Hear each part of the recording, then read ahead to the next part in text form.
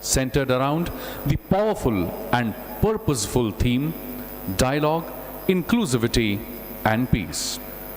We are truly privileged to be in the presence of visionaries and stalwarts from India's vibrant media landscape. Individuals who have shaped narratives, inspired trust, and advanced the cause of ethical journalism. Today, as we gather under the guiding light of our founder and chief patron, revered Professor Dr. Vishwanath D. Karatsar, and within the spiritual aura of St. Gyaneshwara Hall, we are reminded that the soul of journalism lies not merely in the information, but in illumination, the illumination of truth, empathy, and collective conscience. Thank you very much once again for joining us in this important inaugural session of 7th National Conference on Media and Journalism. Now, before we proceed with the inaugural session, as per the tradition, I'm going to request everyone on the dais, off the dais, to rise in their seats, as we would now be having national song Vande Mataram before we begin with this session, and which would immediately be followed by World Peace Prayer. I request everyone to rise in their seats, and I request my team to kindly relay national song. Vande Mataram, Vande Mataram, Sujalam, Sufalam, Malayaj Sheetalam, Shasya Shamalam Mataram, Vande Mataram, Shubhrajyosna Pulakitayamini, Pullakusumita Dhrumadala Shobhini, Suhasini, Sumadhura Bhashini, Sukhadam Varadam Mataram, Vande Mataram, Vande Mataram. Thank you. I now request everyone to please fold their hands, close their eyes, and wholeheartedly participate in a prayer that does not talk about any caste, creed, religion, or any section of society, but the welfare of entire humanity. Can we have the World Peace Prayer, please?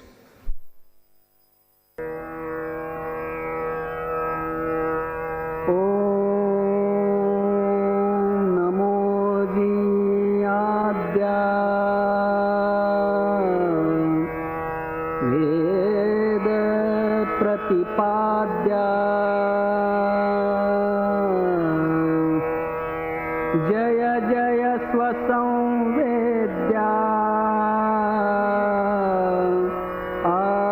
आत्मरूपा देवातुति गणेषु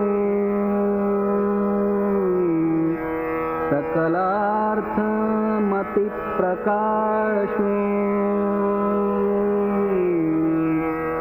म्हणे निवृत्तिदासु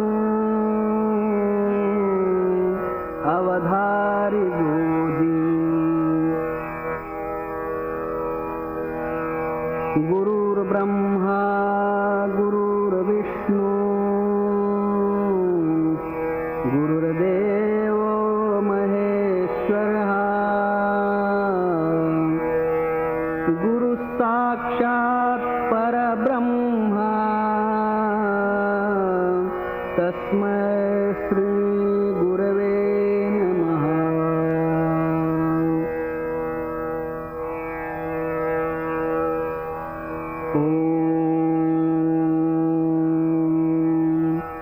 पूर्णमदः पूर्णमिदं पूर्णात् पूर्णमुदच्यते पूर्णस्य पूर्णमादाय पूर्णमेवावशिष्यते।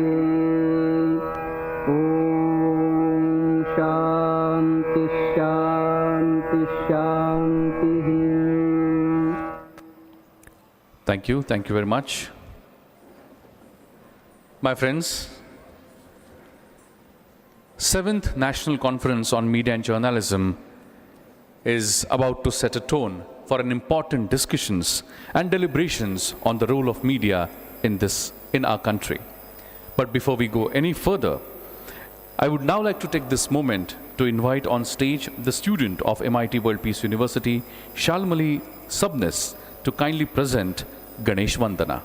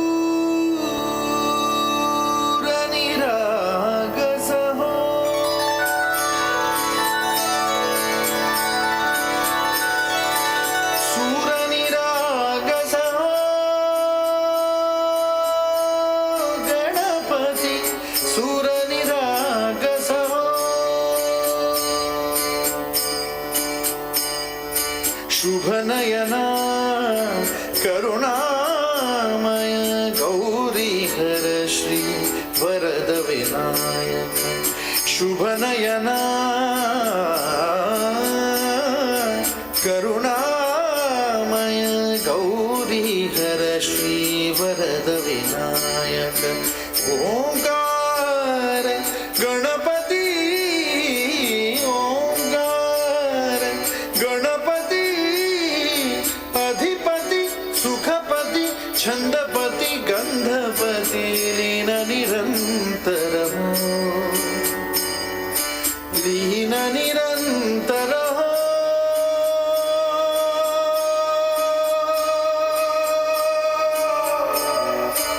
सूर निरागस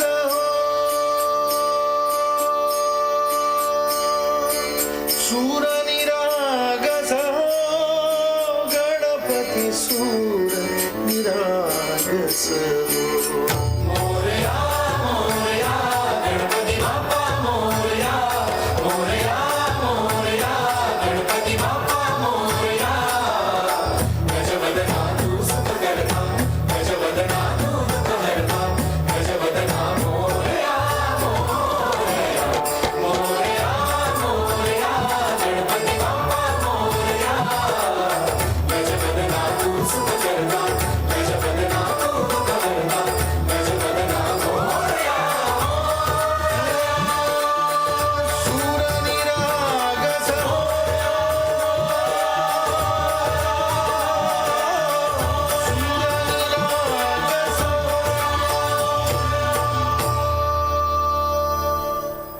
Amazing, amazing performance. A big round of applause, my friends, for Shalmali Subnis. Thank you very much for that beautiful presentation.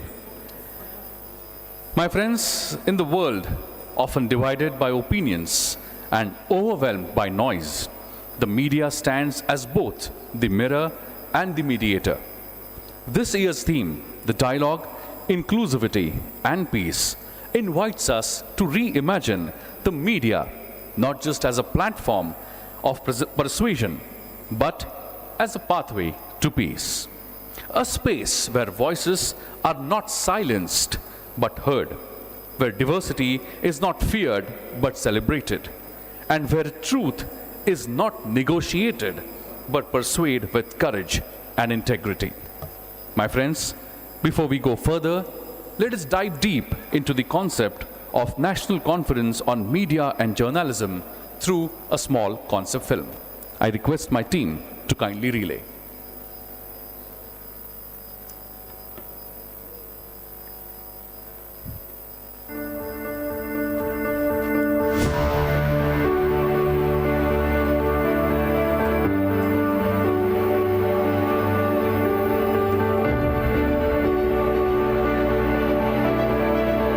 आज के डेट में तो हम सब लोग एक तरीके से जर्नलिस्ट हैं because of social media and social media evolution.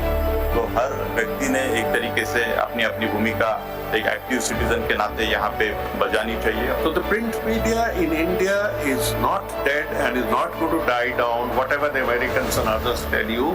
We have our long life, we have our society, our leadership in chai shops and other places that will happen. Our first priority used to be to establish peace and normalcy. That is the journalism that we practiced.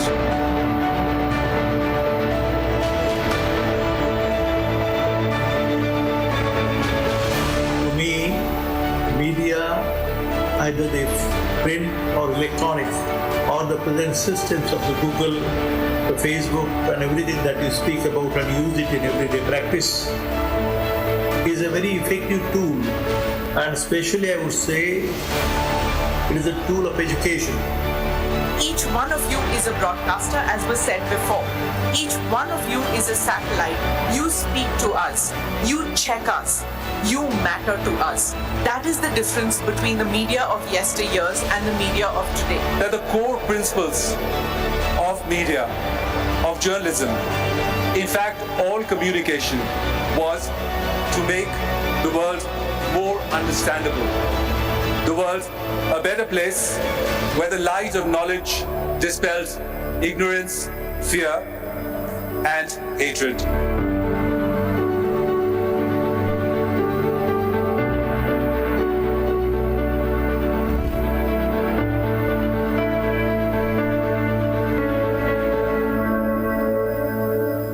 Thank you very much for that film. And now, to propose the welcome address, I would like to invite on stage the Dean of School of Liberal Arts at MIT World Peace University, Dr. Vishal Khule.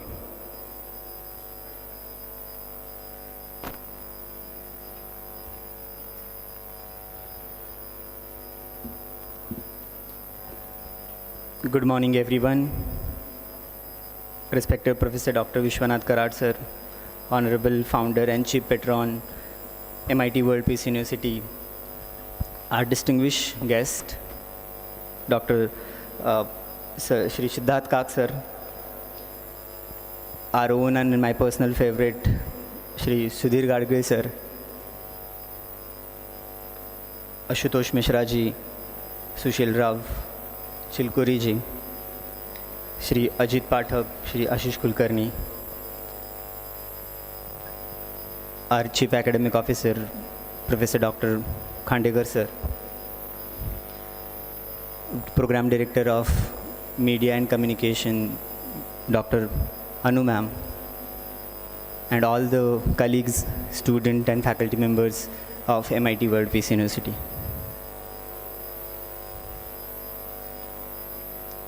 This gives me immense pleasure and I feel privileged to welcome all of you for this 7th National Conference on Media and Journalism.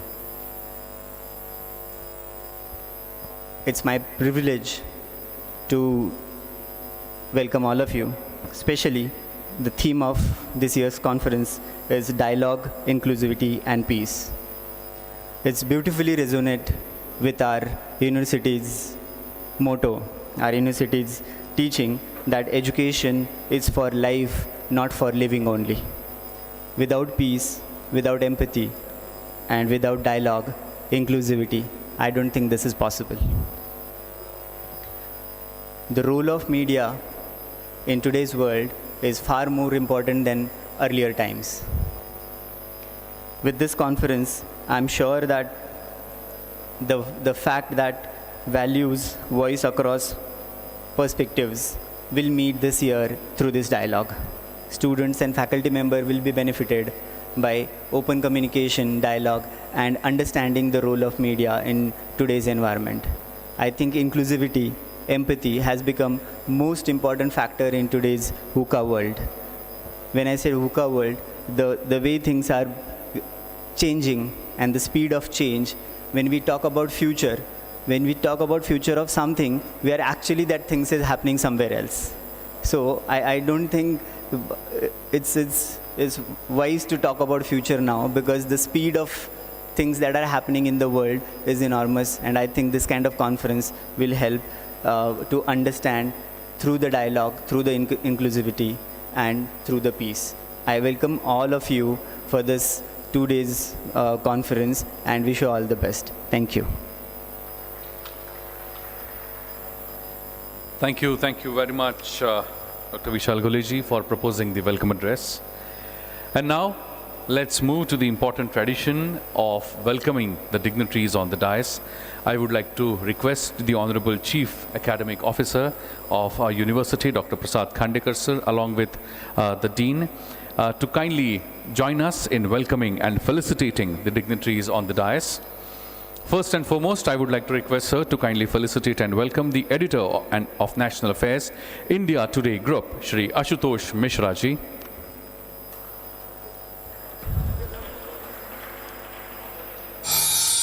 Please put your hands together and welcome with a big round of applause, my friends, Shri Ashutosh Mishra ji.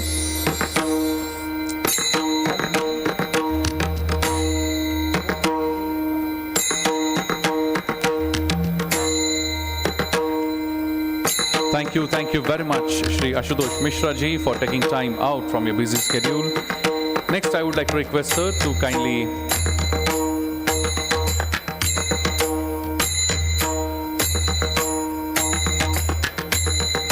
felicitate and welcome the editor and special reports, Times of India, Hyderabad, Shri Sushil Rao Chilkuri ji.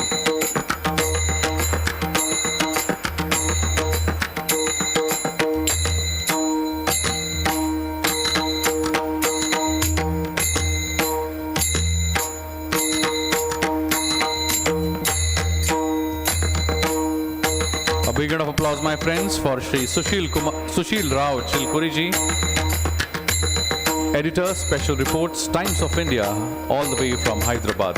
Thank you, sir. Thank you very much for your kind presence here today.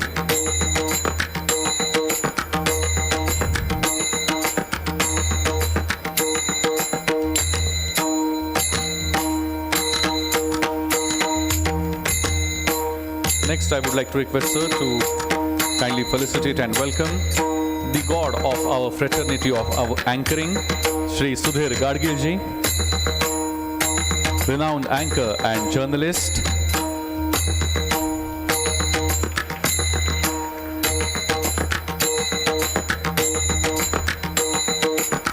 A big round of applause, my friends, for Shri Sudhir Gadgil ji. Thank you, sir. Thank you very much for your presence here today. Next, I would like to request sir to kindly felicitate and welcome the National President, Public Relations Society of India, Shri Ajit Bhatak ji.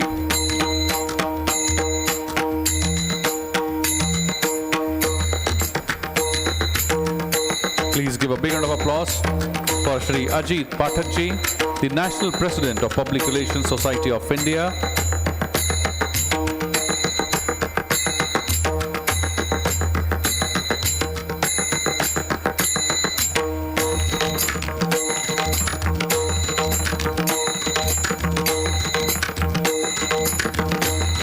Next, I would like to request sir to kindly felicitate and welcome our own television producer and documentary maker, Shri Siddharth Kakchi.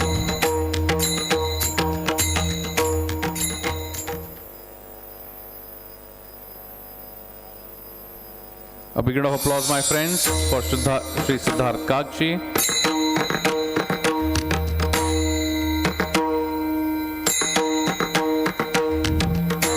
And next, I would like to request Sir to kindly felicitate and welcome the Founding Director of Indian Institute of Creative Technologies, IICT, and founder of Punya Prayag Attribution Private Limited, Shri Ashish Kulkarni ji.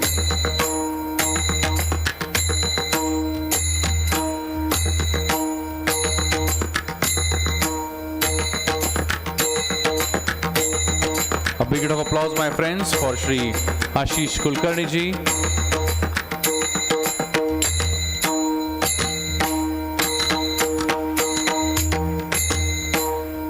Thank you, sir. Thank you very much for your kind presence here today. Let's give a big round of applause to all the dignitaries present here today with us. A big round of applause, my friends. Thank you, sir. Thank you very much.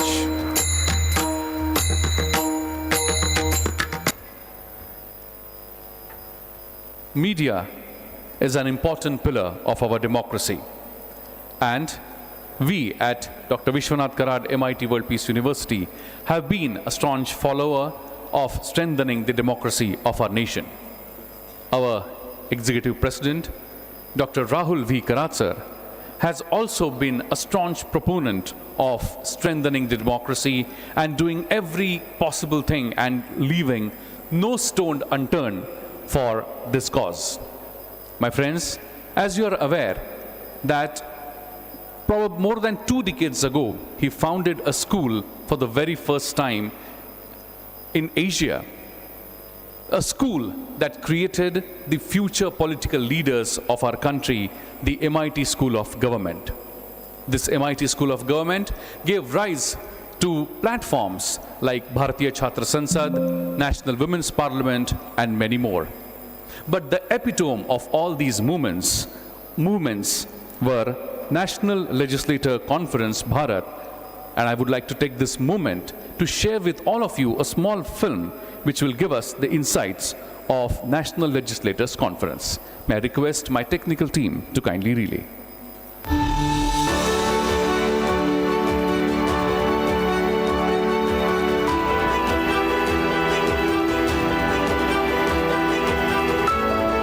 भारतीय संविधान हमारे देश का सर्वोच्च ग्रंथ है जो सरकार को शासन चलाने की शक्ति देता है। हमारा संविधान हर भारतीय की पहचान है जो सभी नागरिकों को समानता की गारंटी देता है। हर नागरिक को समान अवसर मिले, इसके लिए जनप्रतिनिधियों के बीच आपसी संवाद बेहद जरूरी है। संवाद से राष्ट्र निर्माण के मूल मंत्र के साथ राष्ट्रीय विधायक सम्मेलन यानी नेशनल लेजिस्लेटर्स कॉन्फ्रेंस भारत की स्थापना हुई। आजादी के अमृत काल में एनएलसी भारत का जन्म भारतीय लोकतंत्र की एक ऐतिहासिक उपलब्धि है।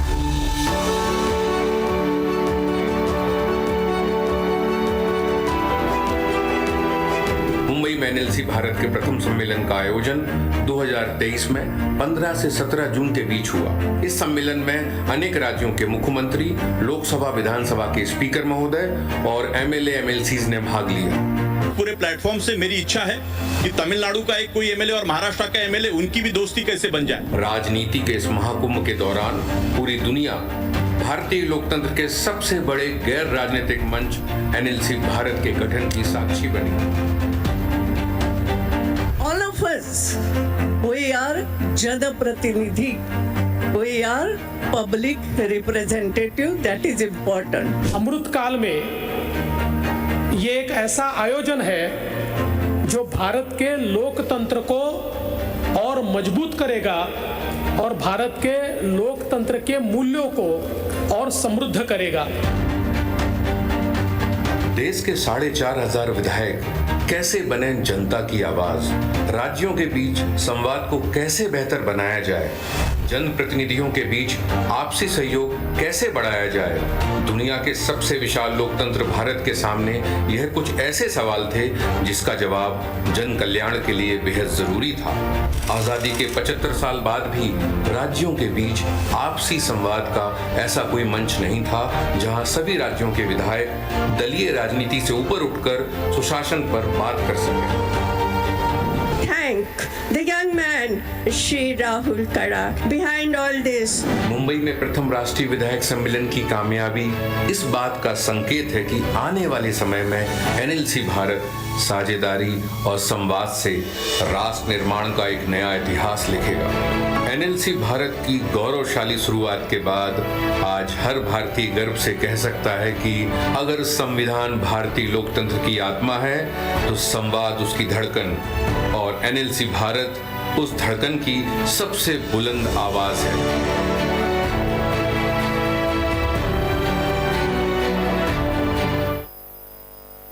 Thank you very much. Let's give a big round of applause to the concept and execution of National Legislators Conference Bharat.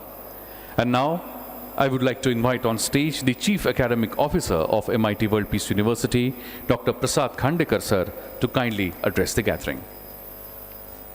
Thank you, Professor Bapat. Good morning, everyone. Our distinguished guests, esteemed speakers, respected faculty members and dear students.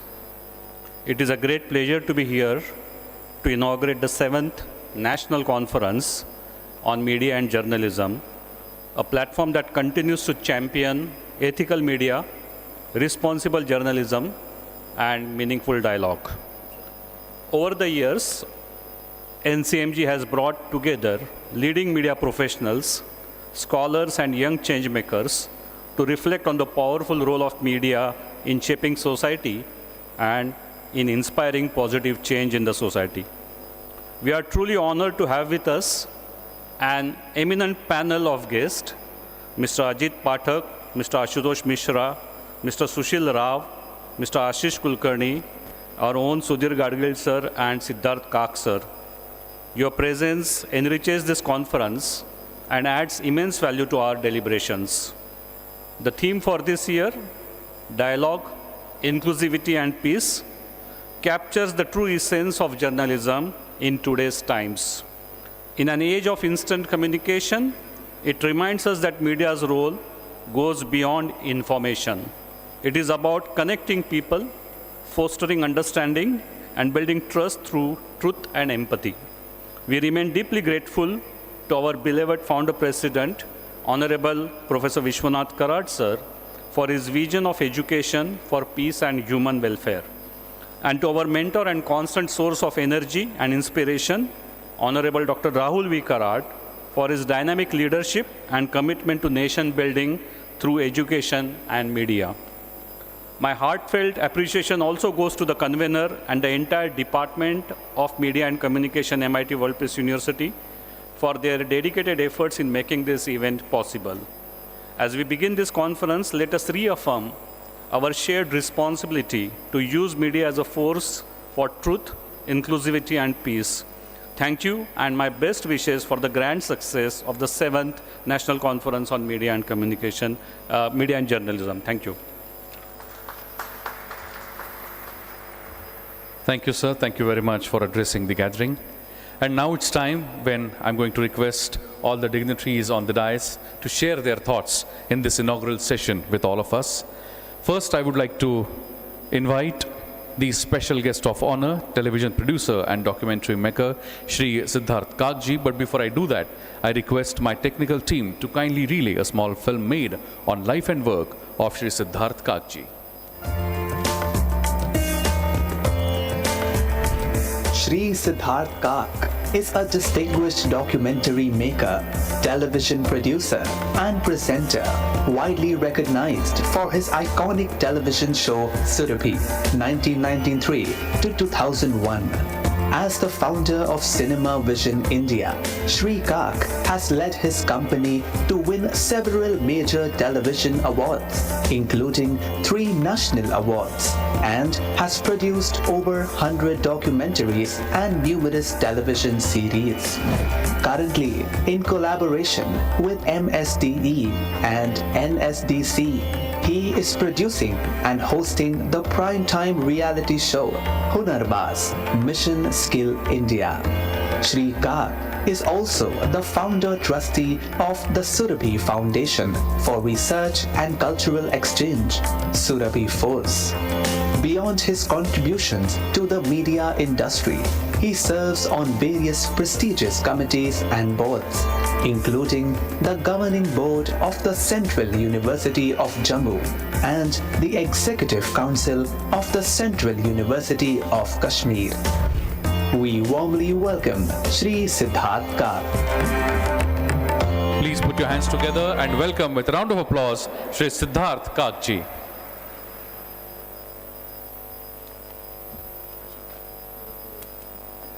Very good.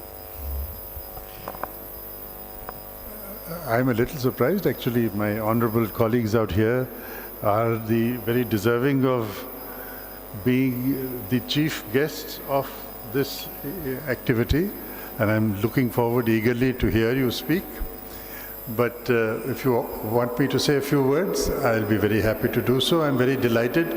Let me tell you that I have attended the NCMJ events before also, but now I can't remember how many exactly. This is my third event or my second event, and that tells you the problems of advancing age.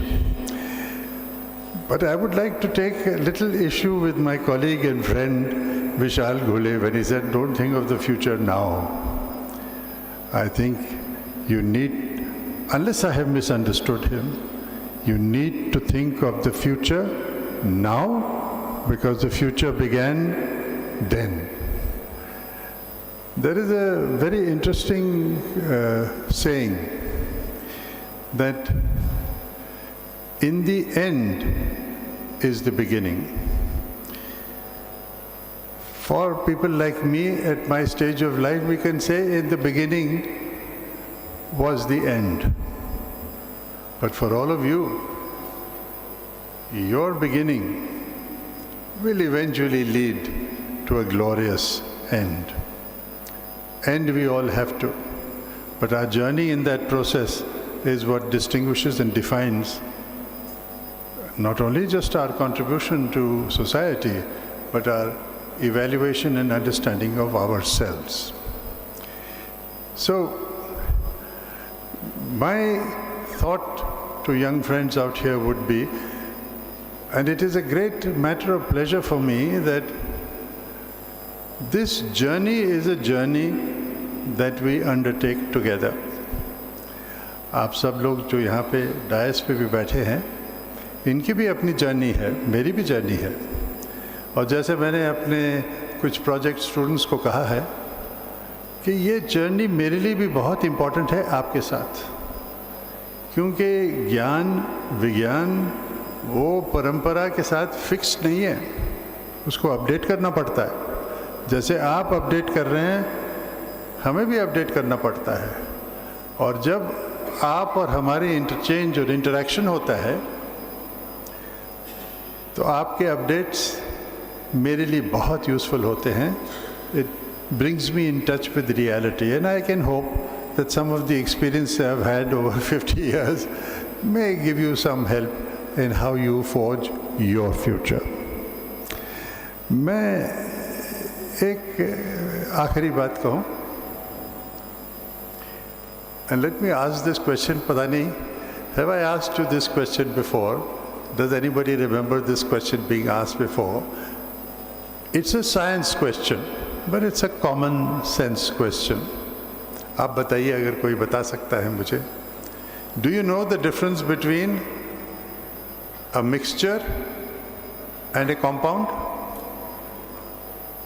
Any volunteer on the mixture and the compound? Have I asked this question before? Yes or no? Have you heard this question before? All right, you're shy, I think. So what is the answer? We won't waste time. In a mixture, whatever objects are there, they retain their properties. अगर रेत है तो रेत रहता है, अगर नमक है तो नमक ही रहता है। आप उनको मिक्स करो, फिर भी उनके प्रॉपर्टीज़ बदलते नहीं हैं। लेकिन कंपाउंड में जो उसके जो एलिमेंट्स जो उसमें जाता है, वो जो बनता है, जो पैदा होता है, वो बिल्कुल अलग उन चीज़ों से होता है जो उसकी शुरुआत होती है. Hydrogen and oxygen combine to make water. अब आप वाटर को देख के ये नहीं समझेंगे कि ये गैस थी पहले. तो मैं ये क्यों आपको बता रहा हूँ? MIT वर्ल्ड पीस यूनिवर्सिटी ने आपको एक मौका दिया है, क्योंकि यहाँ पे जो बच्चे लोग जो हैं दे participate in a process of education which is not just creating mixtures, it is creating compounds. क्योंकि जो आपको जो एक इनपुट्स मिलते हैं, जो आपकी इंटीग्रेशन होती है, आपकी इंटरेक्शन होती है, उसमें से जो आप तैयार होते हैं, बनते हैं, वो बहुत ही अलग होंगे from the time that you first came to the MIT World Peace University by the time you leave. और वो सिर्फ आपके लिए भी नहीं है, सबके लिए, हम सबके लिए भी है कि ये change is eternal. And I am very grateful to Dr. Sahib, revered Dr. Vishwanath Karat Sahib, to Rahul Bhai, and all these extremely distinguished members of the academy as well as the colleagues who have come here, that they are going to share their unique views which are going to change us all from mixtures to compounds. अच्छी बात है. Please take into your consideration that your life has to be very different, and the opportunity you have right now is to no longer be just a mishran of different things, but to be a living, organic, new self that you will graduate from MIT World Peace University, and congratulations for that. Take care. All the best. Thank you very much, Siddharth Kakji. Thank you very much for your words of wisdom. Next, I'm going to now invite the special guest of honor of this session, Editor, National Affairs, India Today Group, Shri Ashutosh Mishra ji. But before I do that, I request my technical team to kindly relay a small film.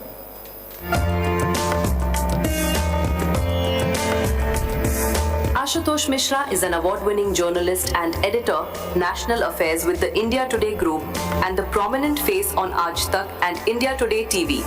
Renowned for his fearless reporting and analytical depth, Mishra has built a reputation as one of India's leading conflict and crisis correspondents.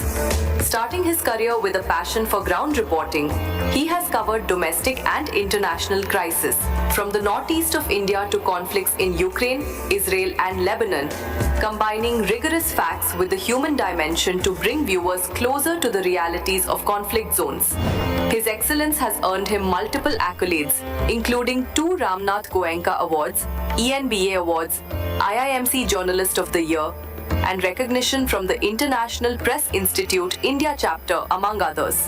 From ground reporter to trusted anchor, Mishra is known for clarity, balance and empathy, shaping India's conflict reporting while inspiring the next generation of journalists. We warmly welcome Shri Ashutosh Mishra ji. Please put your hands together, my friends, and welcome with a round of applause, Shri Ashutosh Mishra ji.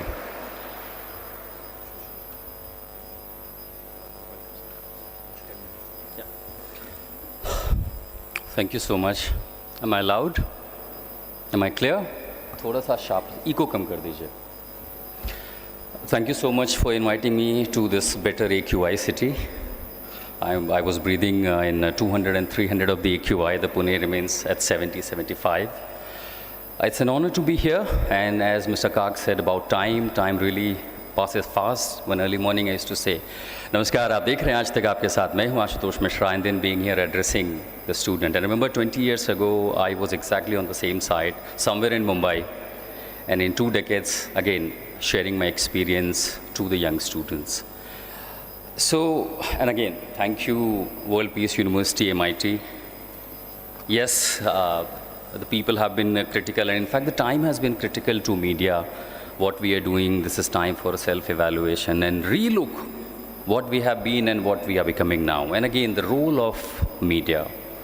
So the topic is imperative for today's mediascape is peace building and inclusivity. When we talk about peace building, clearly many of you would not really appreciate the kind of work media is doing today. Do you? Of course not. And you guys, the young aspirants, again, see faces on television, you admire people, sometimes you praise them, sometimes it leads to disappointment. Of course, during my career, I've tried to maintain that bridge that I should always be worth of praise and not a disappointment. Role of media in divided world. When we talk about divided world and we talk about conflict, it's not only the geo-conflict, it's not only the geopolitics, it's not only the conflict between two nations, it's not only conflict between two communities and two tribes, it's also the conflict between truth, right, the guiding power, and the conflict between truth and the false content. This is called narrative. Often the narrative building when we talk about is mostly based on falsehood. There's a very famous say, जहर बहुत तेज़ी से फैलता है, दवा थोड़ा देरी से काम करती है. So the guiding light, of course, that remains major challenging. In a time of conflict, misinformation and polarization, the journalist's role becomes very sacred, to be a bridge of the understanding and not a wall of prejudice. This is what my own learning and what I have learned from my seniors, from my guiding light. And I hope the day you take the mic, you take the camera, you take the pen, you will follow the same guiding light. It's quite challenging. I mean, many of the faces have earned the reputation and recognition, have become really, a celebrity face. But someone who really swims against the tide, swims against the flow, eventually acknowledged. There are many people who are literally washed away with the flow. When you see, things are flowing in a river with the directions, you hardly notice them. But if you hear someone really fighting against the flow, you really acknowledge them. Do you?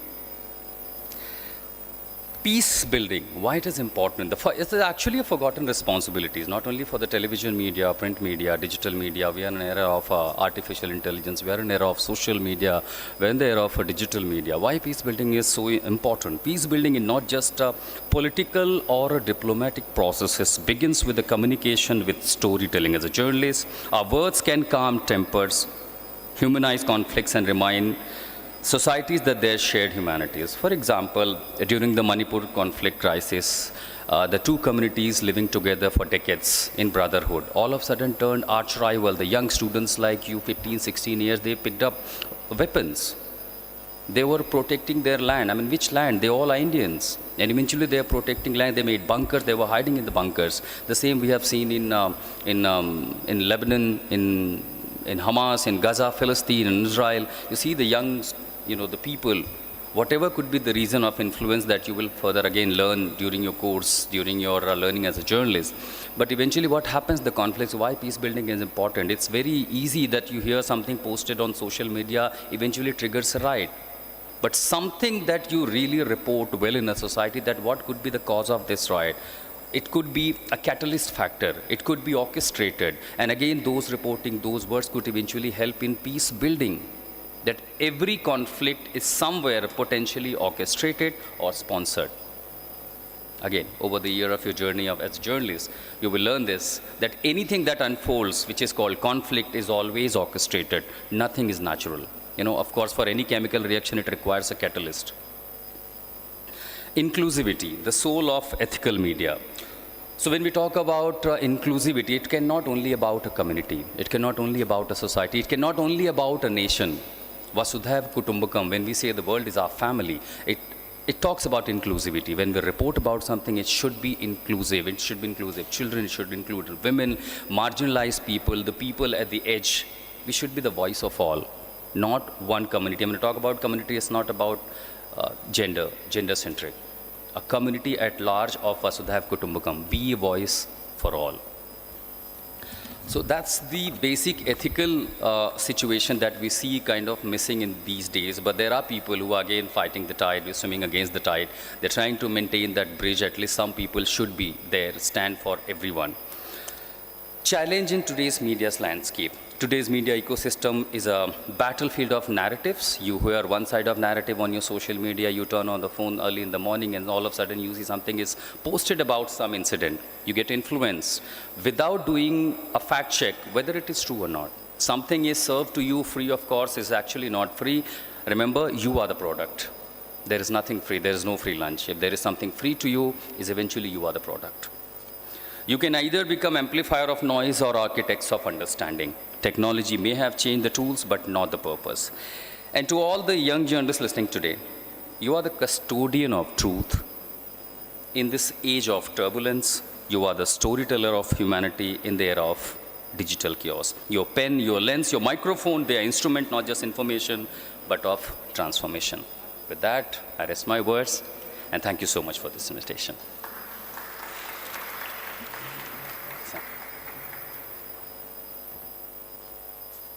Thank you, sir. Thank you very much. And I'm sure indeed the students sitting in the front, the would-be journalists, would be motivated after looking at the video and the work that you have done so far. Thank you, sir. Thank you very much once again for your presence here today. My friends, next I'm going to invite and request the special guest of honor of this session, Shri Sushil Rao Chilkuriji. But before I invite him, I would like to request my technical team to kindly relay a small film. Sushil Rao Chilkuri. As journalist, Joe's stories illuminate society, has decades to truth, emopathy, and storytelling. Widely recognized under the byline Sushil Rao, his reportage spans social issues, heritage, governance, and human interest stories, often sparking public discourse and influencing reforms. Beyond print, he has produced documentaries and visual stories celebrating culture, resilience, and social change, creating a lasting audiovisual archive of contemporary India. An author and mentor, Chilkuriji shares his insights on journalism, AI ethics, and narrative power at universities, conferences, and cultural forums, inspiring the next generation of media professionals. His work has been recognized with state and national awards, acknowledging his excellence in reporting, feature writing, and long-form journalism. Through decades of dedication, Sushil Rao Chilkuri continues to shape responsible journalism in India, combining accuracy, empathy, and creativity to tell stories that truly matter. We warmly welcome Shri Sushil Rao Chilkuri. Please put your hands together, my friends, and welcome with a big round of applause, Shri Sushil Rao Chilkuriji.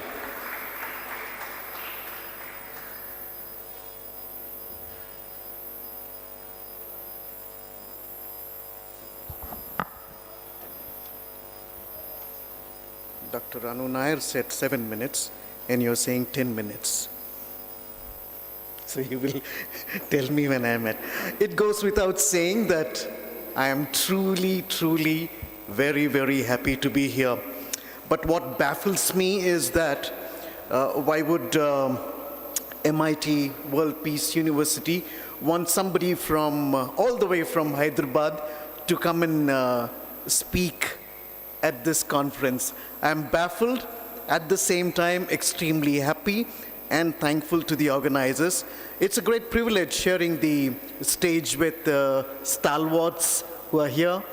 I really am deriving inspiration from what they have spoken, and I will continue to do so in the next few minutes that the others also will speak. Who made this presentation about me? Who made this presentation about me? Whoever made it, you deserve a round of applause. Can we clap? I loved seeing myself there. It really was good. I did not know from where those clips were taken, but they've done a splendid job of it. But standing here, I do not speak as somebody who's not a student. I'll try to explain this further. I've been a journalist since 1988. I joined the profession when, as soon as I finished my degree, I did BCom. Then I went on to do my BCJ, MCJ from Osmania University Journalism Department.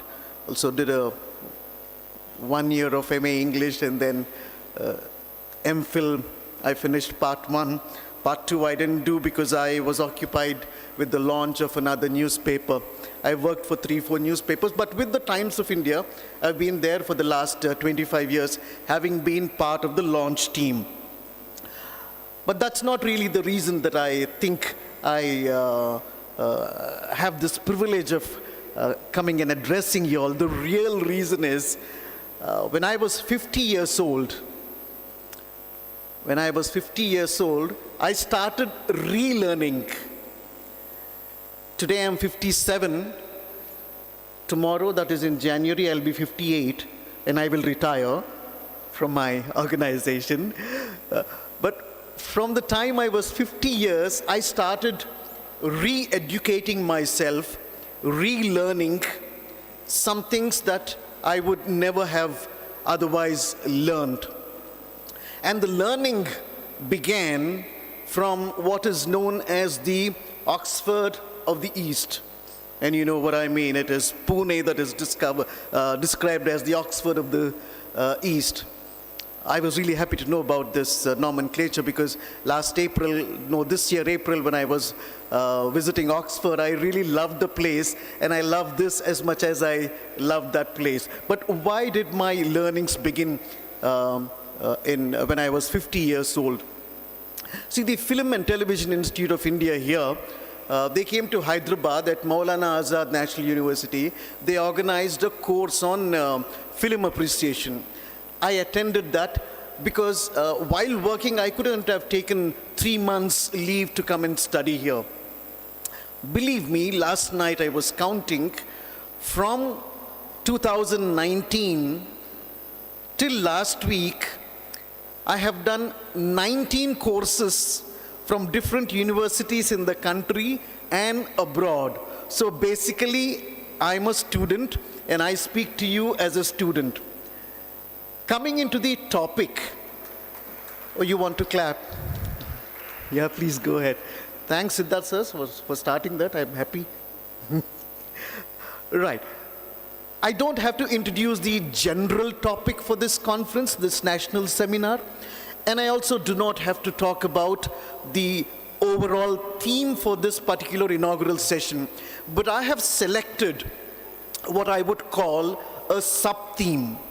Let me get it right. Yeah, I have called it how the power of AI can be harnessed for peace. Sounds strange that I had to think of that, but of late I have been doing a lot of learning. Now for students here, including myself, I have jotted it down in 4 main points. The ultimate thrust and the focus is on encouraging all of us, irrespective of our age, to take up AI learning in a structured manner so that we can benefit with the latest technologies. I want to talk about AI in the classroom. How many more minutes do I have? I can continue. But do tell me when I'm at 9 minutes. I'll talk about AI in the classroom, how this will disrupt peace in the classroom, but how it can also bring people together irrespective of where they are on earth. Why did I mention the word conflict? If I can afford to utilize some LLMs, I do have an advantage, isn't it? But if there's another student of the same college or another part of the world who does not have the ability and the capacity to draw from this AI mechanisms and learn, that student stands to be at a disadvantage.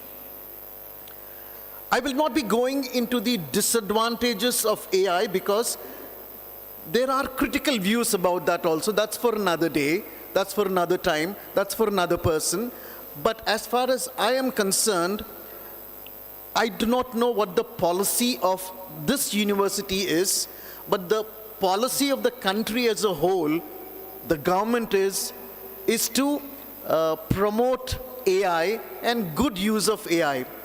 I will not ask for a show of hands about how many people here use large language models or any form of AI, but I would strongly suggest you to experiment with it. That's insofar as the classroom is concerned. Now I'll come to the newsroom. When I began journalism, we had to fight to get a typewriter in the office. You know, there were only typewriters. And when I actually started reporting, I had to run to the printer with a headline and say, please compose this. So I've come from that time when you had to run to the printer to compose some part of the headline, and also the use of typewriters and computers were introduced. But today, the media house that makes use of artificial intelligence, it stands at an advantage because it can immediately say that whatever is circulating online is fake, because you're able to easily identify, isn't it? So a newsroom that adopts AI, and I'm not talking about individuals who adopt AI, I do a lot of my work using AI. Of course, when you're talking about AI, there will have to be human supervision. I've had the very bad experience of these LLMs constantly saying sorry to me. I ask for some information, they give some information, and then I say, no, the information that you have given is wrong. Then it apologizes. Then I'll have to tell it what the right answer is. So you make use of an LLM, but you also have to be, it's what is called as human in the loop. You will have to have more knowledge, better knowledge to draw from LLMs. We're done with classrooms. We're done with the newsroom. I have two more to go. The third one is boardrooms. There is this situation in the world where the entire AI infrastructure is located in another part of the globe. And this infrastructure causes pollution. You know, the carbon emissions are higher, but they have the advantage of using AI. And we, in India, we have been trying to implement some things related to AI. I don't think they have really taken off, but we, in our companies, we will have to concentrate on developing our own AI models so that we don't have to depend on the West. I came across some statistics which said that only 1% of the spending on AI is in what is called the global South. We don't have to depend on the West to build our own AI models because technology is available now. When I was studying in Osmania University, 1988, doing my BCJ, I didn't know what an email was, though it was there in the textbook. Email came much later in the future. I'm now proceeding to what is even more important for this particular university and in general for the world.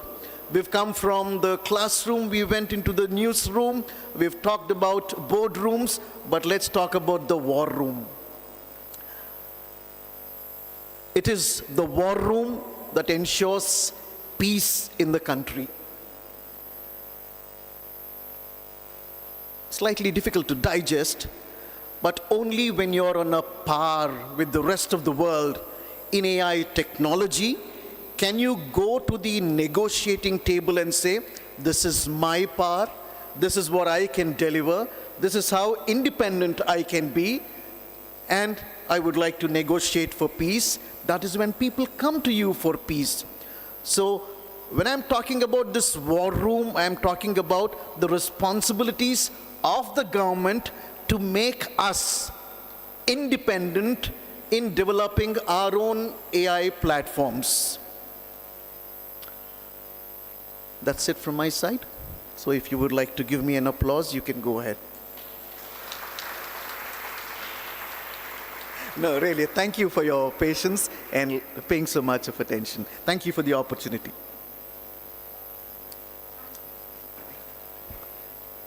Thank you, sir. Thank you very much for your inputs. And of course, here, as you rightly underlined, the importance of artificial intelligence in today's world and the way it is going to reshape every career. Thank you, sir. Thank you very much once again. Now it's time when I go ahead and invite the next special guest of honor, the National President of Public Relations Society of India, Shri Ajit Pathak ji. But before I do that, I request my team to kindly relay a small film.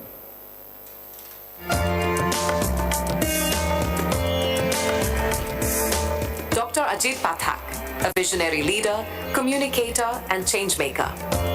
Dr. Ajit Pathak has been the national president of the Public Relations Society of India for over 2 decades. The first Indian to earn a doctorate in public relations, Dr. Pathak has redefined communication excellence through his illustrious 40-year journey, spanning media, academia, and corporate leadership. He has carried India's voice to the world stage as ex-General Manager of Corporate Communications, CSR, and Welfare at Indian Oil Corporation, and a global representative of the International Public Relations Association and the Global Alliance for PR and Communication Management. Dr. Pathak has been honored with over a dozen national and international awards, including the Most Inspiring Leader Award and the Bharat Nirman Award. A true communicator with purpose, Dr. Ajit Pathak, a name synonymous with passion, integrity, and inspiration. We warmly welcome Dr. Ajit Pathak ji. Please put your hands together, my friends, and welcome with a big round of applause, Shri Ajit Pathak ji.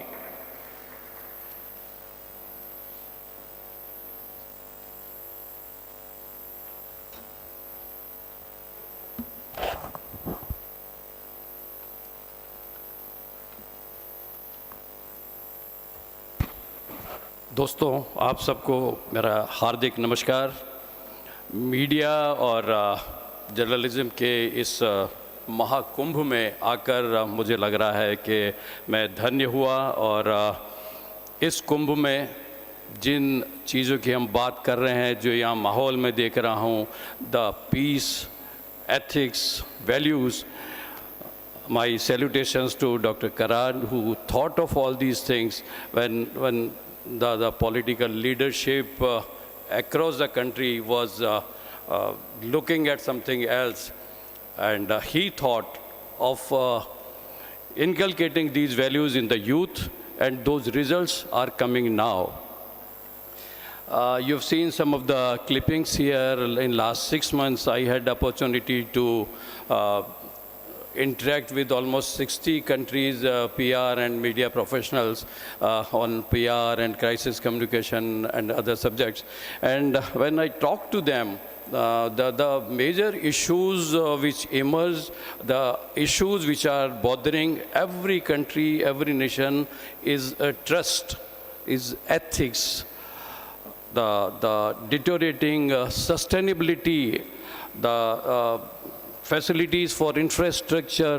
Wherever you go, people from one part of the world to another, everywhere you find there is a mistrust, there is lack of ethics, there is lack of value. And you can see that mistrust at international level. No country is sure of his neighboring country. You can look Indian situation, center versus state, 2 states together, come to society, no trust, come to family. Each of you must have felt within your family somebody is trying to see where you are on your WhatsApp. Your parents are concerned what you are communicating, with whom you are communicating. That is the issue of concern. The ethics, the value. I worked with right to information highest person, Dr. Wajahat Habibullah, and I asked him, sir, what is that right to information? Was something which was empowering citizens to ask questions. How to avoid? Then people started asking questions, and that started bothering the authorities. So much of questions asked, and they have to prepare reply. He said the best answer is put everything transparently on your website. If you are transparent, there will not be any scope for any doubt And when doubt is not there, there will not be any questions. Things are improving, but we have miles to go to build that trust. Since I come from public relations background, our basic job is to build trust for the organization for whom we work. And since time is less, I can't go into so many details which I wanted to share. But two things, those who are in public relations field must have referred one definition of public relations everywhere. This is what I also learned. Public relations is a sustained, planned, and deliberate communication based on truth to project right image of the organization, right? You have learned this all these years. Now, after the unethical practices which have started spoiling the media and the public relations, International Public Relations Association had to reconsider its definition of public relations. And today, I'm going to share that definition with you. Perhaps no book you will find it, because this has just come. In this, ethical communication has been incorporated. PR is a decision-making management practice tasked with building relationships and interests between organizations and their publics based on the delivery of information through trusted and ethical communication. For taking shortcuts to success, whether it is public relations or media, they are attracted to get what they want in shorter time, and that is compromise on values. I have brought two poems for you which will communicate more than my lecture. First, dedicated to you, sir. This is all about the media and the environment we have. आज सत्य कुछ और है, आज सत्य कुछ और है, दिखे सत्य कुछ और, झूठ सच्चाई का मखौल उड़ा रहा, दुष्ट बने चितचोर, पत्रकार हर कोई बना, एक मोबाइल को थाम, झूठी खबर बना लें पल में, करें छवि बदनाम। आज शरीर किसी का, लगा दें किसी का चेहरा, आज शरीर किसी का, लगा दें किसी का चेहरा, किस तरह से बचे आदमी, कैसे लगाए हर खिड़की पर पहरा। टीवी चैनल सब दिखला रहे झगड़े और फसाद, टीवी चैनल सब दिखला रहे झगड़े और फसाद, सत्य के पहरेदार बने हैं जो करते नित अपराध। अमृतकाल भारत में मना रहे गीत विजय के गाएं, देश तोड़ने का शौक है जिनको हम उन पर लगाम लगाएं। पुरवाई को चिढ़ा रहे अब आंधी और तूफान, पुरवाई को चिढ़ा रहे अब आंधी और तूफान, धोखेबाज आज नकाब लगाए बने बड़े हैं महान। जन संपर्क के नाम पर झूठी खबर छपवाएं, पत्रकारिता नहीं अब समाज की सेवा, बस धन लाभ कमाएं। कुर्बानी करें जाबाज देश के वो फिर भी मांगे सबूत, माँ भारती तेरे भाग्य में कुछ ऐसे भी कपूत। गौरवमयी संस्कृति ज्ञान भंडार है, राम है हर प्रेरणा आधार, भारत का नेतृत्व विश्व है मान रहा, विश्व प्रणेता लेखता आकार। एक राष्ट्र है एक प्राण है एक ही स्वर हमारे, भारत माँ की जय हो, अब हर आवाज़ पुकारे, अब हर आवाज़ पुकारे।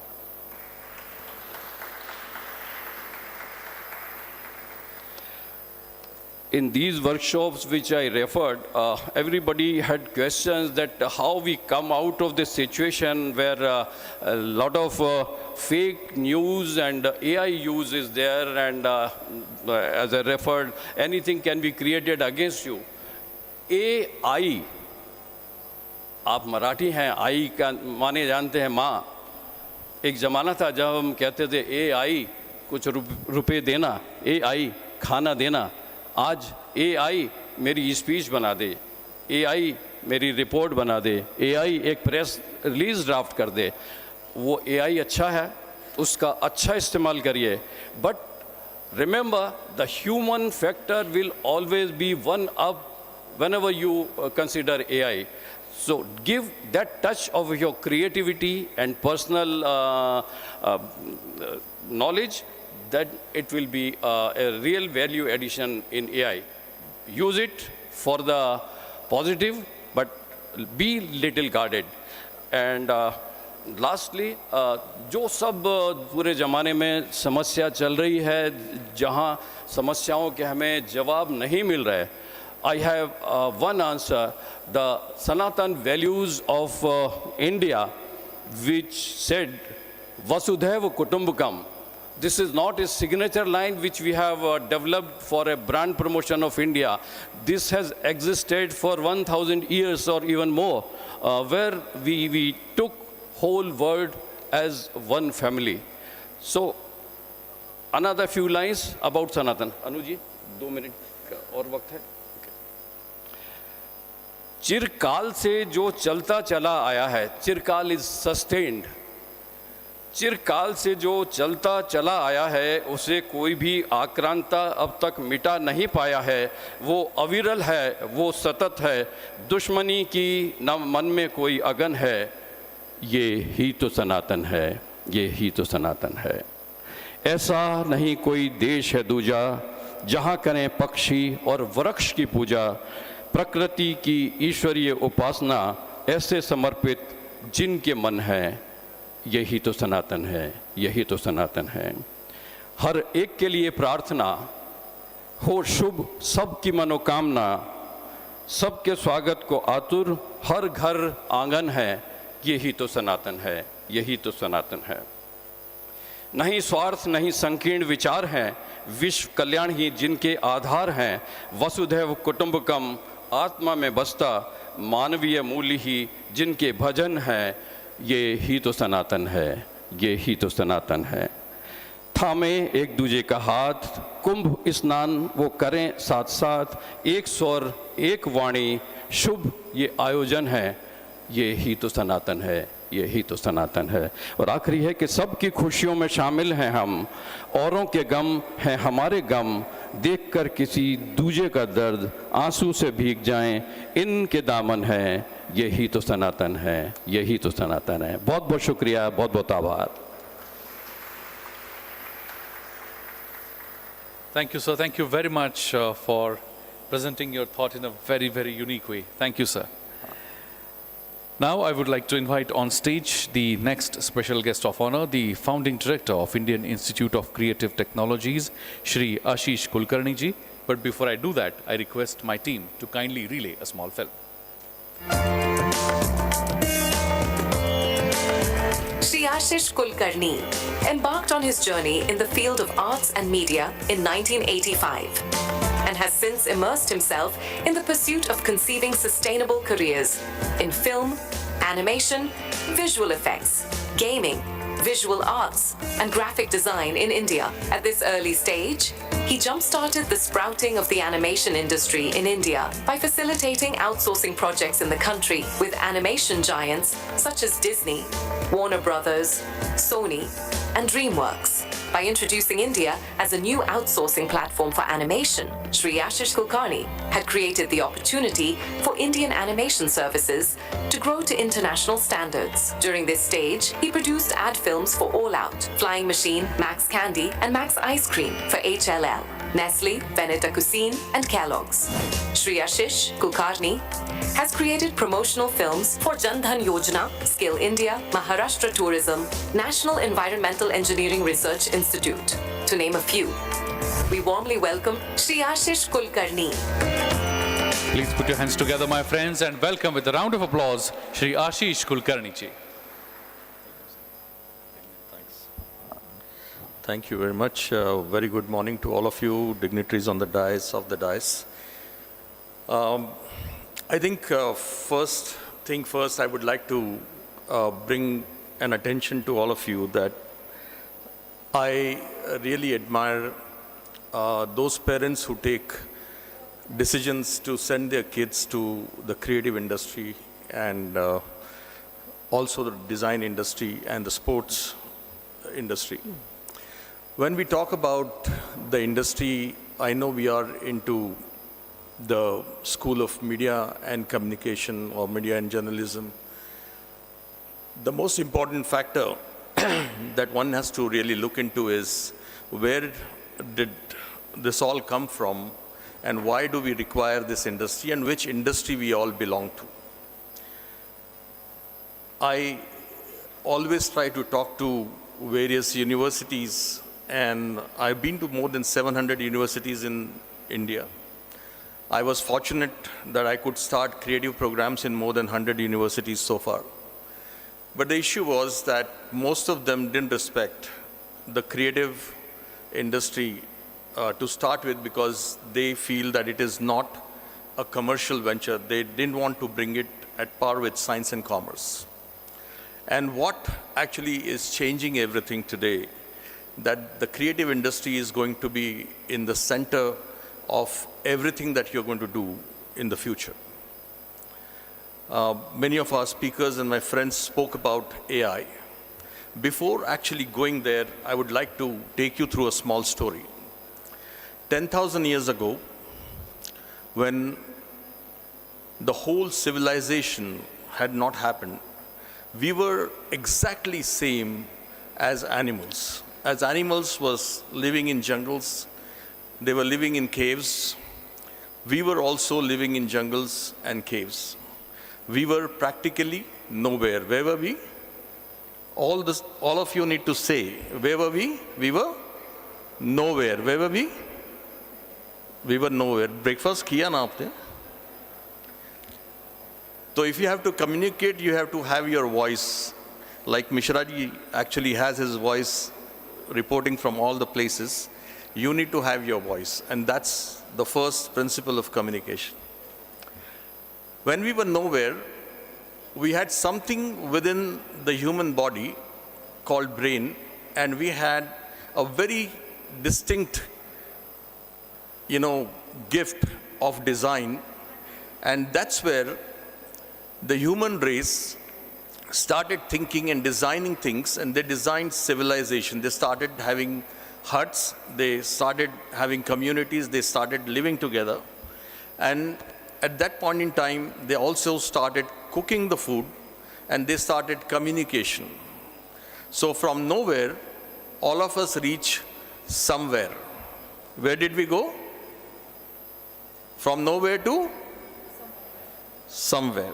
So when we were somewhere, the design aspect of our body was hyperactive because we were having cooked food, we were wearing clothes, we were talking to each other, and a human race invented something called as a wheel, which is a man-made thing. And after being somewhere from nowhere, we wanted to be everywhere. Where we wanted to be? So we started traveling, we started communicating, we started going to different places, so much so today, most of the speakers and many of you sitting here might have breakfast in one city, lunch in another city, dinner in another city. We are, going everywhere. And when we were from nowhere, we came somewhere, and from somewhere we wanted to be everywhere, we realized that we are elsewhere. Where are we? Where are we? Like many of you sitting behind this dome, and many of you sitting here, they are physically here, but they are elsewhere. They are into their mobiles. And even today, when you actually go into your homes and you live in a family, your father is somewhere else, your mother is somewhere else, you are somewhere else, your even grandparents are somewhere else. So the job of your department and your business is to bring everybody now here. Where? Now. So this is a small story about from nowhere to now here. And if you have understood what you are supposed to do, if you are making a career in this, the first thing is to bring people now here. If you are failing to do that, then you are not doing your job. And the second important thing that you need to do is to understand that by default, You might be in the school of media and journalism, you might be in the school of filmmaking, you might be in the school of engineering, you might be in the school of health sciences, or you might be in the school of design. You have joined more particularly in these first 3 schools that I mentioned, you have joined the business of storytelling. What have you joined? The business of? So you have to make sure that your stories are well told. There were many stories which were told 10,000 years ago, 7,000 years ago, 5,000 years ago. And one man sitting with us today, Siddharth ji, decided to bring those stories through Surbi and tell us those stories in a very effective way, because he believed that the people all over the country and eventually all over the globe must know of these stories and these unique things that happen in this part of the world, or with the story that is told by the fort, which is not an active story but a passive story, or not even a passive story. Now, how do you bring that to light is where our business of animation, visual effects, gaming, everything happens. But we realize one thing very strongly.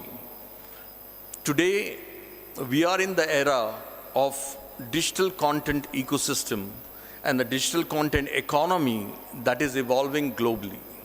And if our stories are not told on these platforms, then you will be missing out whole lot of stuff. And as very rightly said by some of my previous speakers, that how do you really connect this?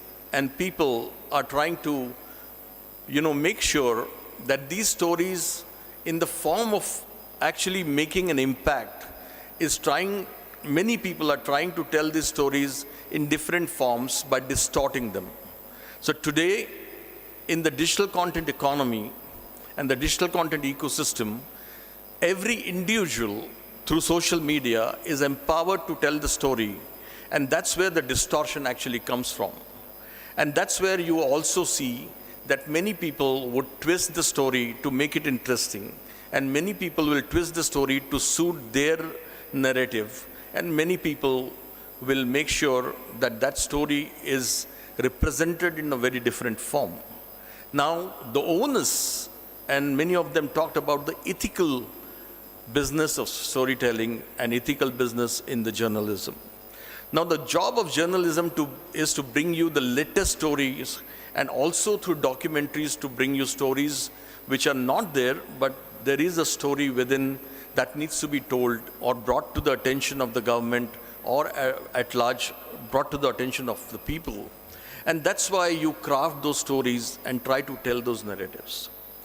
Then comes what is so important. According to me, there are 3 V's today which are extremely important for you to make a career for the next 10 years. We will not go very far because you guys are going to actually get into your careers. The first V of all forms today is video. When we were kids, we used to read books, we used to read newspapers. Then came an era where we were reading newspapers and books on Kindle and on laptop and on our phones. And then today is the era where people would like to see videos and not read. And this is going to grow globally. So the first V that you have to concentrate on is called video. The second V that you need to concentrate on is called voice. Because the voice is going to do a lot of things. Many people have not learned the communication by writing, and many of them have not gone to school, but they can actually have their voice. And I will give you an example. I have a cook from Bihar, from a very remote area. He is working with me for 18 years. He has not gone to school, but he is an excellent cook. And somebody brought him here, his uncle brought him here because he is also in the same business. And then, when I say, "Where are you?" he just gives a voice command and shows me where he is from. And he can communicate. So the second V you need to concentrate is called voice. And the third V that you need to concentrate is called vernacular. Because what AI is doing good, is going to give you literal real-time conversion to your language that you can understand or anybody's language that they can understand. And these 3 V's in the era of digital content economy, which has already evolved and evolving further, is going to be very, very critical. The AI is going to rewrite itself every single day. But it's not a vertical to look at. It's going to have its impact horizontally. So anything and everything you do, the AI is going to impact you, but you don't have to get paranoid with it. The reason I'll tell you is again going back to the power of storytelling. How many of you watch the web series and the rest of the things today? And what happens when you go to the Netflix, Amazon, and all these things? If there is a new season that is coming, that season may have 8 episodes or 10 episodes. When you know that season is on, you want to watch all the 10 episodes within the first 48 hours. You don't want to watch it 1 episode a day or 1 episode a week. You want to finish it off. You know why? Because it's not about AI. Your business has to be about emotional intelligence rather than artificial intelligence, because AI is doing its job on its own. You're not into the business of the coding, the digital ecosystem, and the rest of the things where you're going to bring analytics, you're going to use the analytics.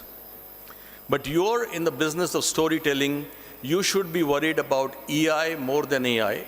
And when you talked about EI, the power of EI is that every storyteller, every director of a film or a web series or television series or a documentary film or even the news, the power of their emotional intelligence keeps you hooked on. You cry with it, you laugh with it, you have an anxiety because of what is going on the screen, and you are relating to the story, you are in the story, and that's what is important. So the most important thing is whether you have your story on the blog, whether you are having your story on the platform, whether you have your community story, whether you have your cultural story, whether you have the story from where you come from, where your ancestors come from, is there in the right format, in the right form, and told interestingly well with an impact of emotional intelligence, only then it will be seen.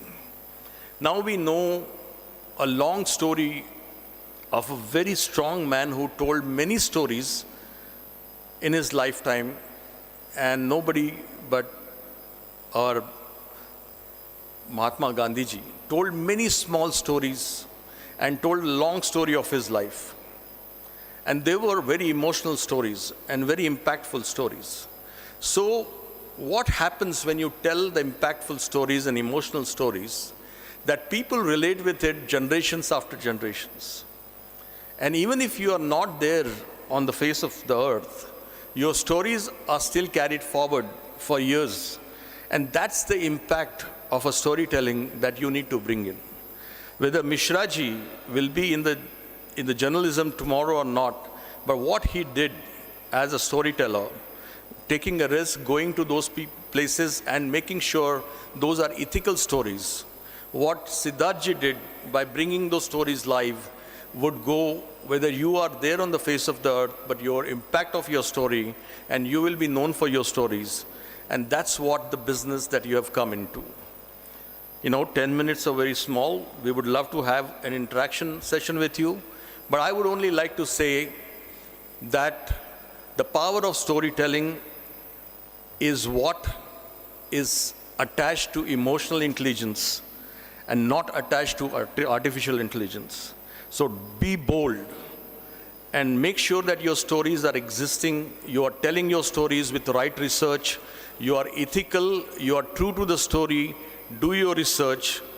And I would say, welcome to the business of storytelling, and tell the best stories to the world, which will be remembered beyond your existence. Thank you so much.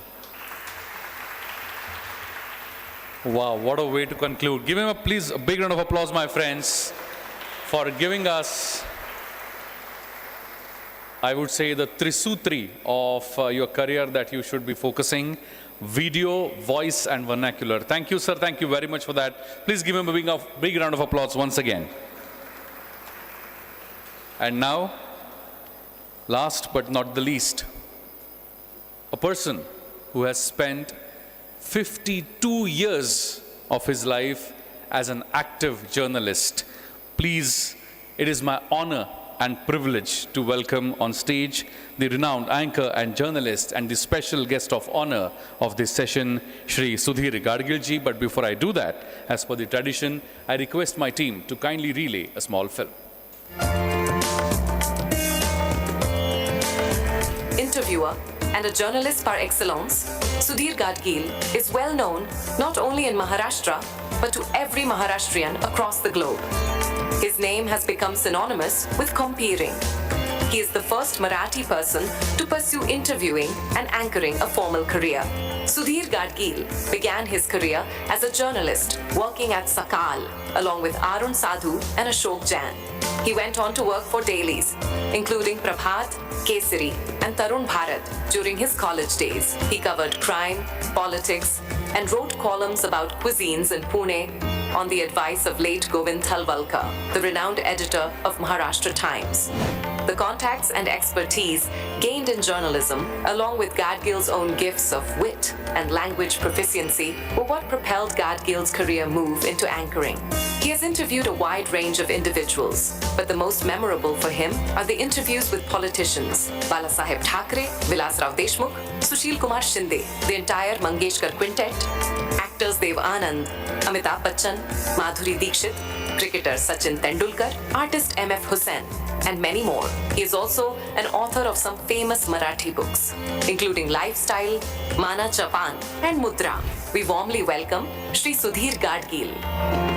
Please put your hands together, my friends, and welcome with a big round of applause, Shri Sudhir Gadgil ji.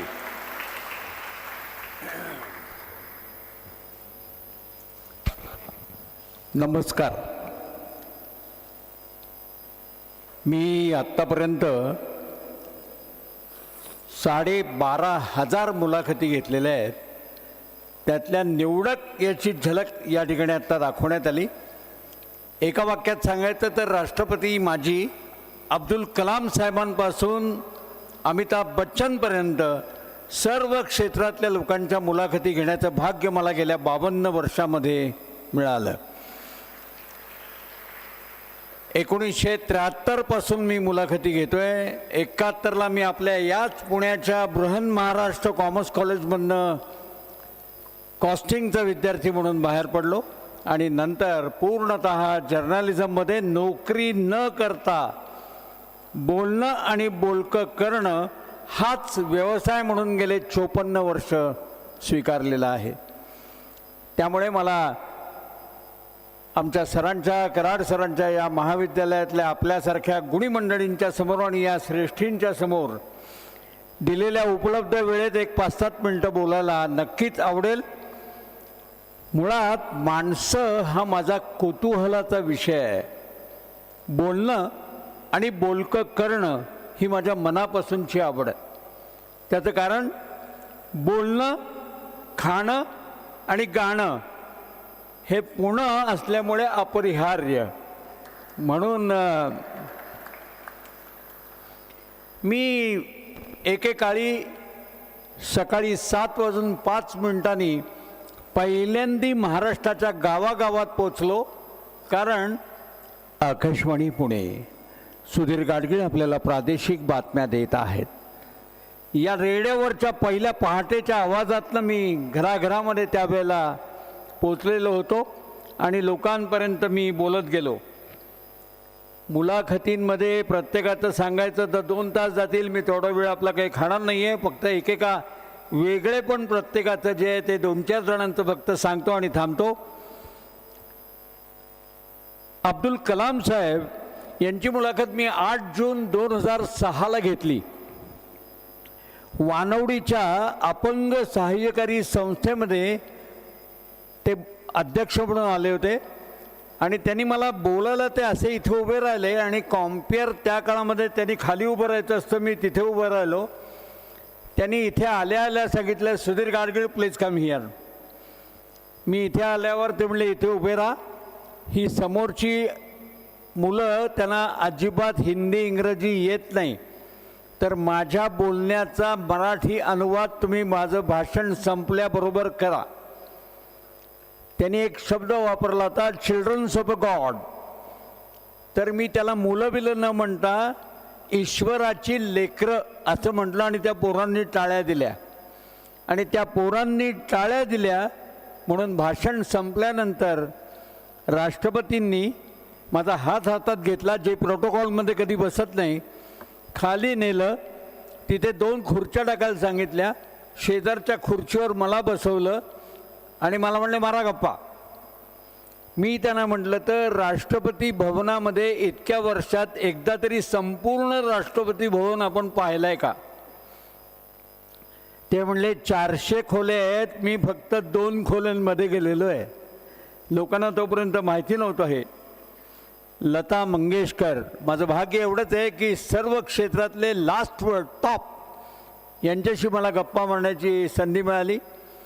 लता मंगेशकरांचं वेगळेपण, गाणं किती great हे मी काही सांगायला नको, त्यांचं अगदी वेगळे पण म्हणजे त्या उत्तम फोटोग्राफी करतात आणि उत्तम पिस्तूल चालवतात. त्यांच्याकडे पिस्तूल आहे, आता गेल्या त्या, पण मुळात त्यांच्याकडे पिस्तूल आहे हेही बऱ्याच जणांना माहीत नाही, कारण त्यांनी त्याचा वापर कधी केलेला नव्हता. आशा भोसल्यांच्या बाबत बोलायचं तर आत्ता वय 93 चालू झालं आहे, काल परवा. या 93व्या वर्षीसुद्धा आशाबाई कधीही आत्तापर्यंत तुम्ही दुर्मुखलेल्या पाहिल्या नसाल. त्यांच्यावर संकटांचा पाऊस पडून सुद्धा आशाबाईंचा मोठा मुलगा अकाली गेला. मुलींनी आमचा कार्यक्रम वर चालू असताना खाली आत्महत्या केली. पण अशा घटना घडून सुद्धा तुम्ही त्यांना वाकड्या तोंडाने कधी पाहिलाय? नेवर. त्या कायम हसतमुख प्रसन्न असतात. आणि त्या म्हणल्या म्हणूनच मी 93 पर्यंत टिकून आहे. या माणसांकडनं त्यांच्या मूळ गुणांच्या जोडीला व्यक्तित्वाचे हे काही गुण आपण घेतलेच पाहिजेत असे आहेत, म्हणून मी जाता आता सांगितलं. मरगळ झटकणारा आणि नवी उभारी देणारा असा हा आवाज आहे.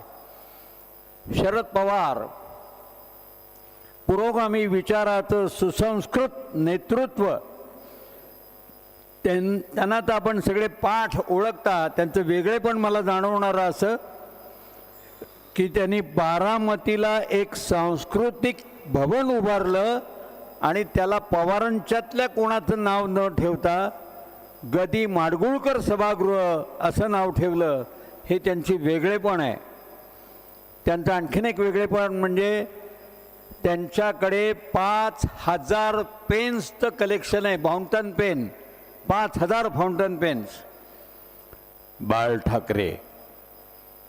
ठाकरे यांची माझी पहिली मुलाखत 1974 मध्ये झाली टेलिव्हिजनवर आणि नंतर मी 16 वेळा त्यांची मुलाखत घेतली.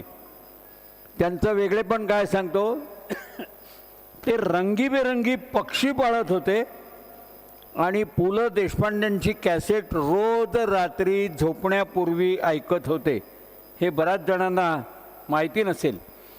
मी त्यांना विचारलं की प्रबोधनकार ठाकरे म्हणजे त्यांचे वडील यांनी श्यामची आई या अत्र्यांच्या सिनेमात काम केलं होतं आणि तोंडाला रंग लावला होता, तर तुम्ही कधी? ते म्हणले मी दुसऱ्यांची तोंड रंगवतो. अशा तऱ्हेचं उत्तर देणारे बांधवांनो, अशी हृदयाला भिडणारी हाक घालणारे असे बाळासाहेब ठाकरे. भीमसेन जोशी मिले सूर मेरा तुम्हारा. देशभरातल्या बहुभाषिकांची दाद मिळवणारे असे भीमसेन जोशी. एकदा टांग्यातनं भीमसेन जोशी, वसंतराव देशपांडे गायक आणि मी असे आम्ही कलकत्त्यामधनं हिरव्या टांग्यातनं चाललो होतो. एका वळणावर टांगा थांबला, तशी तो टांगेवाला मागे वळून म्हणाला, अरे पुरिया धनाश्री अच्छा चल रहा था क्यों ठहरे? त्याबरोबर भीमसेन जोशींनी मला असं केलं आणि म्हणाले, पाहिलं का मी जे म्हणतो ना, कधीही कोणालाही दुय्यम समजायचं नाही. प्रत्येकाला वेगवेगळ्या क्षेत्रातली गती असते. आता या टांगेवाल्याला पुरिया धनाश्री माहिती आहे म्हणजे बघा, सचिन तेंडुलकर हा, त्याचं बाकी सर्व आपल्याला माहिती आहे. मरणाच्या दारात असलेल्या लोकांसाठी डेथ विश फाउंडेशन ही संस्था तो सातत्याने चालवत असतो. हे त्याचं वेगळेपण आहे.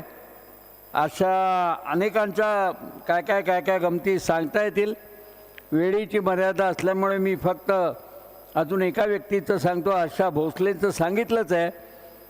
पु ल देशपांडे खुद्द यांचं म्हणणं होतं, जन्म आणि मृत्यू या दोन्हीच्या टोकांमध्ये सापडून नियतीनं चालवलेली आपली फसवणूक पाहिली की आपुलकीनं भोवताली जमणाऱ्यांची हसवणूक करण्यापलीकडे आपल्या हाती काय असतं ती करावी. आणि म्हणून मी हा हसण्याचा व्यवसाय स्वीकारलेला आहे. आणीबाणीमध्ये त्यांनी काम केलं, पण आणीबाणीनंतर विजय मिळवल्यावर मात्र ते सत्काराच्या मिरवणुकीत आले नाहीत. मी त्यांना म्हटलं, भाई, त्यांना भाई म्हणत, तुम्ही का नाही येत?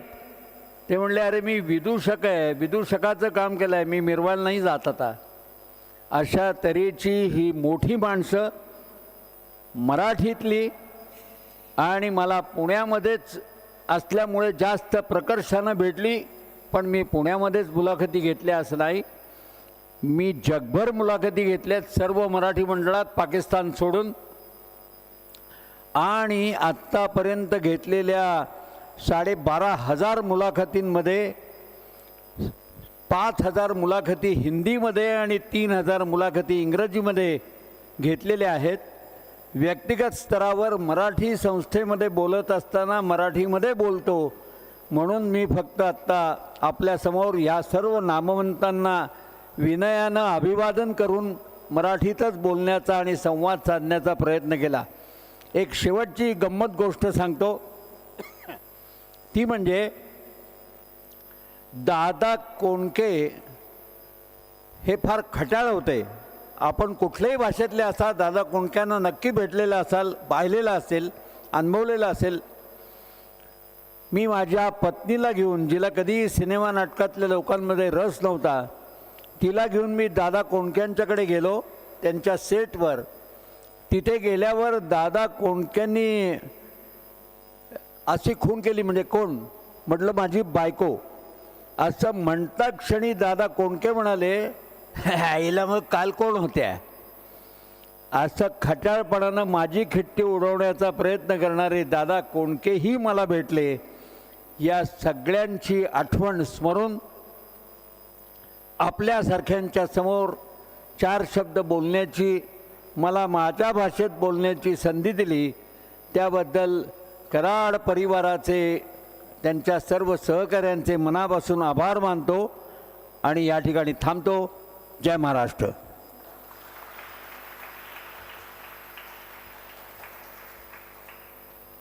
Thank you, sir. Thank you very much for sharing with us your words of experience of last 52 years. Thank you, sir. We are indeed delighted to have you here today. Please give a big round of applause to all the dignitaries present here today, my friends, in this inaugural session of 7th NCMJ. And now, before we conclude this inaugural session, I would like to welcome on stage the Program Director of Department of Media and Communications at MIT World Peace University, Dr. Anu Nair, to kindly propose the vote of thanks.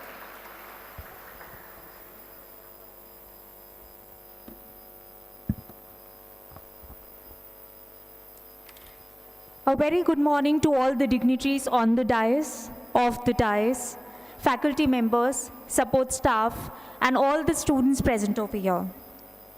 On behalf of the Department of Media and Communication, MIT World Peace University, it is my privilege to extend a heartfelt vote of thanks on this special occasion, the inaugural session of the National Conference on Media and Journalism, that is our 7th National Conference on Media and Journalism. At the outset, I would like to express my deepest gratitude to our revered founder, Professor Dr. Vishwanath D. Karad sir, for his vision of education rooted in peace and human values, which continues to guide us. A heartfelt thank you to our Executive President, Dr. Rahul V. Karad sir, for his dynamic leadership, constant encouragement, and vision that makes initiatives like NCMJ possible. I also extend my sincere gratitude to our Honorable Vice Chancellor, Dr. R.M. Chitnis Sir, for his academic vision and constant encouragement in advancing the university's commitment to ethical and value-based education. A warm thank you to our Registrar, Mr. Ganesh Pokhle Sir, for the administrative support that ensures the smooth functioning of events like NCMJ. I also express my sincere gratitude to our Chief Academic Officer, Dr. Prasad Khandekar Sir, for his strategic guidance and encouragement in bringing this conference to life, and to our Dean, School of Liberal Arts, Dr. Vishal Ghule Sir, for his constant academic mentorship and belief in the Department of Media and Communications initiatives. A heartfelt thank you to our esteemed guests, Dr. Ajit Pathak ji, Shri Sudhir Gadgil ji, Shri Siddharth Kak ji, Shri Ashish Kulkarni ji, Shri Sushil Rao Chilkuri ji, and Shri Ashutosh Mishra ji for gracing this occasion with their presence and for sharing their valuable insights with us. Your words have set the perfect tone for the days ahead, inspiring us to uphold the values of truth, integrity, and responsibility in media and journalism. Special thanks to Dr. Gautam Bapat Sir for hosting the inaugural session of NCMJ. A special thanks to the organizing committee, faculty members, staff, and student volunteers for their dedication and tireless effort in bringing this conference to life. Finally, I thank all attendees for being here today and for contributing to meaningful discussions that strengthen the ethical foundation of media in our country. Thank you all once again, and we look forward to an engaging and thought-provoking conference ahead. Thank you.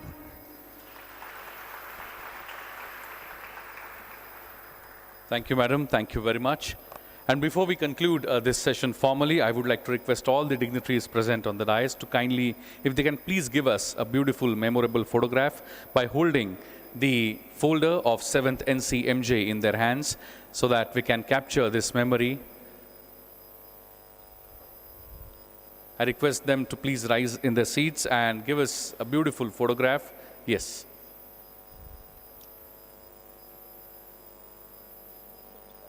Yeah.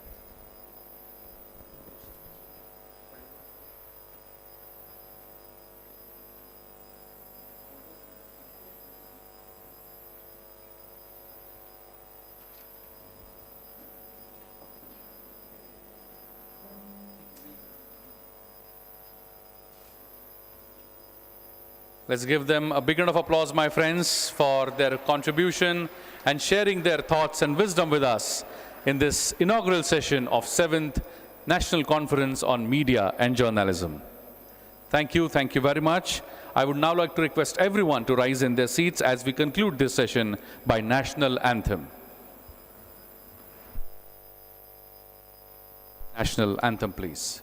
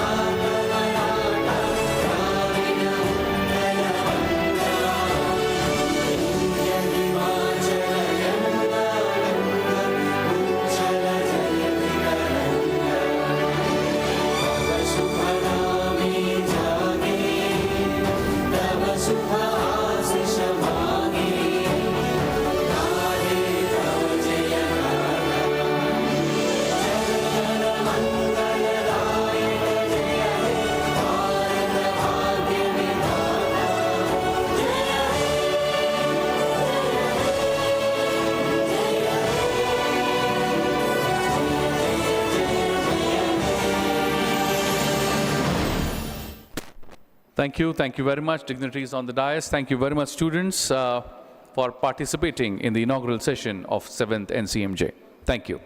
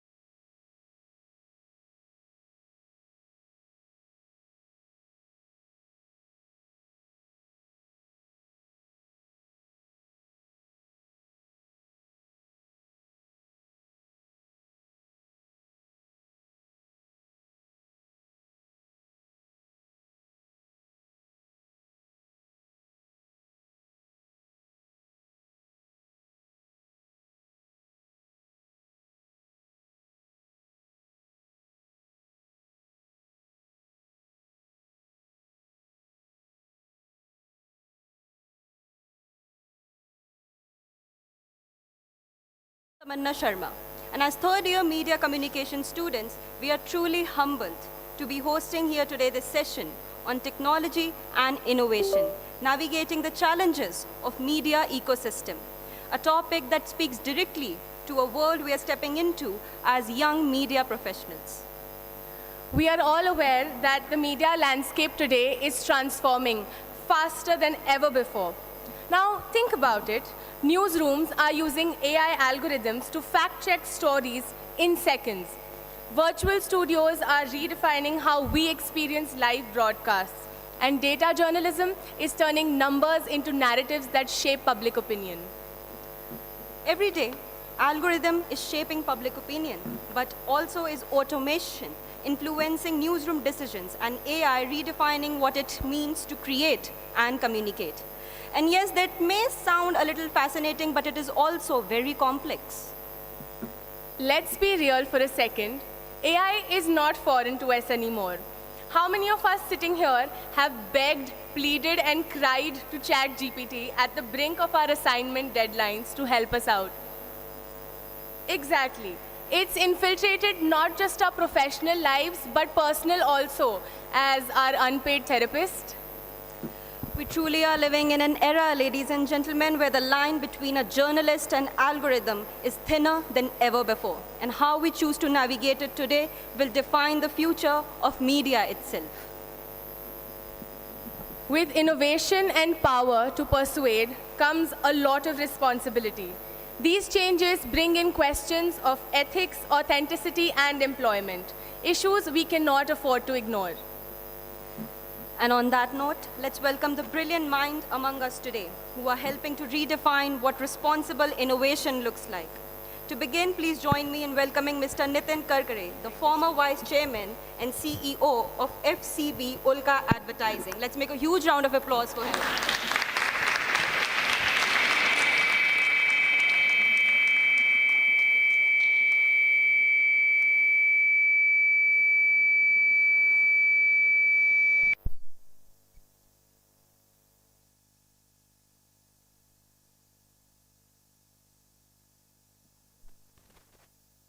I think this is it on? I think this is a little unproblematic. Next, we're also delighted to have Mr. Riju Bajaj, an actor, writer, director, and also a producer. He's sitting among us. Let's welcome him as well with a huge round of applause, please. Our next esteemed guest is a beacon of confidence and clarity. Let's welcome Ms. Purnima Mishra, anchor and associate editor at Bharat 24. We're also delighted to have a visionary entrepreneur, Mr. Abhishek More, the founder and CEO of Digicore Studios Limited. I request all our guests to kindly be seated as we will be starting our session soon.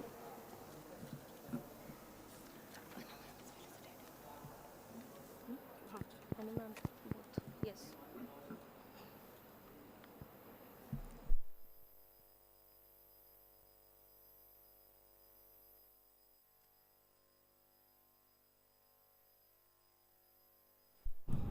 Check. Yes.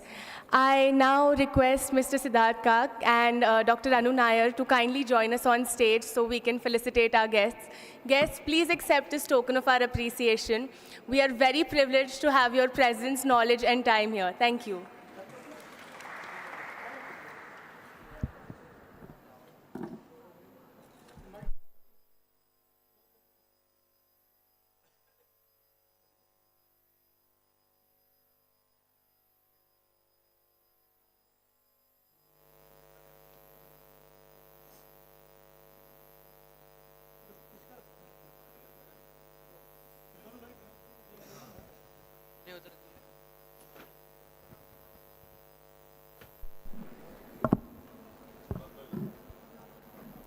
Let's make a huge round of applause for all our guests here today.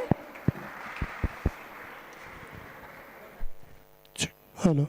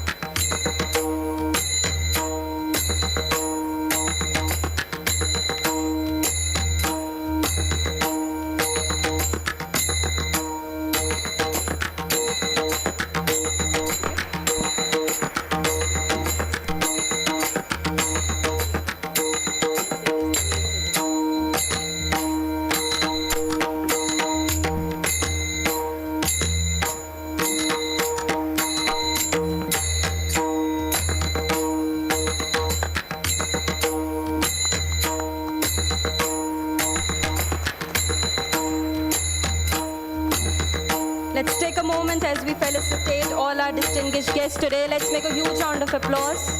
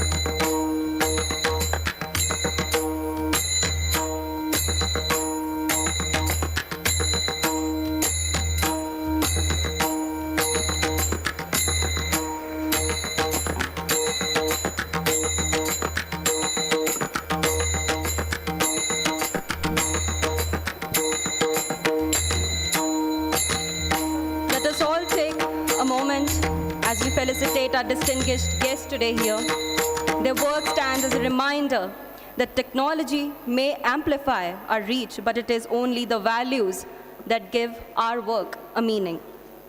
I request all our guests to take their seats. Our guests today here inspire us to experiment, to question, and to create, never to compromise on what media truly stands for today: truth and trust. A wise man is not one who learns from experience, but rather one who learns from the wisdom of others. We're thrilled to have this conversation unfold with such brilliant minds here today. So without further ado, let's begin our session on technology and innovation, navigating the challenges of the media ecosystem. So let the dialogues begin, and may it inspire us that media and storytelling is and will always be about people, emotions, and a truth that connects us all. Our first guest today is one of India's most respected names in advertising and communications industry, Mr. Nitin Karkare, the former Vice Chairman and CEO of FCB Ulka Advertising. With nearly 40 years of experience, his leadership blends strategy with empathy and tradition, representing the spirit of modern Indian advertising. I request the technical team to relay a short film of his journey.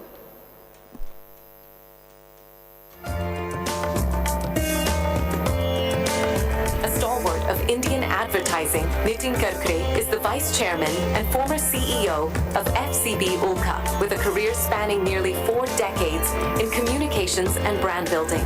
He began his journey in 1986 with Ulka Advertising, and after a brief stint at Everest Advertising, returned to Ulka in 1993, nurturing enduring partnerships with India's most iconic brands, including Amul, Tata Motors, ITC, Godrej, Z, Wipro, and Nerolac. Under his leadership, FCB Ulka became a people-first, ideas-driven agency, blending strategy with storytelling to create timeless brand legacies. Having witnessed the industry evolve from print and TV to digital, he seamlessly balanced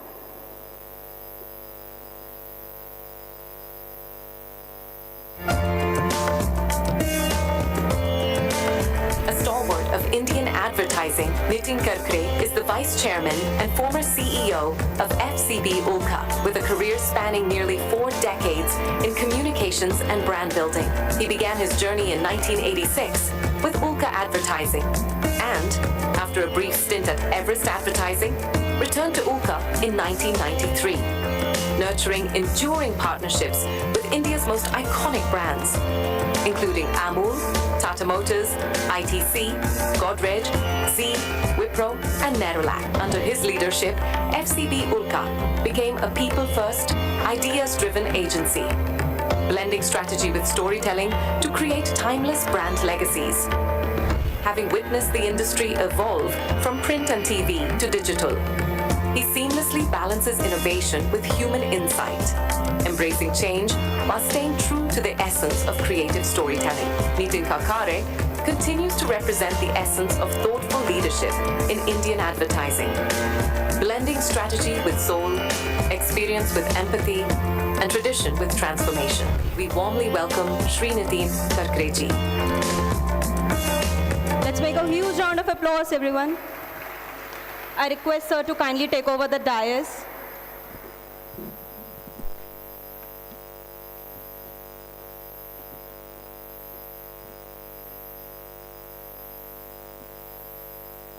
Good afternoon, everybody. Am I audible?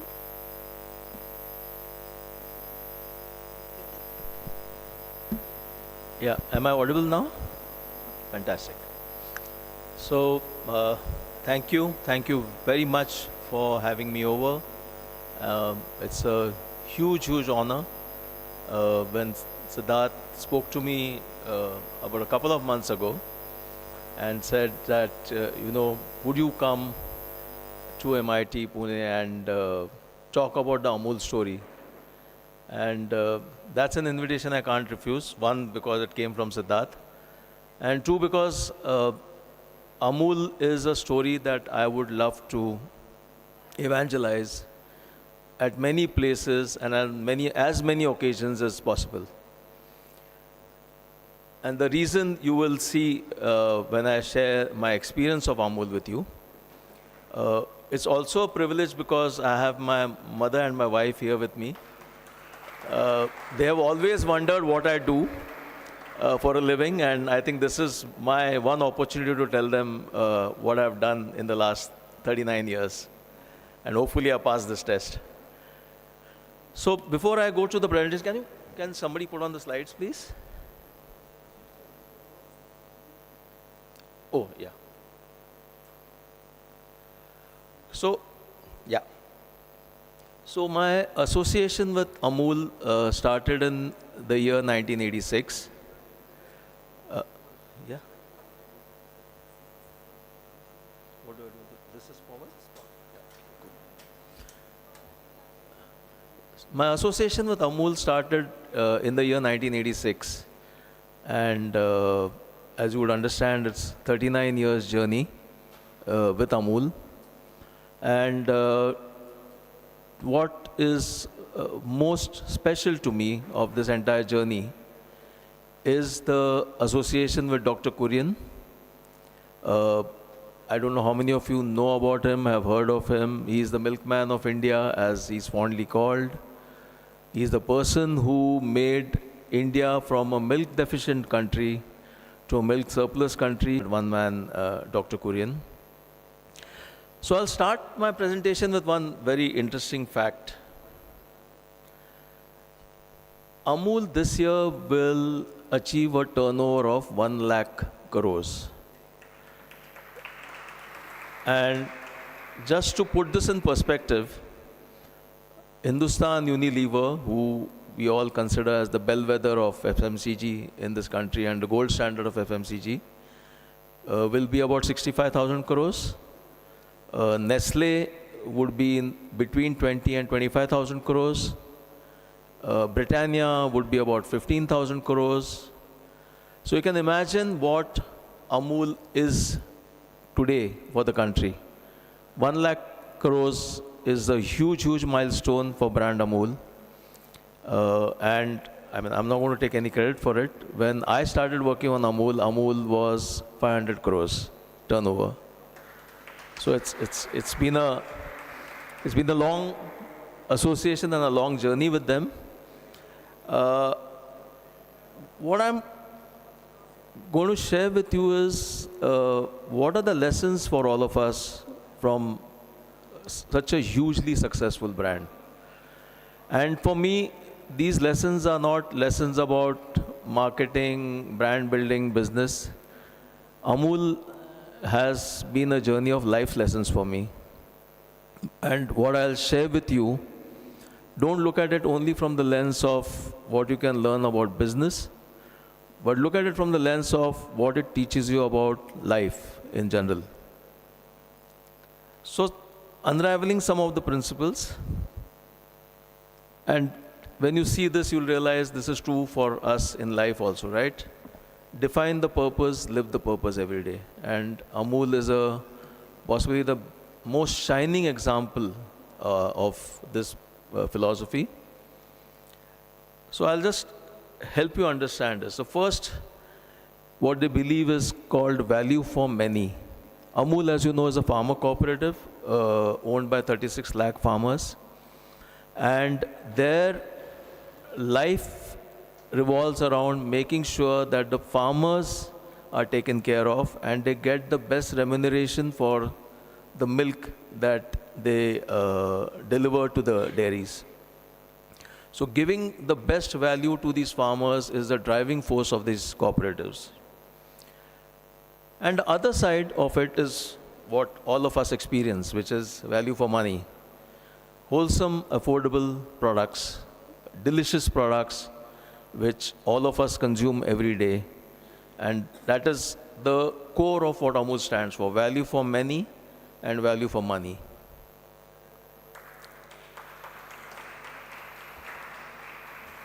And it starts from this, the philosophy which Dr. Kurian spoke about, that we are in the business of empowerment.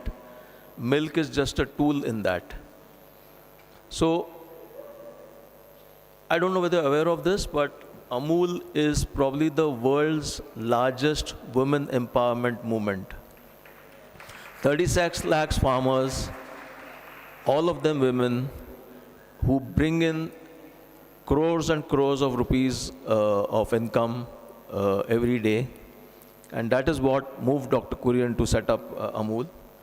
And Dr. Jayan Mehta, who's the current MD, his quote, you can read here, this is an organization which is deeply rooted into the rural society, 18,600 villages, 36 lakh farmer members.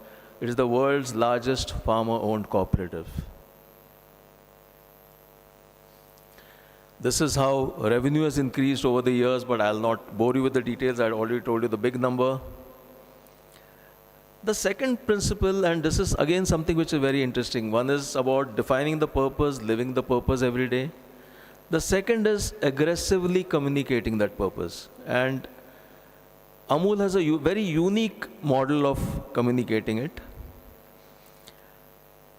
These are films which were produced by Amul. Dr. Kurian believed that, if people need to know, the following generations need to know what Amul is, this needs to be captured. And there's a very interesting background to this. I'll talk about Manthan, which is, the world's first crowd-funded feature film, which was made way back in 1976. Now, go back to 1976. I know most of you were not born at that time, but that was the era of Sholay, Diwar, Trishul, Kala Patthar, Dawn. The biggest blockbusters from Salim Javed and Amitabh Bachchan were being released at that time. And Dr. Kurian had this thought of, how do I communicate the story of Amul and how this milk revolution has started? How do I take it to the common man of the country and later to the world? So he first thought of making a documentary because he didn't know better. He was not an advertising man. So he said, let me make a documentary. And he always believed in working with the best. So at that time, he called Shyam Benegal to his office and narrated the story of what he's done in transforming the landscape. And said, I want you to make a documentary on this. So Shyam Benegal said, why don't we make a feature film? Which Dr. Kurian was completely taken aback. He says, feature film, how do I make a feature film? Who will produce it? Who will put money behind it?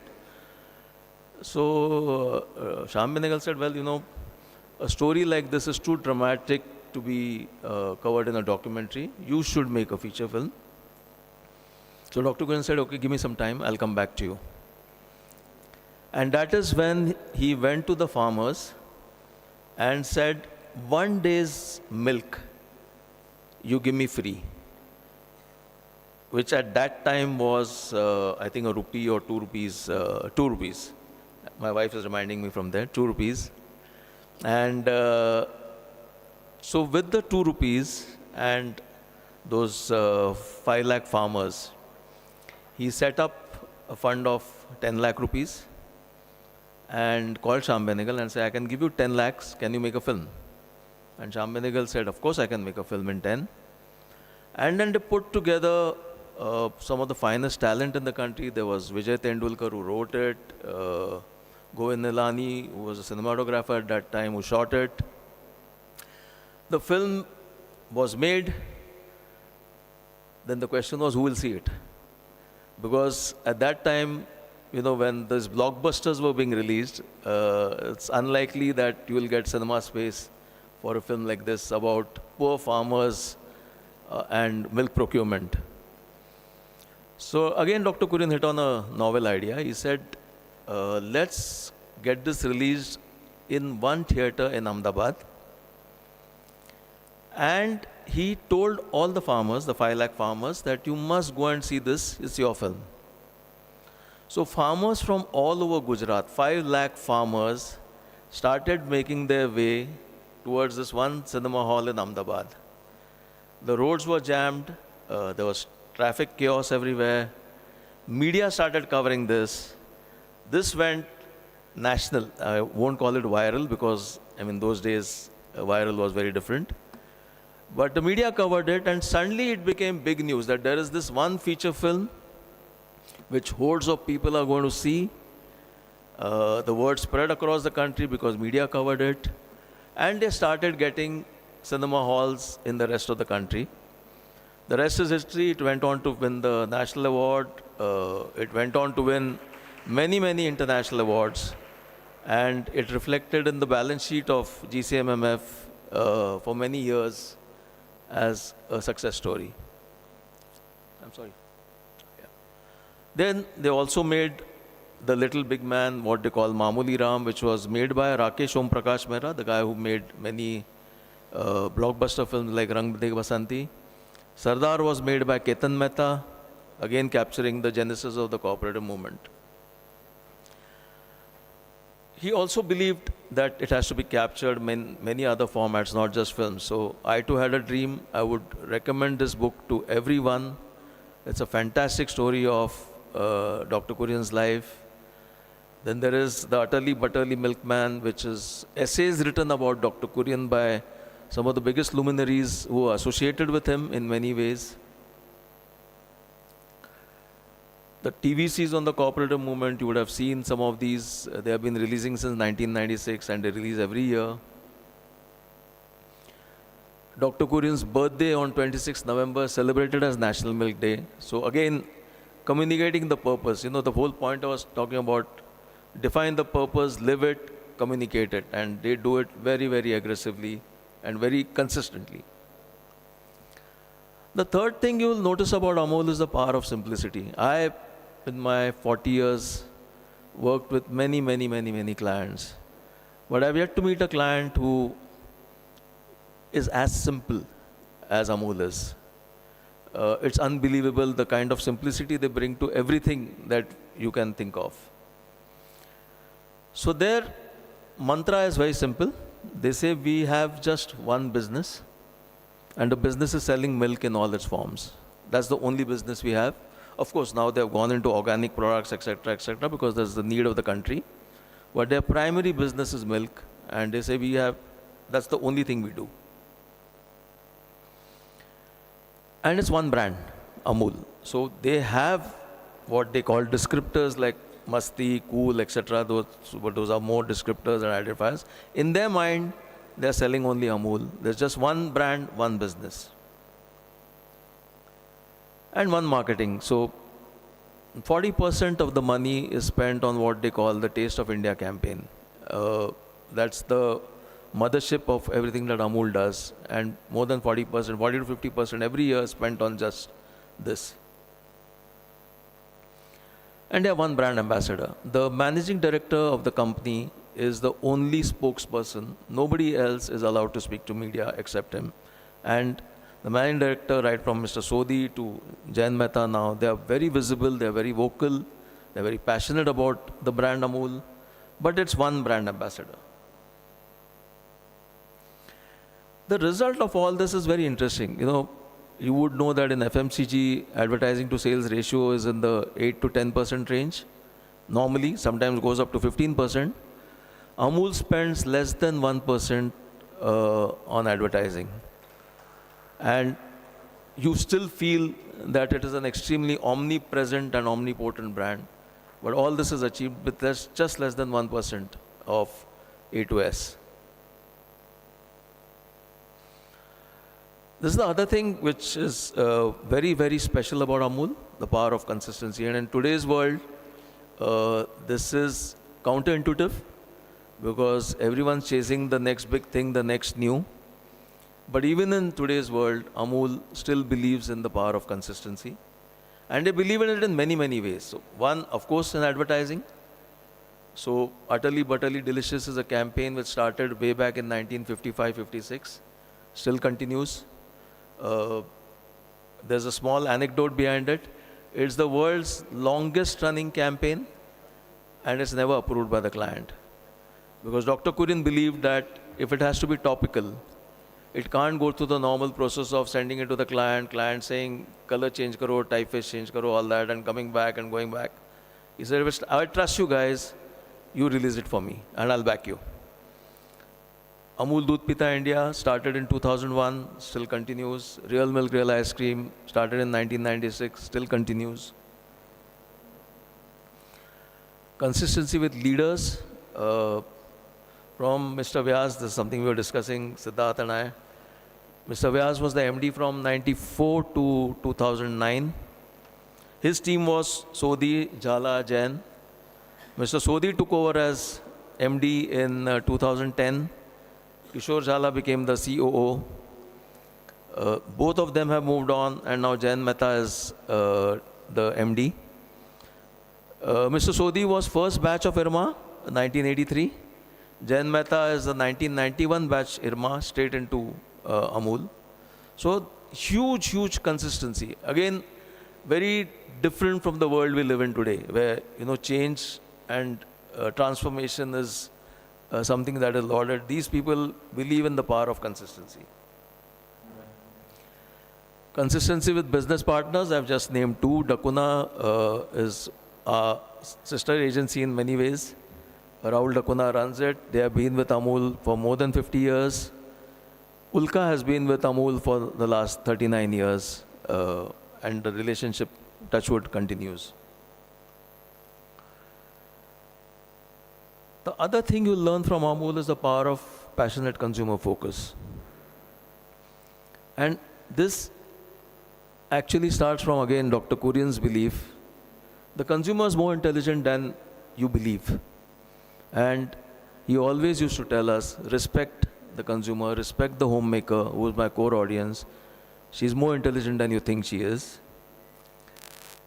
And therefore, one of the things that happen is the product formulations don't change. If you see in FMCG, people keep changing their product formulations to suit what they believe is the new consumer. The Amul butter taste today is the same as the day on which it was launched. Amul cheese taste is the same as the day in which it was launched. And so is it true for each and every Amul product, which has been there for decades and growing from strength to strength. Because the belief is that once the consumer gets used to a particular taste, don't change it, don't fool around with it, because you'll lose the consumer if you do that. And Dr. Kurian always used to say, it's not about trust, it's about blind faith. Consumers must have blind faith in Amul. And if you look within yourself, you'll realize that is so true.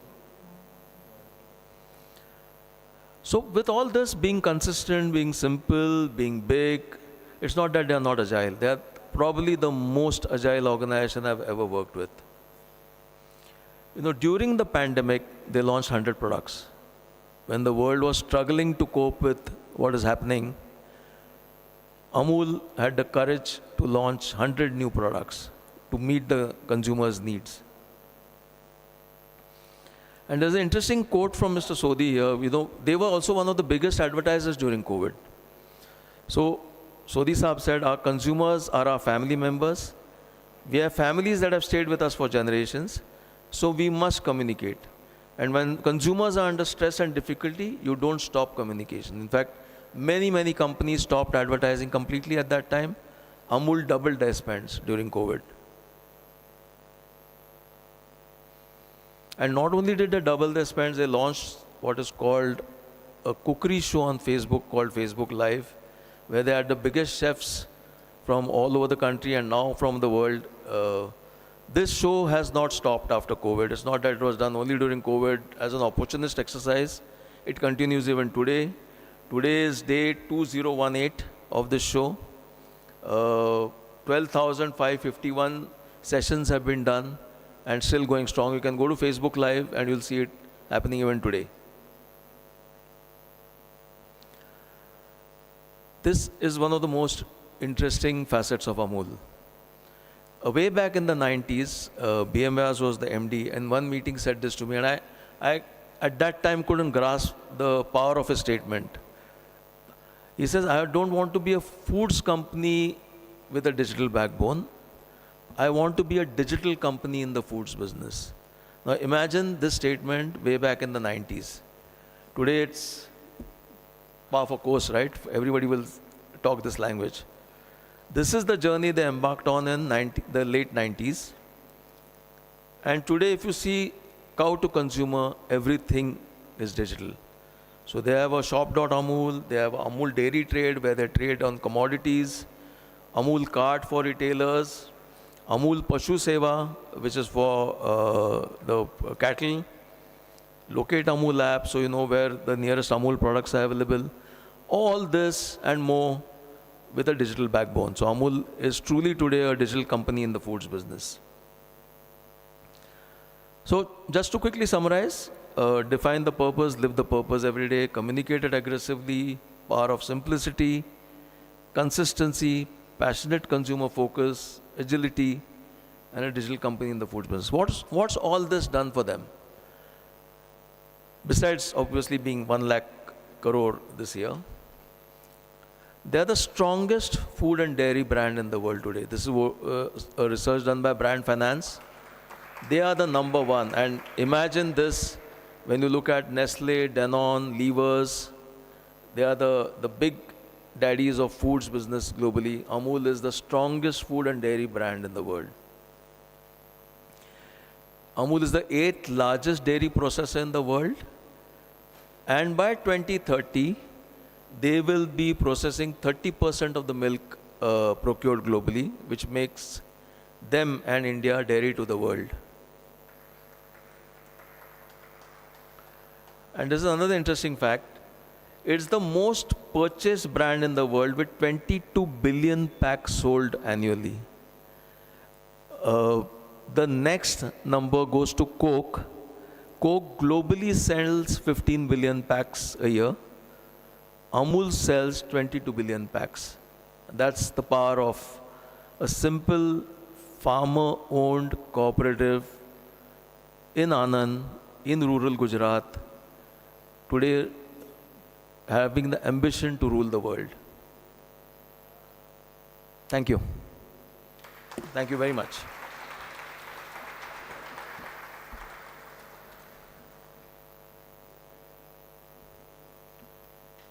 If anybody has any questions, happy to answer.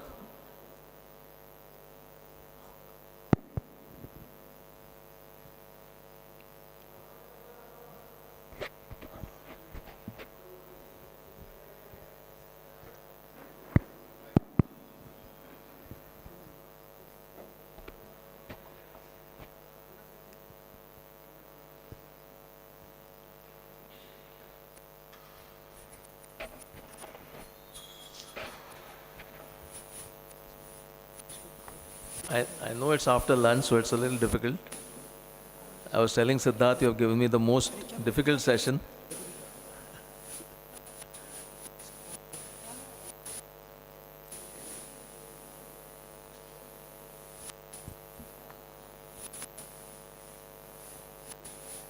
My God. Yeah, he wants to ask. Suega? You want to ask? He wants to ask. I'll just ask what, there was a scene I recall when we visited Amul. They took us to the village and they showed us how the farmers and all their wives came to deliver the milk. And there was everybody standing in a queue. And one by one, they all poured the same milk that they had carried into the same can. And that was really a picture of national integration. Because there were all kinds of people there who looked very poor, and some of them had very worn out clothes, and some of them were little affluent, but it was a very beautiful picture of national integration. Yeah. So Dr. Kurian did talk about this, and imagine in today's world what a powerful statement it is. He said that everyone, irrespective of caste, creed, status in society, they all stand in the line. Nobody is allowed to jump the queue because of their status or because of their caste. You come in, you stand in the line, and you pour your milk in that big container. And he had said, imagine what it does to the people who are pouring this, because it all comes together as one. And what it must be doing to the psychology of those people who are pouring the milk and, making them all come together. And I think it's such a powerful thought for today, in today's world where everyone is being torn apart. Yeah, sorry. You wanted to ask something? You want to ask, sir? Who wants to ask? May I, since I've got the mic, but I'll give it to you. The question I really want to ask, and it's a genuine question, I'm not planting this. Yeah. Did Dr. Kurian realized that he had a big idea? What was the big idea? You see, what you have explained is the process after the idea had been generated. But before the idea, there was nothing. What was Dr. Kurian thinking? What was Amul, the cooperative, thinking? What was that big idea which they pursued? So Siddharth, as you know, Amul started as a counter to the middleman. They wanted to get the farmers out of the clutches of the middlemen who were exploiting them, who were paying them top dollar in summers because there was scarcity of milk, and they're dropping the prices in winter because there was surplus of milk. And he wanted to break the farmers away from the clutches of the middlemen. And for him, it was just one word, the quote I use, empowerment. He felt, he genuinely believed that the farmers of this country can change the fortunes of this country. If we empower them, if we give them the right platform, they can do wonders for this country. And he proved it with the milk business. Unfortunately, he ran out of steam by the time we wanted to do it for oil seeds, which was Dhara. We would not have this oil seeds problem today if Dhara had been allowed to go the way it was. He wanted to do it for fruits and vegetables. Safal was the brand he created. He wanted to do it across all the agriculture products. But unfortunately, India gave us just one Dr. Kurian, so we couldn't do more.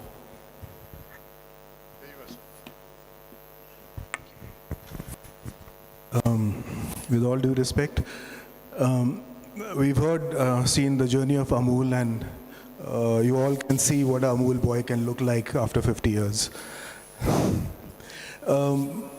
Incidentally, the films that you showed, one of the films I also featured in, which was Sardar. Oh, wonderful. And there was another crowd-funded film by Mr. Benegal, Swadhyay. It was never released though. That was on Pandurang Shastri's movement, the Swadhyay movement. Anyway, my question to you, sir, is with all this great journey and success story of the Amul and the brand development and the quality and the maintenance and the consistency, there is always a big risk of selling a fake product or a duplicate product in the market, which is doing in numbers all around the country. How do you counter that? So there are 2-3 ways in which Amul works towards countering that. One is technology. So there's a lot of work which goes on the packaging side. So if you see most of the packaging today, they try to make it tamper-proof.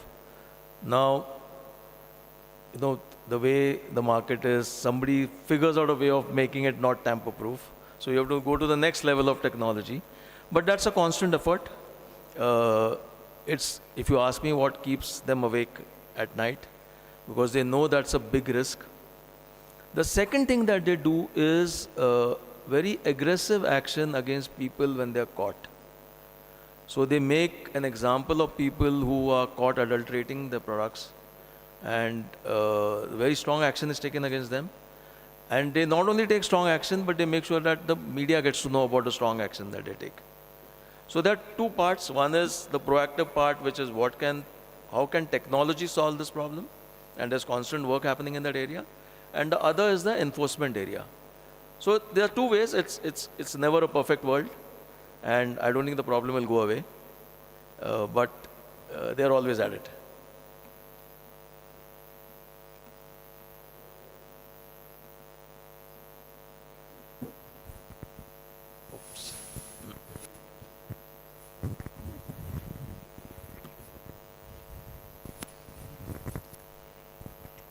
Good afternoon. My name is Ria, a student of psychology. Hi. I would like to ask, since Amul is the 8th largest producer, I would like to know how much is Amul contributing to the environment, as it's taking care of all of us every single day we consume the products. How much is their contribution towards the environment? Towards the environment?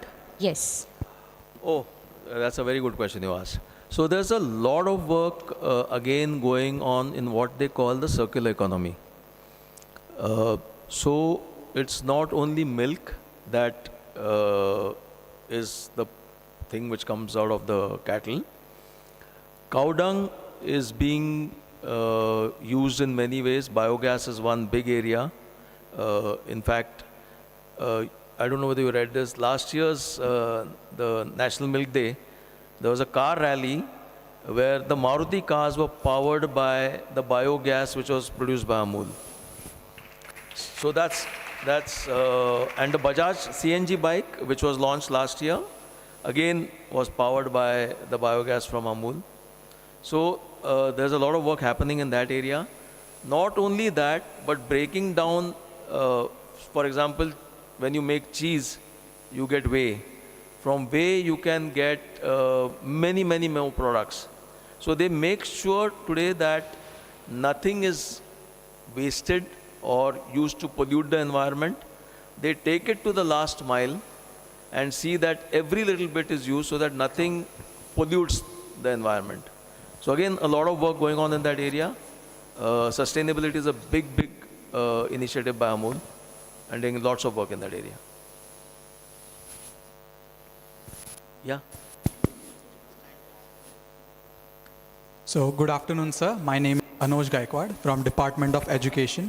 Yeah. My question to you is, as you recently mentioned that Dr. Kurian, when he first started this business, he thought about the farmers and what change they can make and the revolution which he can create. So my question to you is, let's say in our age, if there is someone who want to make a really big revolution in whatever their fields of expertise are, what would be your advice to them? So, just one word, passion. Sounds very simple, but Dr. Kurian was driven by the passion and the purpose.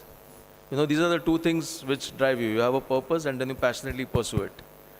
Dr. Kurian embodied it. I had the privilege of meeting him and working with him. Every time we met him, he only talked about farmers, empowerment, what more can we do for farmers. It was his life's mission. So somebody wants to make a change, and he had to sacrifice a lot, a hell of a lot. I mean, if you read that book, I Too Had a Dream, you'll know, the shortage of time, I can't talk more about him. but he was extremely passionate. He was driven by that purpose, and it's almost a missionary zeal for him. So that's the only advice I can give you.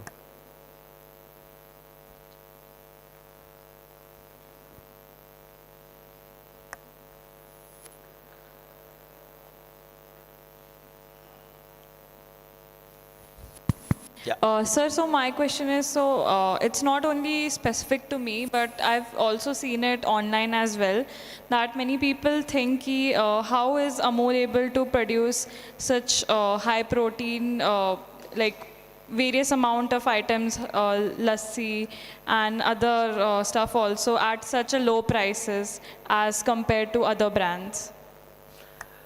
So, one is a philosophical answer and one is a product answer.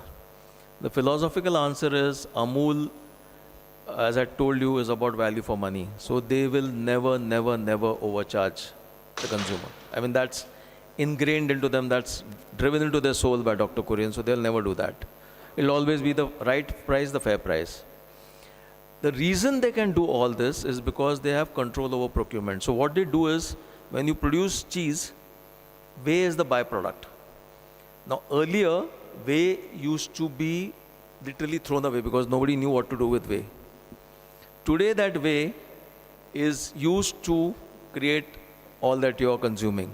So they're actually using a byproduct which was earlier thrown away in the 90s to give you something that you need the most today. India is a protein deficient country, and there's nobody better than Amul to solve that problem. And they are doing it not with exotic products, but everyday products. Right? They are doing it in buttermilk, they are doing it with lassi, they are doing it with paneer. So the products you consume every day are being fortified by protein, and the reason they can do it is what I told you.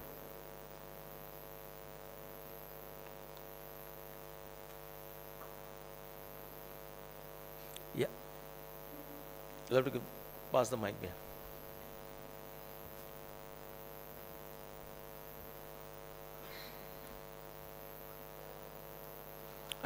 I'm sorry I can't hear you, it's not on. Yeah. Good afternoon. So basically, I have always been an admirer of Amul as a brand and the kind of advertisements that Amul creates, since I belong to the advertising background. So I was always curious that how Amul balances humor and sensitivity while addressing social and political topics or ongoing events in their advertisement. So I think Rahul Dakuna would be the right guy to answer this question, but I'll do it on his behalf because I know him well and I've had many discussions with him. So I think the first reason that they are so bold is because they have the client backing them. And I think bold and brave advertising only happens when you have a client watching your back. Otherwise you can't do it. If the client hauls you over the coals for even the smallest mistakes, you'll always play it safe. So the first big reason is that. The second reason now coming to the wit and the humor. If you ask me, that is actually Dr. Kurian. That was his personality. Siddharth and I were talking about it over lunch. He was an extremely, extremely witty man. Dry humor. You could never read it until you knew him well. But in many ways, the butter topicals, as they are called, embody what Dr. Kurian was. And fortunately there, Sylvester Dakuna used to do it earlier, now his son Rahul Dakuna does it. So again, there's consistency and they know what would vibe with Dr. Kurian. So again, it's that.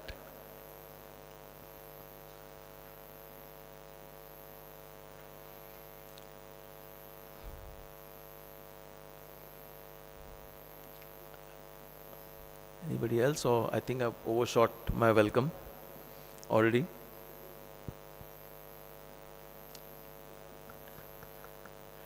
Anyway, thank you very much again for having me here. Thank you for giving me the platform to talk about something I'm most passionate about.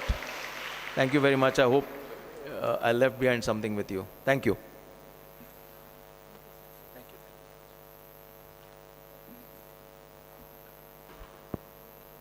I think it always comes as such a pleasant surprise to all of us to get to know the cultural context and emotion and thought process behind something that the nation resonates deeply with. And in the world of media, it's a common saying that you have to think outside the box, right? But in the field of advertising, I think there has to be the existence of the non-existence of a box. So thank you so much, sir, for that. Thank you. Our next speaker of this session is someone who has dedicated his entire life to the performing arts, an accomplished actor, director, writer, and producer, Mr. Riju Bajaj. He carries forward a legacy deeply rooted in Indian theatre and continues to nurture thoughtful storytelling that blends realism with imagination. I request the technical team to kindly relay a short film illustrating his creative and professional excellence, please. Thank you.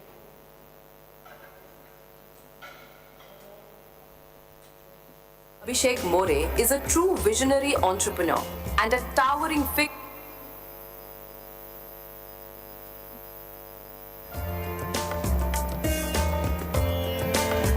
Riju Bajaj is a multifaceted actor, director, writer and filmmaker whose artistic journey seamlessly blends theatre, cinema and television. Beginning as a child actor, he evolved into one of India's most versatile creative forces, excelling in acting, writing, cinematography and direction. His remarkable performances in Govind Nihalani's Tamash and Shyam Benegal's Suraj Ka Satwan Ghoda earned him National Film Award nominations in 1988 and 1993. As a director, Riju brought depth and realism to acclaimed television series such as India's Most Wanted and Crime Patrol. In 2017, he founded Lift India, Literature, Illusion, Film, Frame TV and Theatre India, a platform that celebrates excellence in the arts. Known for exploring surrealism, interpersonal relationships, and human rights, his recent works include Sari Raat and his debut play Crossroads, 2025. An actor, director, and dreamer, Riju Bajaj continues to bridge theatre, cinema, and literature, crafting stories that challenge, inspire, and transcend. We warmly welcome Shri Riju Bajaj ji.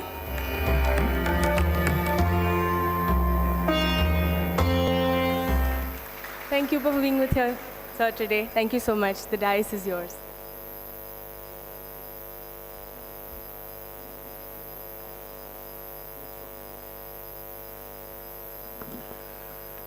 Hello, friends. It's lovely to see a interesting short film that they just made on their own. I was not aware of this. I don't have any presentation to showcase what Lift India has been doing over these years. But the topic that has been given to me is about navigating the challenges of media in the field of technology and innovation. So I would like to rather have a little more technical session, interactive sessions with you guys over here. I'm sure most of you know what technology means. Yes? There's a silence. Okay, so all the more reason that I should play this PPT now. Can we have it? Yeah. Okay. All right. So when we say technology, what does it mean?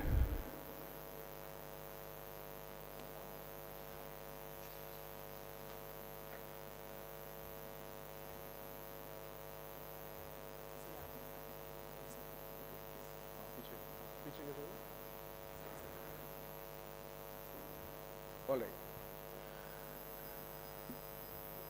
Go on. Okay. So how about if we define technology as something which is an intellectual but mechanical apparatus created with the help of science? Does that make any sense to you? Yes or no? I can't hear. Yeah, because I don't want this to be a one-way traffic here. I want to know whether you are understanding me, what I'm saying, because if you don't understand me, then I can make things a little bit easier for you to understand, right? So when we move from the technology, which is you're using your mobile phones, your cell phones, the cameras, the mics, the entire system, the cable wires over here, and we talk about this whole ambience over here, the atmosphere, this auditorium, which defeats the purpose of technology, in fact. We are studying technology here, but why this place is not very good for this kind of a session? Can somebody say? The sound. A lot of reverb.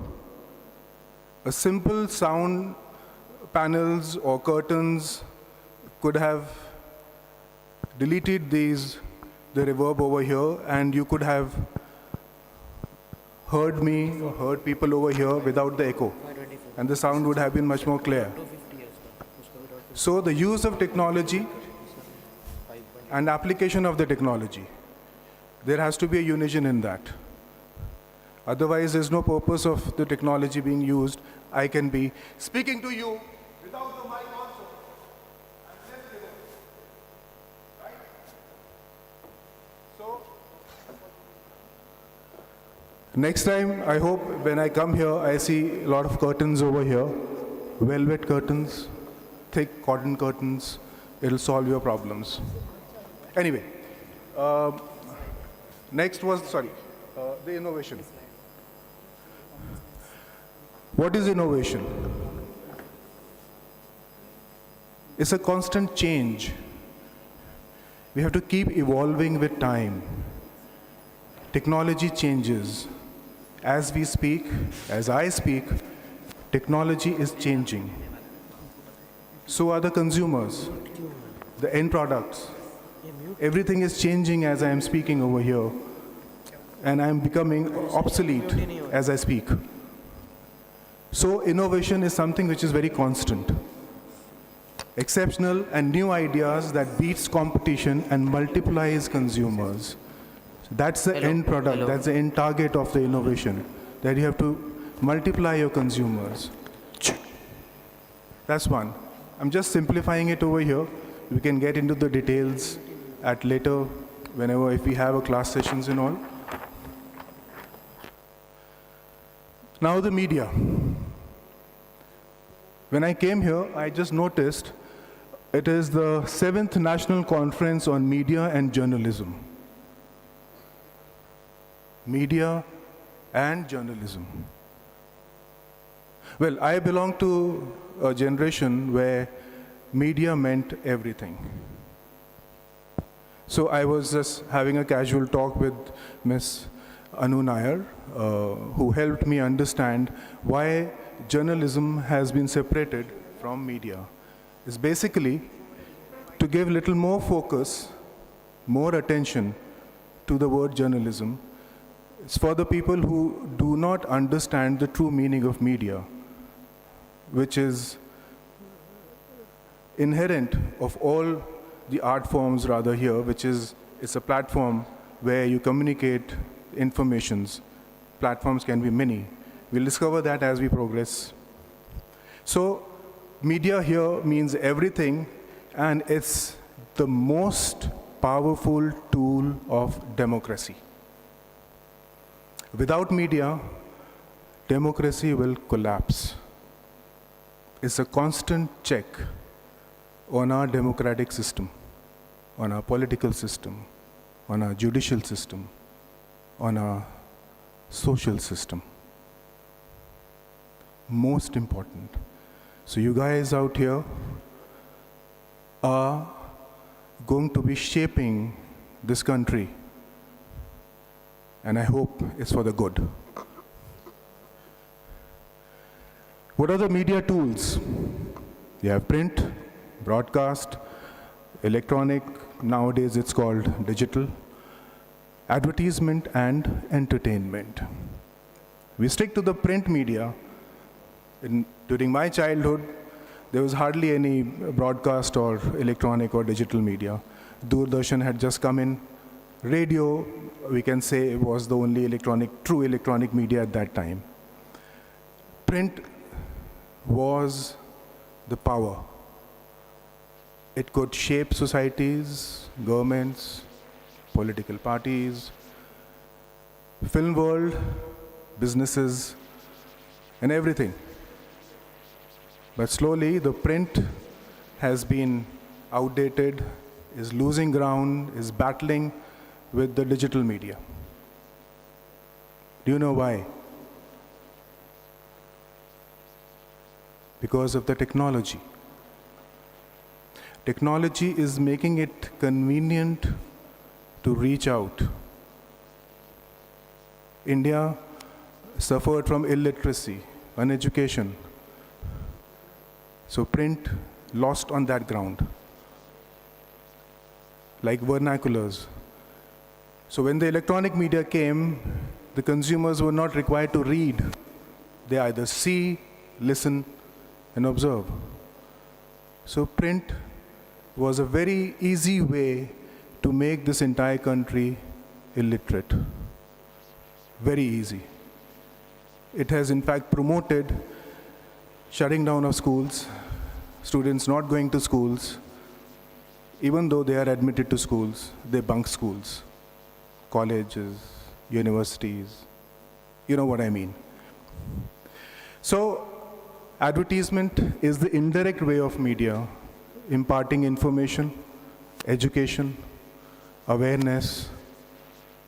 So is entertainment through documentaries, through films, television series, now OTTs, and of course radio. There are programs on radios for entertainment purposes, but that entertainment is imparting way lot of emotions, informations, and issues which a direct media, a direct journalism, the stories that we see, do not carry. So therefore, for me, since I belong to the entertainment part of the media, I would rate that to be very complex because there's a lot of at stake, a lot of money at stake. The funding is required over there to reach out to entertainment, for the entertainment purpose of the people. But it's not only entertainment. They're not making you laugh, cry, sing, dance. They're educating you indirectly. The information that is being imparted through a film, through a series, is much more what a straight journalism does. All right. So we move to the media ecosystem. What is the media ecosystem? Technology creators. Who are the technology creators? Have you ever thought who invented the camera? Hello. Who made the mics? Who made the cables? Who made these platforms, the transmission vans, teleprompters? This is the communication. So we need those scientists, basically. And there has to be a constant exchange between the media creators, entertainment creators, and the technology creators. So there has to be a bridge between the two, so that we tell them what we need as technology. What are our requirements? What sort of a camera we need? What sort of a mic we need? What sort of lights we need? What sort of studios we need? And it is those scientists, technology creators, will provide with us that. Platforms. You have television channels, you have mobile phones, you have internet, you have computers. These are the different platforms which are used as the ecosystem for the media.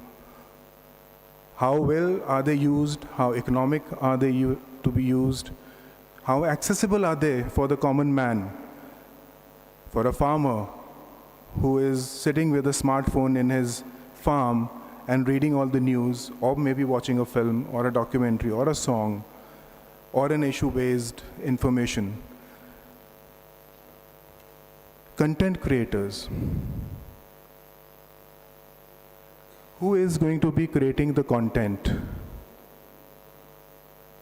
Are we just reporting a story, a news? Or are we ideating what sort of a news, what sort of an issue is to be shared with people? That is the content creator. It's like, for example, you have a news channel, who's the face of the channel is his vision. And there's a whole set of correspondents, reporters, editors, cameramen, who are supporting him to bring about that story in the front. So it's the content creator, and mind it, it's the content creator which rides the maximum risk. If he falters, he'll be nowhere. But the support staff can have an alternate job in an alternate channel or a company. So when you are in the media wagon, the ecosystem, that's the biggest challenge. How to retain, nurture that content creator and not lose that content creator. Distributors, again, they are the platforms that we just mentioned. It could be your internet, your social platforms, then sponsors. Because none of this is possible without the sponsors, the funding, investment, the money, which is the main part of it. You want to do a job in a news channel?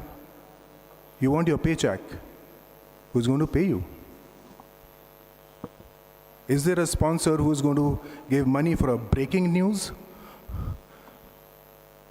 If you're covering any sports event, or a cultural event, or a social event, you will report it through a channel or maybe through a newspaper article. But who's going to pay you your paycheck? How does that come in? So you see a lot of sponsors, ads within that news channel. You keep seeing that every 15 minutes there is a new advertisement which comes in. There's a new advertisement break. Milte hain break ke baad is the famous line. Or in the print media, half of the page is covered with only advertisements. That is what is sponsoring and getting this media running. So it's very important. A lot of people say, I don't buy a newspaper because it's become only an advertisement paper. But without that advertisement, the paper wouldn't survive. That's the harsh reality. And if you're doing a job in any of these organizations, you won't get your paycheck. So it's hand in glove. So one has to keep nurturing this and strike a balance between the two. That's where unison of print and electronic media has to come in. So what is the information being shared through the electronic media has to coincide with the information shared with print. The two cannot have two different aspects or versions of the story. People will lose faith either in the electronic media or on the print media. So that strike of balance has to be there.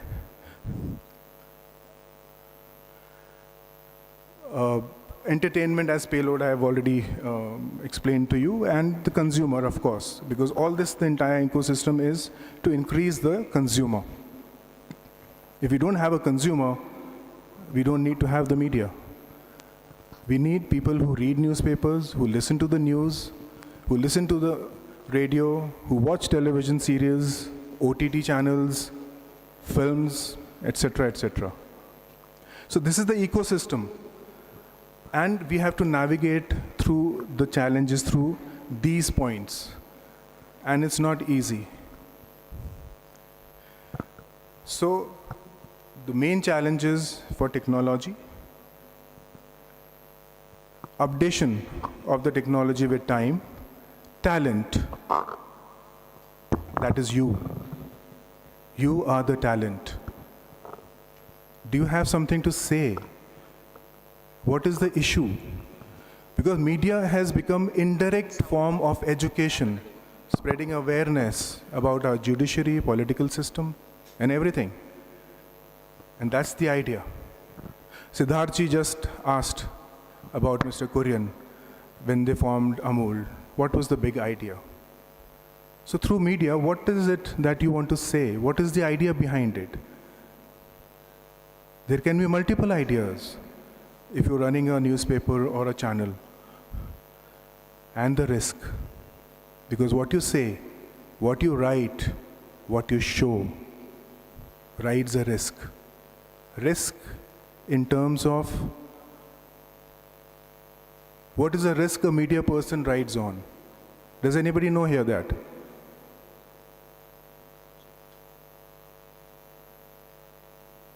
Risk of losing credibility is the first. And why do you lose that credibility? Because you waver from the truth, the ideology, the main truth, the only truth. That is what a media person has to stick to. The moment you waver from that, you lose your readers, you lose your audience. That's the biggest risk. And if you take that risk and stick to your guns, you'll get fund, you'll get investment, which will set the ball rolling for your newspaper, for your channels, etc. And you have to maintain that trust of your viewers, your audience, your investors, your funders, your clients. You cannot afford to lose that trust, because that trust depends on the truth that you share with the people of this country and of this world, rather. And consistency. You cannot say truth on one day in a year, and rest of the 364 days you start saying lies, fake news, deep fakes. You can't do that. You have to tell the truth 365 days, 24 hours. It's a tough job. And while doing this, all you reporters, correspondents, anchors, journalists will face toughest challenges of masking the truth. That will be your test. And you will be put through this test every minute by your employer, by your clients, and by unknown powers around you. And there has to be a monitoring system, which is exactly why I questioned about how does the Amul check or counter fake products. So there has to be a self-monitoring, an external monitoring, and existence. You have to exist, continue exist for a year, for 2 years, for 3 years, for 5 years, for 10 years. What are the technology tools? Internet, satellites. Have you ever thought of that? None of this that we are doing here is possible without the satellites. Your holding phones in your hands cannot be operational without satellites. And these satellites are mostly foreign bodies. It's compromising your privacy, your data, country's defense. So you have to update this technology, have number of satellites, indigenous satellites, broadcasting relay towers, digital cameras. Cameras still have to be very user-friendly now. You have to have good recorders, display monitors, teleprompters, editing software, memory cards. You still need that big drive for a 1 TB and a 2 TB. Why cannot be in a chip? It becomes easier for a reporter, for a journalist to carry. Why can't there be smaller cameras which relay directly from the news site to the telecast or to the main studio? We don't need to have OB vans, etc. Of course, the recording studios. Distribution is through mobile phones, computers, news channels, radio channels, social media, OTT. These are some things which I'm sure today's generation knows very well, and you're using it and consuming it every second. Solutions. Education. This is the right place for that. MIT is doing a wonderful job by having students like you here. It's serving the purpose, awareness, by organizing conferences like this, participation, of calling people like me and others who are here to debate, to discuss, to understand each other's aspects of life and prospect of business. And the result, which you have to keep monitoring, what is the outcome? Is it serving the purpose of this conference, of this institute? And of course, integration of all aspects of media and interdependence of technology, without which we cannot navigate through the challenges of the media ecosystem. Thank you.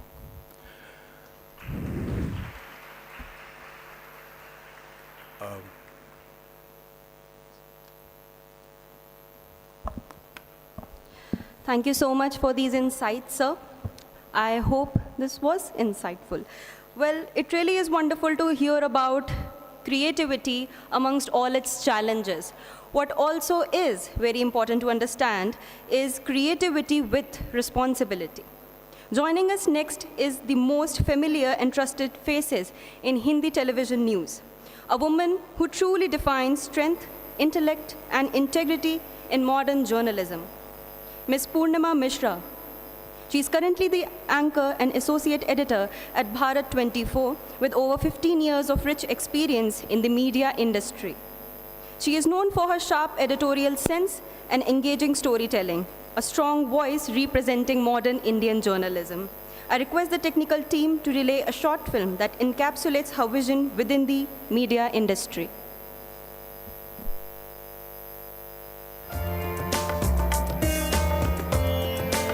Purnima Mishra, a fearless voice and a familiar face in Indian television journalism, stands as a symbol of credibility, clarity, and conviction.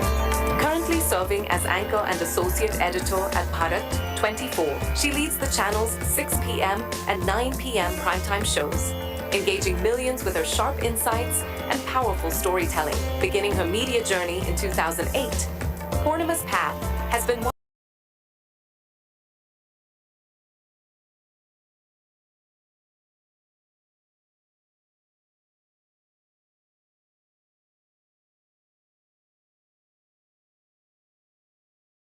immense respect for her in-depth reporting, gripping anchoring style, and unwavering commitment to truth. Her interviews with the Prime Minister, cabinet ministers, and several chief ministers underscore her journalistic excellence and national recognition.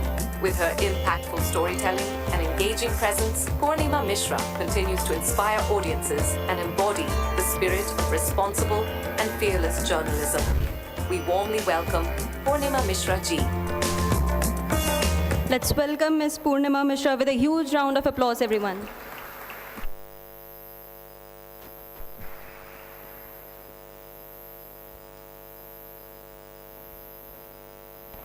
I hope being the young one in the panel has its perk, so I can very freely ask you, how many of you are sleepy right now? How many of you are sleepy right now? You can be honest, come on. How many of you are sleepy? Backside students, any of you? Sleepy? Come on. Don't be shy.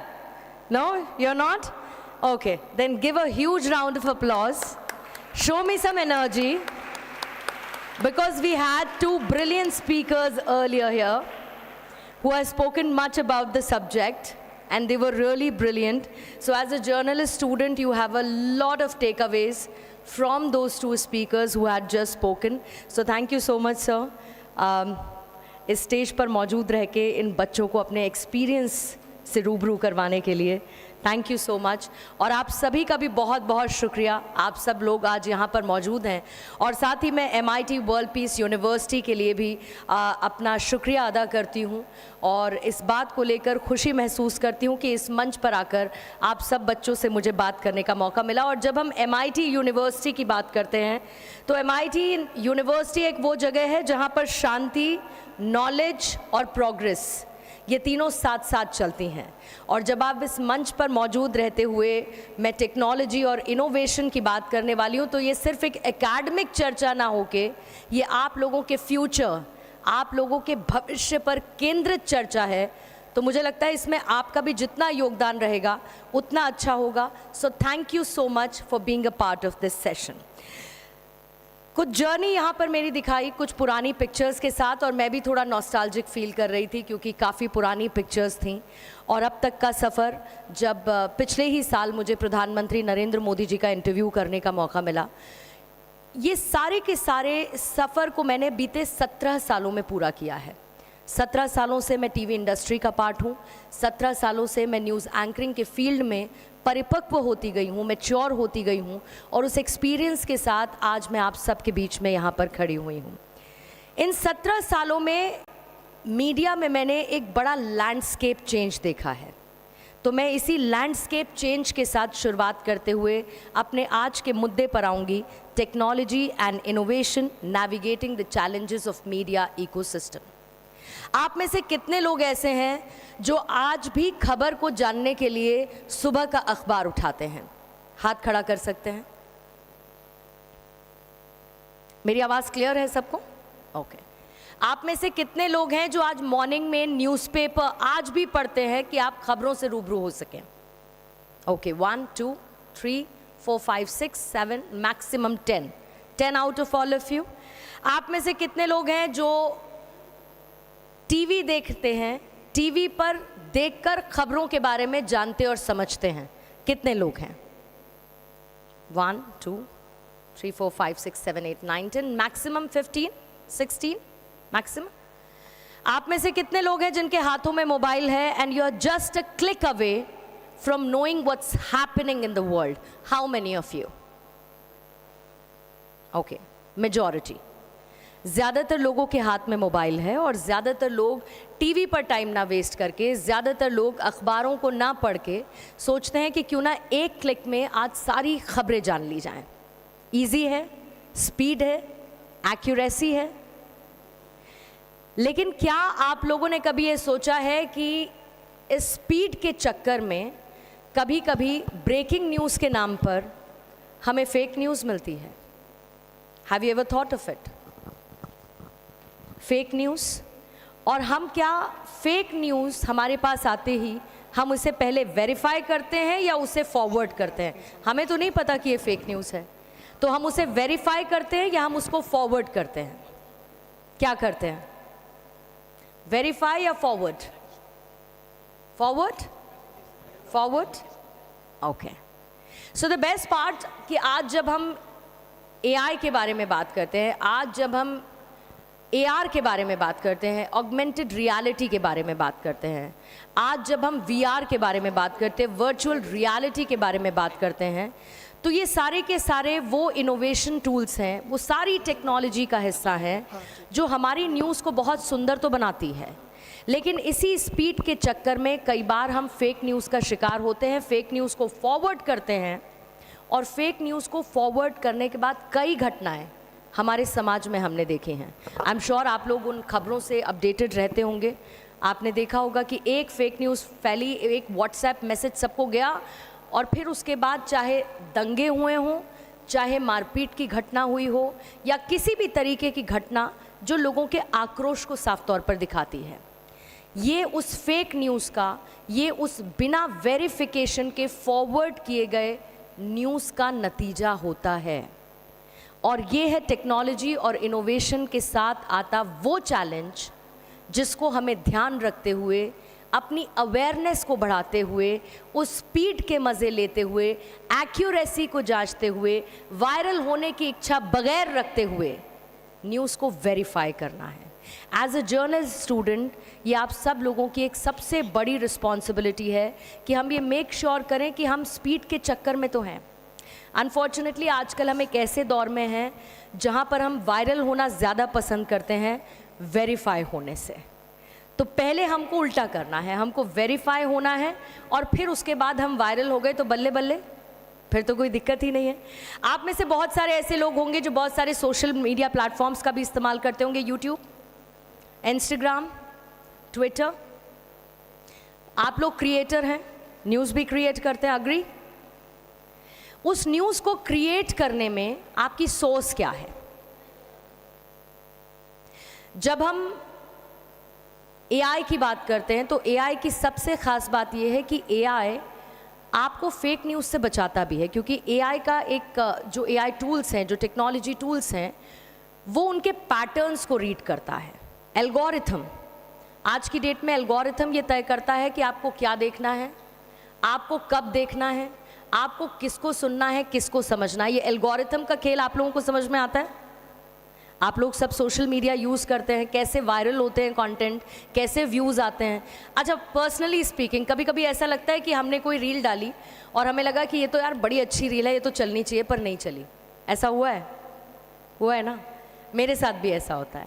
ये इसलिए होता है क्योंकि it is all the game of algorithm. अगर आप algorithm समझ गए तो मान के चलिए कि आपका सारे के सारे आपके जितने भी वीडियोस हैं वो वायरल हो सकते हैं। आप जिसकी रीच जितनी ज़्यादा बढ़ाना चाहते हैं, आपको एल्गोरिथम को समझना है। लेकिन इसी एल्गोरिथम की एक्यूरेसी और इनएक्यूरेसी में एक बहुत महीन लाइन होती है, और वो महीन लाइन हमें लेकर जाती है उन चुनौतियों की तरफ जो कि टेक्नोलॉजी और इनोवेशन की वजह से सामने आते हैं। अब सवाल ये है कि जब हम टेक्नोलॉजी के साथ आगे बढ़ रहे हैं तो ये बदलाव हम नेविगेट कर रहे हैं या फिर हम इसमें खुद को कंज्यूम करवा रहे हैं?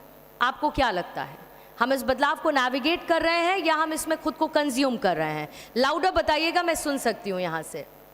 नेविगेट कर रहे हैं या इस बदलाव के बीच में हम इसमें कंज्यूम हो रहे हैं? सुनाई नहीं पड़ा।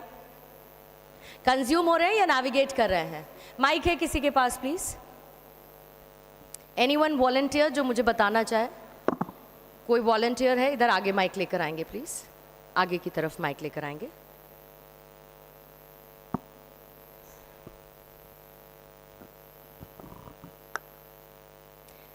टेक्नोलॉजी के इस चेंज में हम इस पूरे बदलाव को नेविगेट कर रहे हैं या हम इसमें खुद एब्जॉर्ब हो रहे हैं? एब्जॉर्ब हो रहे हैं, we are consuming it. We are consuming it. And why do you think so? Basically, as you mentioned, do we verify it or we just directly forward it? I think majority of the people, they just forward it, they believe whatever they see on internet, and people nowadays, like be it any social media platform, networking site, whatever we see, we want to follow it. We want to become a part of the trend. So basically we are consuming it. मैंने ये सवाल इसीलिए पूछा क्योंकि आप लोग भविष्य के कम्युनिकेटर्स हैं, आप लोग भविष्य के जर्नलिस्ट हैं। मुमकिन है आने वाले समय में किसी ना किसी संस्थान में आप लोग काम करते हुए नज़र आएंगे, और इसीलिए जब हम टेक्नोलॉजी और इनोवेशन की बात करते हैं, सबके साथ अपने प्लस और माइनस होते हैं, तो हमको प्लस को अपनाना होता है और माइनस को छोड़ना होता है, माइनस को डिलीट करना होता है। सो इसीलिए instead of getting consumed, we are suppose to navigate this change. हमें इसकी दिशा को तय करना है ताकि हम सही तरह से आगे बढ़ के इसके नुकसान को होने से रोक सकें। Since you are the future journalist, that's why I was suppose to mention it. अब थोड़ी सी मैं ज़रा पर्सनल एक्सपीरियंस की बात कर लेती हूँ, क्योंकि सर की तरफ से बहुत इलेबोरेटेड वे में टेक्नोलॉजी और इनोवेशन को लेकर काफ़ी डिटेल्स बता दी गई हैं। आप लोगों को लगता है कि एक न्यूज़ एंकर होने के नाते मेरे लिए एआई या फिर टेक्नोलॉजी या किसी तरीके की इनोवेशन की कितनी ज़रूरत पड़ती होगी?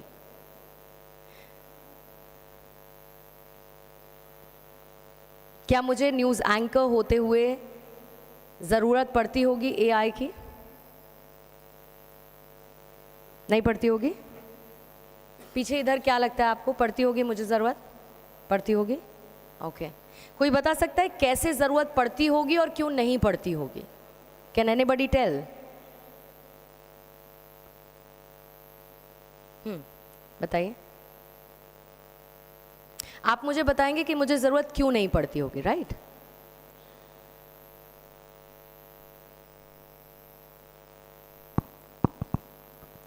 So basically for a news anchor I believe the main thing जो उनको करना होता है कि जो भी न्यूज़ इनके पास आ रहे हैं वो सिर्फ उनको मतलब बोलना है या प्रेजेंट करना है। जो भी वेरिफिकेशन का काम होता है, जो न्यूज़ इकट्ठा करने का काम होता है, वो बैकडोर्स टीम करती है, एटलीस्ट अकॉर्डिंग टू जितना मुझे पता है। Okay, so I will try and clarify it. An anchor is the final filter on screen. आपके पीछे से कितनी भी गलतियां आए, आपके टेलीप्रॉम्प्टर पर कितना भी गलत लिखा हो, आपको आपके ईयरफोन में, ईपी में कितनी भी गलत कमांड क्यों ना आए, an anchor is the final filter. सबसे गलती हो जाए, एंकर से गलती नहीं होनी चाहिए, क्योंकि उसके बाद करेक्शन का स्कोप नहीं है। ऑन एयर जो गया और गया। और सोशल मीडिया के ज़माने में ये बहुत माइनस पॉइंट है। देखिए टीवी पे क्या होता है कि जो एक बार चीज़ आई चली गई, रिपीट टेलीकास्ट कब देखोगे? नहीं होगा ना, लाइव चल रहा है। सोशल मीडिया के आने से क्या है कि ताउम्र आपकी वो क्लिप, आपकी वो कही हुई बात उस सोशल मीडिया पे स्टोर हो जाती है। आप जब चाहे कभी भविष्य में कि पूर्णिमा मिश्रा ने कौन सी गलतियां की होंगी, आप उठाकर देख सकते हैं। इसीलिए वो फाइनल फिल्टर इतना इम्पॉर्टेंट है, क्योंकि अब उम्र लंबी है उस चीज़ की। सोशल मीडिया पे वो फॉरएवर है, यूट्यूब पर वो हमेशा के लिए है। तो फाइनल फिल्टर एक एंकर होता है जिसके लिए किसी भी इंफॉर्मेशन को वेरीफाई करना, and it's a team work. Input output final anchor तक पहुंचते हुए उसको वेरीफाई करके स्क्रीन पर रखने का काम एंकर का होता है। इसीलिए एंकर को भी आज की डेट में उस टेक्नोलॉजी की, उस एआई की, उस इनोवेशन टूल की ज़रूरत है। फॉर एग्जाम्पल आपको मैं उदाहरण देती हूँ और फेक न्यूज़ के भी उदाहरण दूंगी। आपने इससे पहले डीप फेक के वीडियोस काफ़ी देखे होंगे। डीप फेक वीडियोस आप लोगों ने देखे होंगे। That is the misuse of AI, that's the misuse of technology and innovation. आपको रिसेंटली याद है पहलगाम में आतंकी हमला हुआ। So I was doing the anchoring. Pahalgam में आतंकी हमले के बाद I was continuously on air. Pahalgam में आतंकी हमले में बहुत सेंसिटिव इन्फॉर्मेशन थी। आप सब कुछ नहीं बोल सकते, आप उसी समय राइट टाइम पे इन्फॉर्मेशन नहीं दे सकते। जब तक इन्फॉर्मेशन वेरीफाई नहीं हो जाए तब तक आप उसे नहीं रख सकते, because it was a terrorist attack. Encounter what we did was Operation Sindoor. I was anchoring throughout the night. शाम को 7, साढ़े 7 के आसपास खबर आई और सुबह तक चलती रही और मैं पूरी रात एंकरिंग कर रही थी, लेकिन कहीं से कोई खबर नहीं थी। सोशल मीडिया पर विजुअल्स की बाढ़ आ गई। ट्विटर पर विजुअल्स थे कि ये तो ऑपरेशन सिंदूर के विजुअल्स हैं। मैं ये नहीं कहूँगी कि गलतियाँ नहीं होती और कंप्लीट फिल्टर हो पाया हो, ये भी नहीं कहूँगी। बहुत सारे चैनल्स ने ऐसे बहुत सारे वीडियोस चलाए जो शायद ऑपरेशन सिंदूर से ताल्लुक़ भी नहीं रखते थे। हम लोगों ने कुछ वीडियोस चलाए, फिर उसके बाद ये कॉन्शियस एफर्ट लिया, ये डिसीजन लिया कि हम इन सारे वीडियोस को जब तक वेरीफाई नहीं हो जाएंगे तब तक इनको नहीं चलाएंगे। I was talking to my defence sources continuously, I was anchoring, I was on text. उनके पास से जितना आया हमने उतना चलाया, सोशल मीडिया से उठा के नहीं चलाया। But there comes a question for you all, क्या आप लोग उस न्यूज़ चैनल को देखना पसंद करेंगे जो रिपीटेटिव इन्फॉर्मेशन दे रहा है, या उस चैनल को जो हर सेकंड में एक नई जानकारी आपको दे रहा है, वो वेरीफाइड हो या ना हो? Which one would you like to see? Anyone?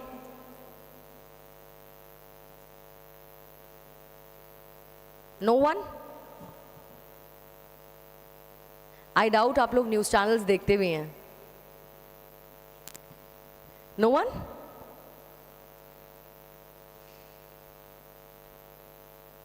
Okay, the first one, you mean to say कि वो चैनल जो भले ही रिपीटेटिव दे इंफॉर्मेशन, बट वेरीफाइड होनी चाहिए। लेकिन ब्रेकिंग फर्स्ट की इस दौड़ में ये वेरिफिकेशन पीछे छूट गया है। सबसे पहले दिखाना है, तुरंत दिखाना है, विद इन द सेकेंड दिखाना है। वो सवाल कि लेट क्यों हुए, इस चैनल ने पहले दिखाया तो तुमने पहले क्यों नहीं दिखाया।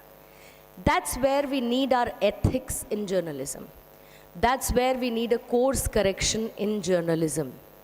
एआई ने हमें बहुत आज़ादी दी है, टेक्नोलॉजी ने हमें बहुत एडवांस किया है, लेकिन इसका दुरुपयोग नहीं होना चाहिए। और उसमें सबसे इम्पॉर्टेंट है आपका कॉन्शियंस, आपके एथिक्स, आपका real journalism.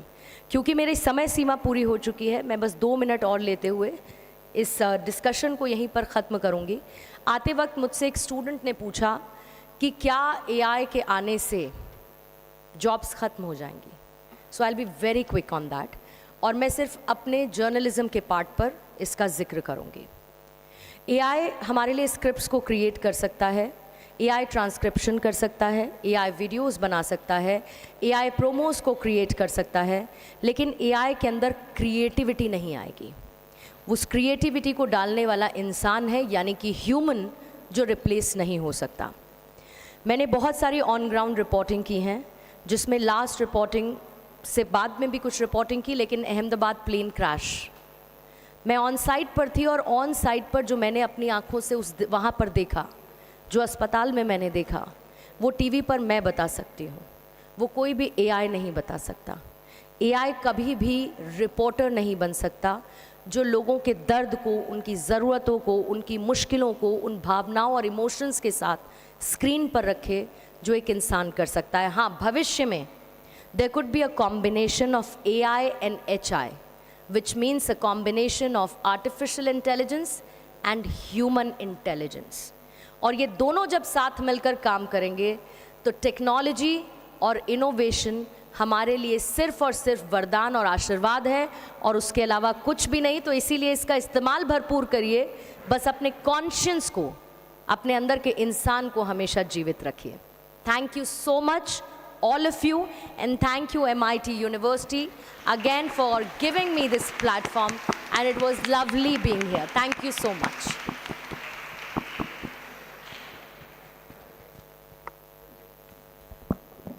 Thank you so much, ma'am. I personally believe it really was inspiring to our future journalists. I hope it was. Well, if knowledge inspires progress, that session has truly been a step forward. Right now, we are going to have a 10-minute tea break. You guys are not allowed to leave. You are going to remain seated. So do not even think about leaving, because we have a very special skit after the tea break. So kindly remain seated. Thank you. I repeat, it is going to be for 10 minutes. The tea break is going to be for 10 minutes. Thank you.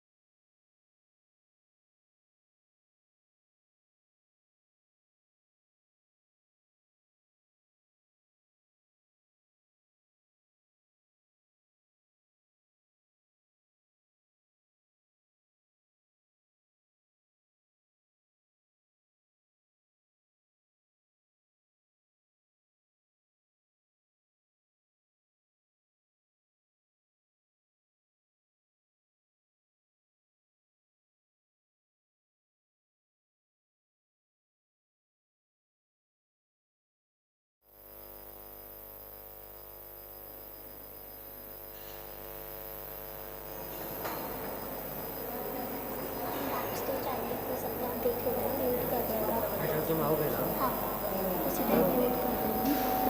और नहीं बोलेगी तो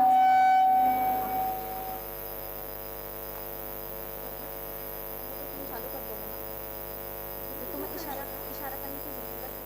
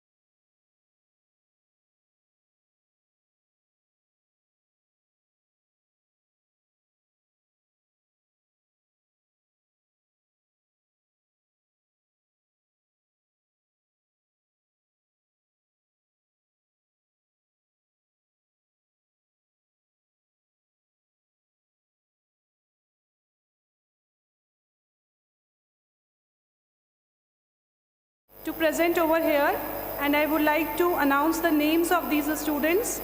Raghav from FIMA, Nidhi Channani from FIMA, Krutika, Andrila from TYBA, Krutika was again from FIMA, Abhijit from FIBA, and Shantanu from FIMA.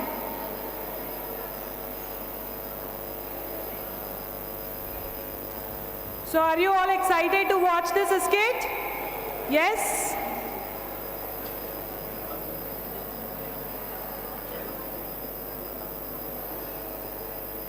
So before our performers come on stage, please give them a huge round of applause.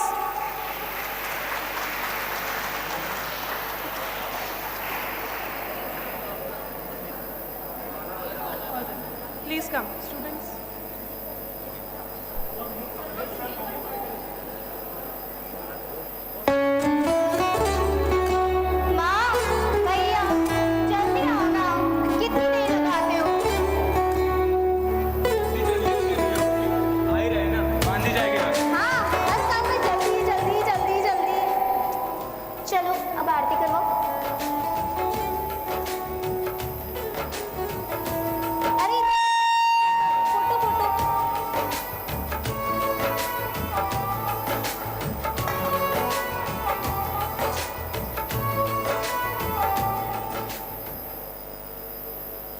Happy Rakshabandhan मेरे भैया। हाँ हाँ बन गई tight, रहने दो।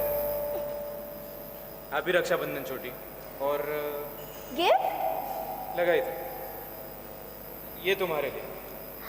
ये ring है ना, तुम्हें सारी लोगों की बुरी नजरों से बचा के रखेगी, ठीक है?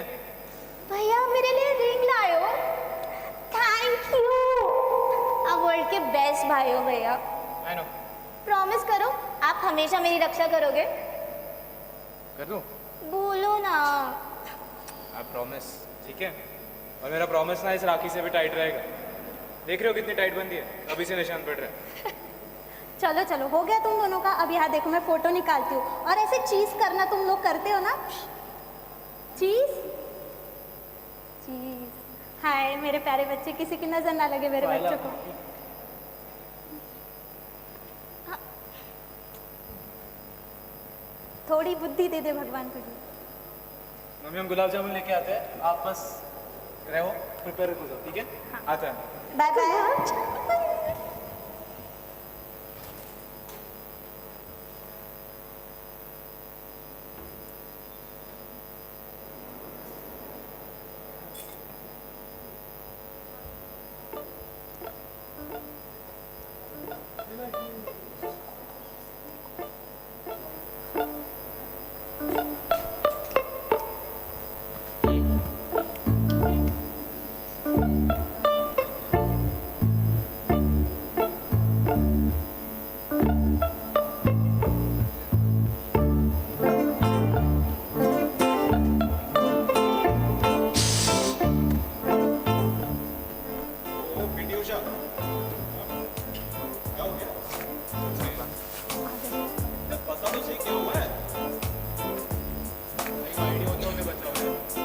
चलता रहा तो कैसे चलेगा भाई?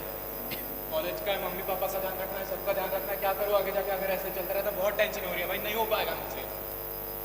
देख अभी के लिए मैं तेरा ध्यान रखता हूँ, तू ये ट्राई कर, इससे तेरी सारी टेंशन निकल जाएगी। नहीं नहीं भाई, मैंने मम्मी से वादा किया मैं ये सब नहीं करूँगा। ट्राई कर, ये मेरे तरफ से तेरा ट्राई कर, ट्राई कर। लेकिन इसकी आदत कुछ नहीं हो, कुछ नहीं, ट्राई कर, just try it, let me know.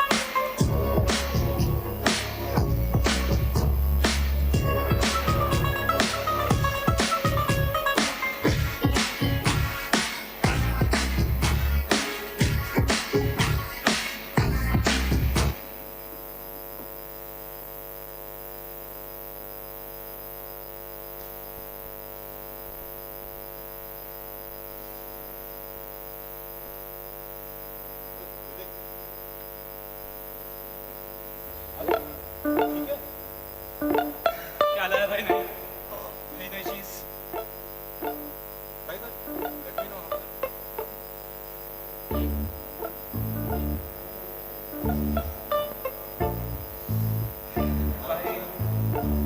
भाई इसके बिना तो काम ही नहीं चल रहा यार। मेरे को तेरे लिए है, ये नहीं चाहिए था भाई, आदत लग गई ना यार। अरे चोटी कोई नया माल आया लेकिन नहीं अभी नहीं है, तो एक बात सुन। भाई मैं और कुछ किसी और चीज के बारे में सोच ही नहीं पा रहा हूँ यार। मैं life is revolving around this now भाई, क्या करूँ बता ना यार। अरे रिवॉल्विंग थॉट तो तुझे, tell me what is the kind of fish that is always on your mind when it comes to but it's get form what sophisticated. हाँ ना, चल भैया आप नशे करते हो? छोटे तू अंदर जा, हम पढ़ाई कर रहे हैं। पढ़ाई? ये पढ़ाई चल रही है भैया आपकी? तू जाना यार अंदर। भैया माँ कहती थी कि आप इन लोगों के साथ मत रहिए, आप नहीं सुनते थे ना? नशे करने लग गए आप? क्या करेगी तू? भैया मैं माँ को बताऊंगी जाके। माँ को बताएगी? हाँ। बेटा सुन ले, तूने माँ या किसी और को बताया ना कुछ भी, तेरा जीना हराम कर दूंगा, ठीक है? याद रखे बात। जा बंद, चल जा। अंजलि अंदर जा, बोला ना अंदर जा।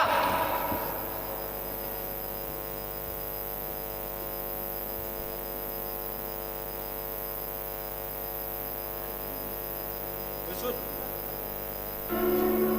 अरे सोचो, दिल्ली कोई अच्छा स्टॉप लेकर उसके पैसे लगेंगे। एक पैसे मैं माँ से ऑलरेडी ले चुका हूँ यार, और थोड़ा डिफिकल्ट है। देख वहाँ पे ना एक रिंग रखा और स्टॉक तो मेरे पास है। वो अगर ला सकता है पैसे तो फिर मेरे को अबे वो बता देना। Let me know.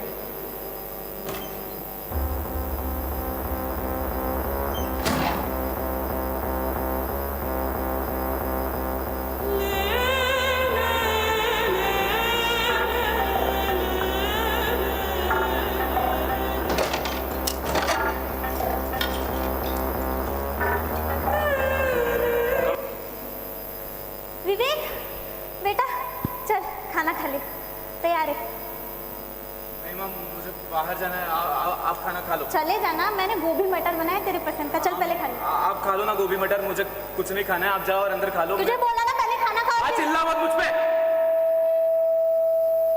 नहीं खाना बोला ना यार मुझे गोभी मटर। मैं बाहर जा रहा हूँ, रात को आऊंगा या नहीं पता नहीं। आप अंदर जाओ और खाना खा लो,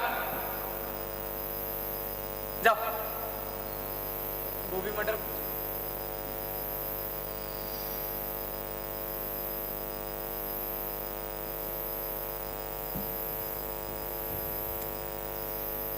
कहाँ गया?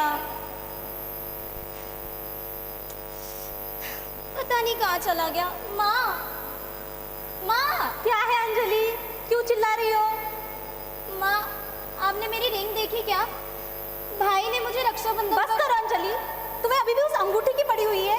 यहाँ तुम्हारा भाई कुछ खा पी नहीं रहा, जब देखो तब पैसे मांगता रहता है। पूछती हूँ तो बताता भी नहीं है कि क्यों चाहिए। ऐसा लगता है कि एक गवर्नमेंट ऑफिस है और वो यहाँ का एम्प्लॉय। आता ही नहीं है, आता भी है तो सिर्फ पैसे मांगने के लिए। नास पीटा कहीं का। और तुम भी दिन बर दिन उसी की तरह बनती जा रही हो। आपको कभी समझ नहीं आएगा ना माँ, वो रिंग मेरे लिए कितनी जरूरी थी। आप नहीं समझोगी। नहीं अंजलि, बेटा छोड़ो, मेरा वो मतलब नहीं था अंजलि।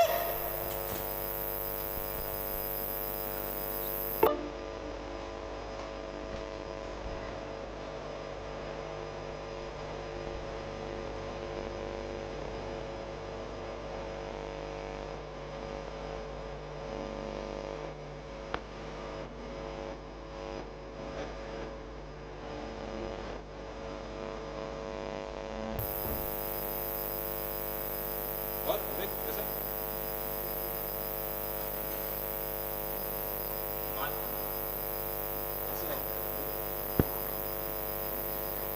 बढ़िया बढ़िया। मैं बोला था तो लाया पैसे का जुगाड़ हुआ है कि नहीं पता, वो बताओ भाई। पैसे तो नहीं हो पाए, लेकिन ये रिंग लाया हूँ मैं तुझे बोला। अरे मैं क्या तुझे सोनार का दुकान दिख रहा हूँ क्या? भाई प्लीज कुछ जुगाड़ कर लेना, प्लीज मुझे दे दे यार। मैं अच्छा आराम से चिपक मत।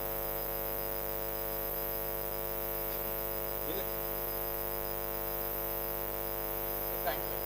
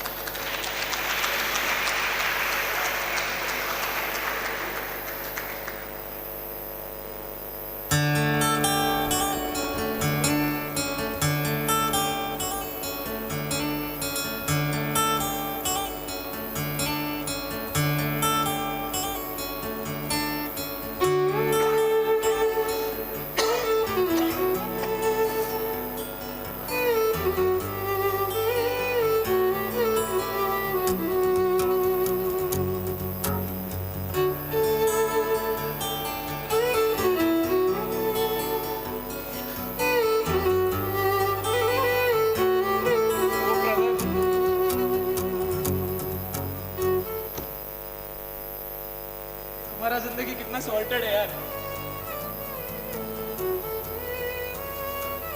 ना काम का टेंशन, ना कुछ, बस दिन भर सोए रहो। और हमारा इट्स अ रैट रेस, और हम दौड़ते रहते हैं, सिर्फ दौड़ते रहते हैं हम, और कुछ है ही नहीं हमारे जिंदगी में। एक दिवाली के ऑफर की तरह खून पसीना एक करो, लाइंस में खड़े रहो, और एंड में सबको मिलेगी ऑफर। ऐसे नहीं रह जाएंगे लोग, कुछ ऐसे ही।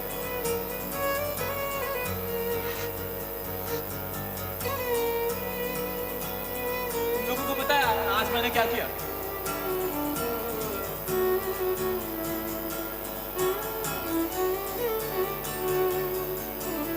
आज मैंने अपनी बहन से, वो बहन जिससे मैं अपनी जान से भी ज्यादा प्यार करता हूँ,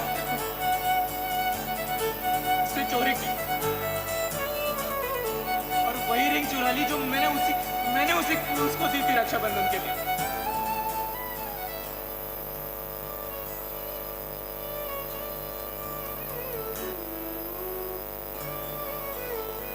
और क्यों किया मैंने ये?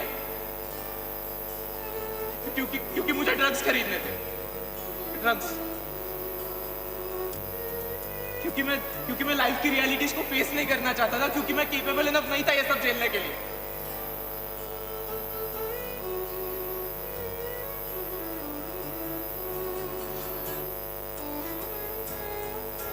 कहाँ गया वो विवेक जो अपनी बहन के लिए अपनी जान भी दे सकता था? वो विवेक जो अकेला इंसान था, अपनी माँ को पोहे में आलू ना डालने के लिए, मनाने के लिए, जिसके वो विवेक जिसे जिंदगी से कुछ उम्मीदें थी।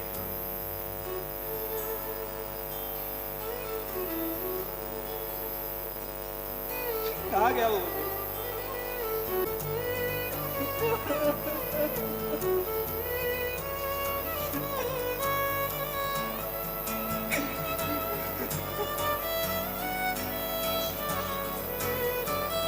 Listen world,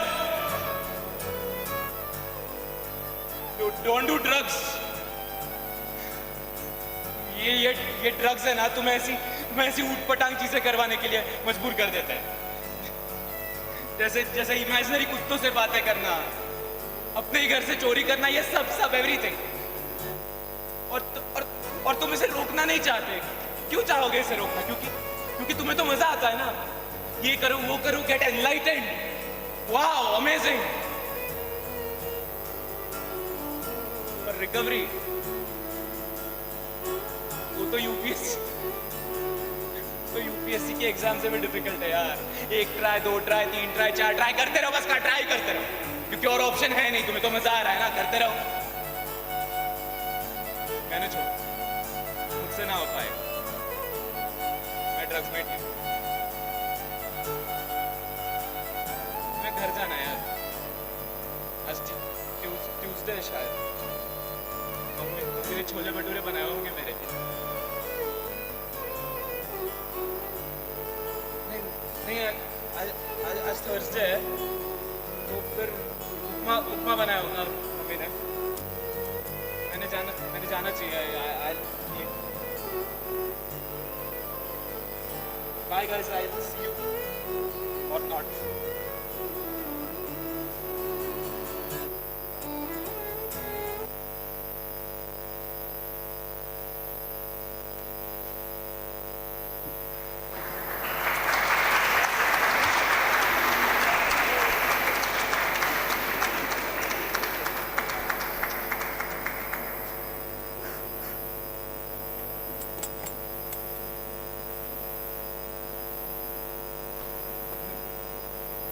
विवेक,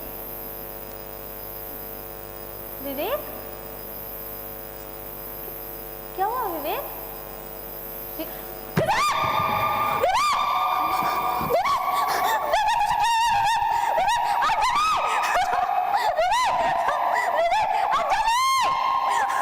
क्या हुआ माँ? भैया, भैया, माँ क्या हुआ भैया को? इसको तो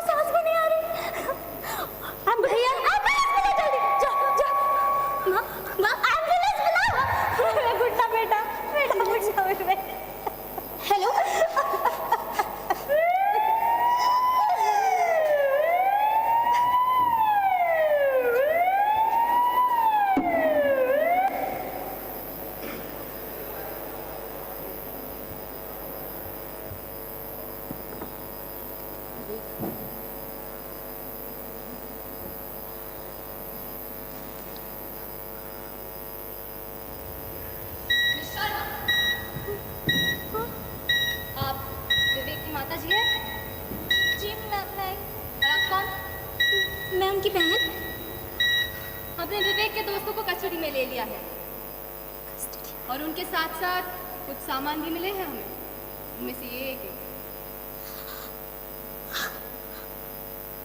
माँ, ये तो वही अंगूठी है ना जो भाई ने मुझे गिफ्ट करी थी। ये वही है, पर ये आपके पास कैसे? जी क्यों, ये मेरे पास इसीलिए आया क्योंकि आपके भाई ने ड्रग्स खरीदने के लिए इसे बेचा। ड्रग्स एक ऐसी चीज है जो अपनों को भी अपनों से दूर कर देता है, अपनी पूरी फैमिली को तबाह कर देता है, सबको तबाह कर देता है। और आप लकी हैं कि आप विवेक का इलाज करवा पाए, वरना कुछ फैमिली को बर्बाद हो। फिक्र मत कीजिए, अब विवेक को मेडिकल हवाले के हवाले कर दीजिए। दुआ कीजिए कि वो जल्दी ठीक हो जाए। चल रहे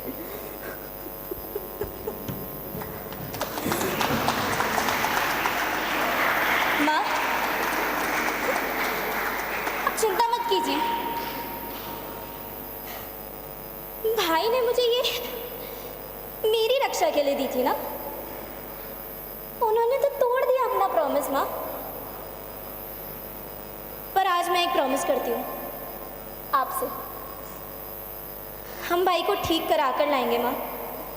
आई प्रॉमिस, उनकी रिकवरी करके हम जल्दी उन्हें घर लेकर आएंगे। आप चिंता मत कीजिए माँ।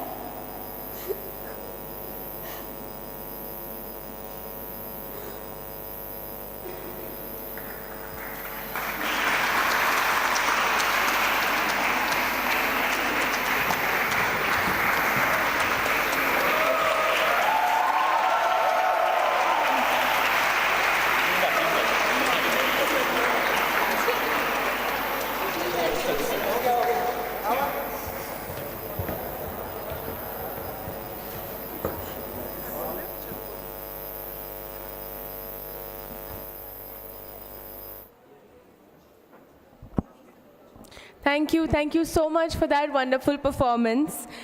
Kudos to all of our students of the Department of Media and Communication for taking such a heavy topic and portraying it beautifully, for we are all at such a malleable age. Addiction not only ruins our lives, but would you be willing to trade a lifetime of pain for momentary pleasure? It really makes you think. I have one line to say: stay in school, kids, don't do drugs. Satyamev Jayate. Now, moving on from the skit, next up we have our academic session. So I request you all to kindly be seated, keep your mobile phones on silent while the spark that we have for knowledge gets lit into a fire. Thank you.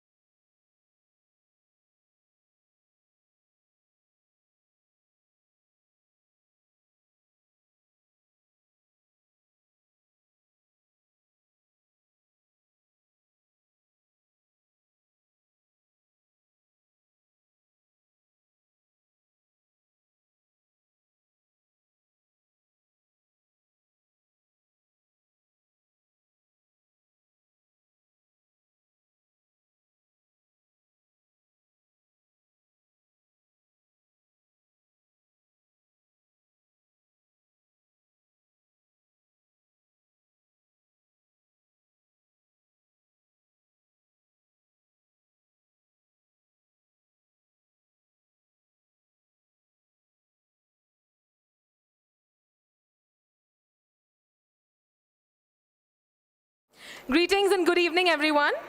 I warmly welcome all the academicians, research scholars, faculty, and students present here today. The 7th edition of the National Conference on Media and Journalism, hosted by our very own Department of Media and Communication, MIT WPU, has been going pretty well so far. And what better way to end day one than with the academic session, Media Beyond Boundaries, Innovation, Influence, and Transformation. Now, I understand that research is not everyone's cup of tea, but I'm sure that this session will leave you with so many different surprises more than one. It will leave you with thought-provoking perspectives, critical insights, and research contributions that redefine the mediascape today. I am Amrita Reddy from SYMA, and I am honored to be the host for this session. Now, moving on to the heart of the event, it is worth noting that every academic discourse needs the momentum of being guided by an experienced mind. On that note, it is my absolute privilege to introduce the chair for this session, Dr. Shamim Mohammed. He is an associate professor and program director at MIT World Peace University, Pune. Sir, can we have you on stage, please? Please give a huge round of applause.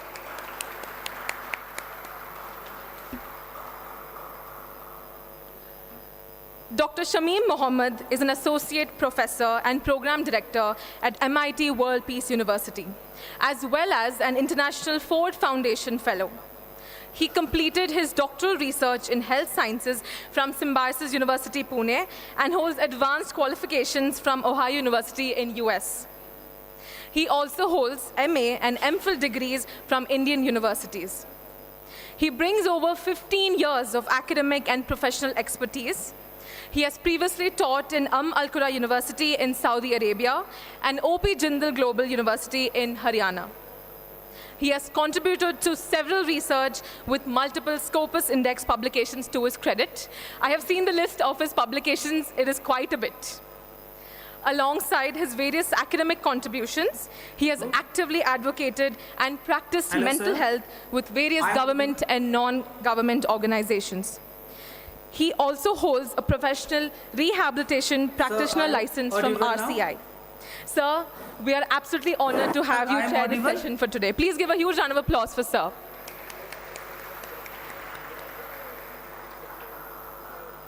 I now invite the program director of the Department of Media and Communication, MIT World Peace University, Dr. Anu Nair, on stage to felicitate our session chair, Dr. Shamim Mohammed, as a token of our respect and appreciation.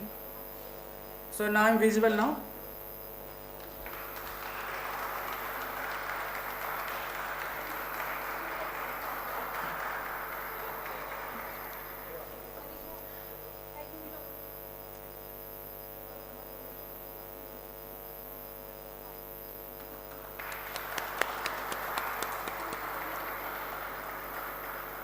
Thank you, ma'am. Thank you, sir.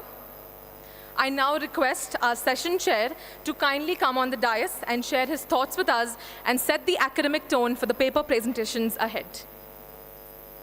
Very good evening. Very few people remaining now.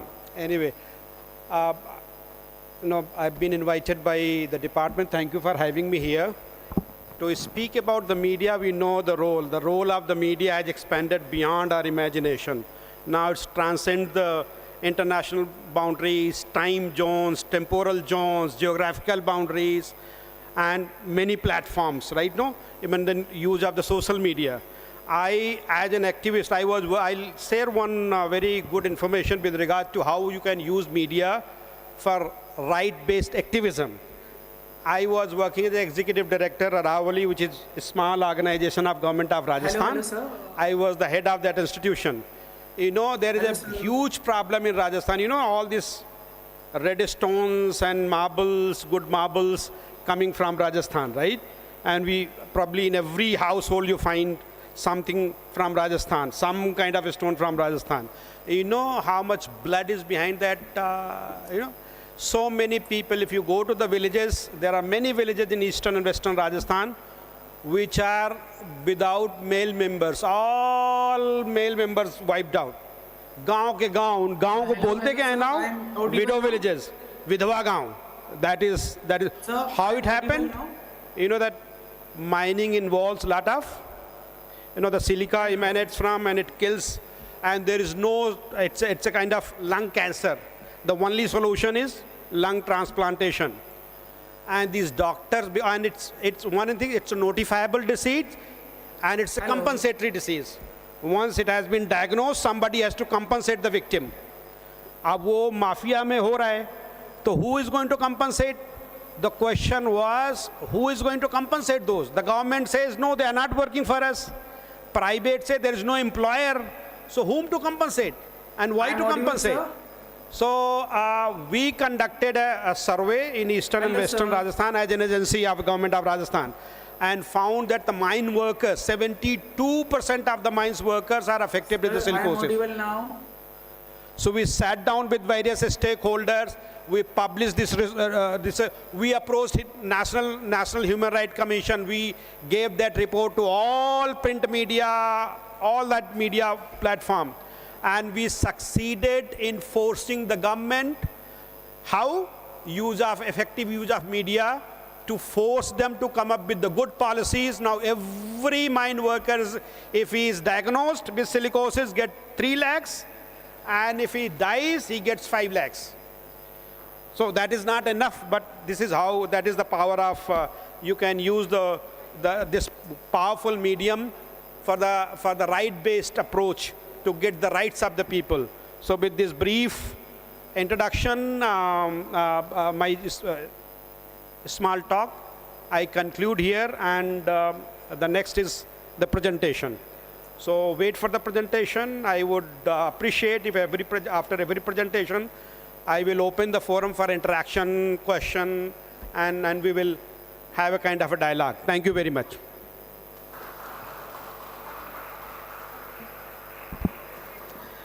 Thank you so much, sir, for your insightful words. Now, as someone who is in the process of doing her research, I understand that research is not at all easy. It takes courage to even start to do research, also to even present it on a dais and such a platform as NCMJ. So let's begin with the paper presentations. First up, we have Rohit Yadav, research scholar, and Dr. Anup Kumar, assistant professor, both from the Department of Culture and Media Studies, University of Rajasthan. They will present the paper titled Exploring the Role of Gen AI in Journalism, a study of its impact on journalistic practice. Please come on stage. Sir, can you hear me? Hello? Sir, can you hear me? Okay, so should I present this PPT? Yes, sir.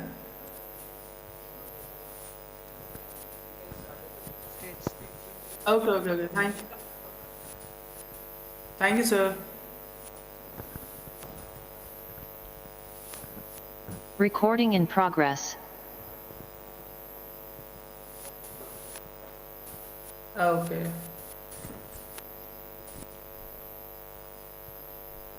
Good evening, everyone. Sir, I am audible now? Yes, you are, sir. Go ahead. Okay. Good evening, everyone.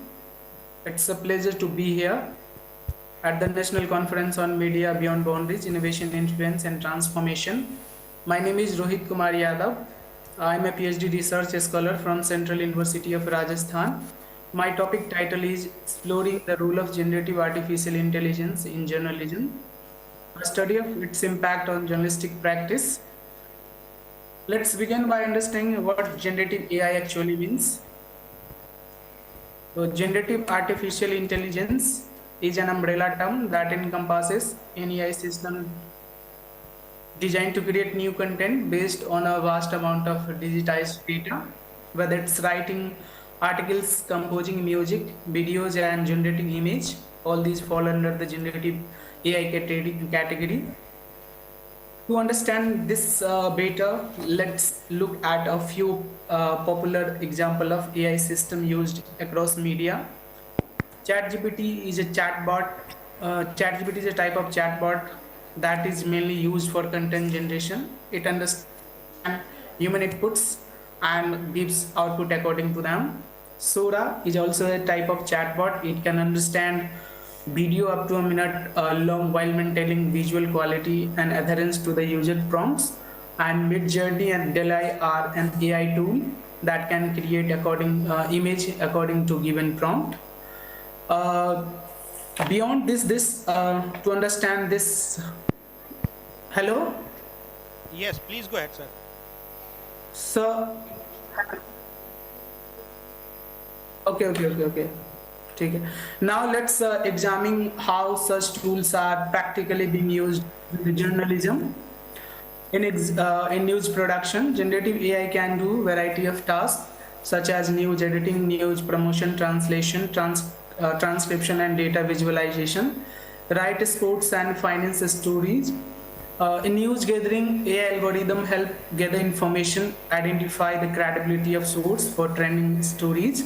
In news verification, it helps journalists to do real-time fact-checking, and a number of publications have been experimenting with AI-generated headlines, which are then checked by editors. But the generative AI do not stop here, because in news distribution and moderation, AI tools sir, to interrupt you. can auto-publish the news for social media and websites. Copy editing, note-taking, and transcription are widely used in newsroom.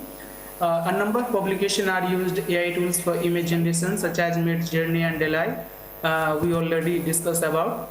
So now let's see in the how international media are using AI tools in their news production. The Washington Post successfully generated hundreds of articles with the assistance of a AI model. Sir, your slides are not moving. 2016 Rio Olympic Games. Australian news organization News Corp generated 3,000 articles through the use of generative artificial intelligence, and Reuters utilized an AI tool, News Tracer, which tracks social media in real time. Now shifting our focus to let's explore how Indian media landscape is engaging in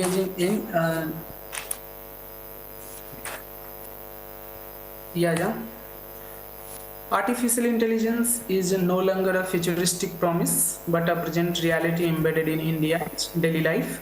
According to the Boston Consulting Group BCG 2025 report, India has a market. Please go ahead, but your slides are not moving, sir. Market projected to expand more than threefold, surpassing around 17 billion by 2027, placing the country among the fastest growing AI economy worldwide.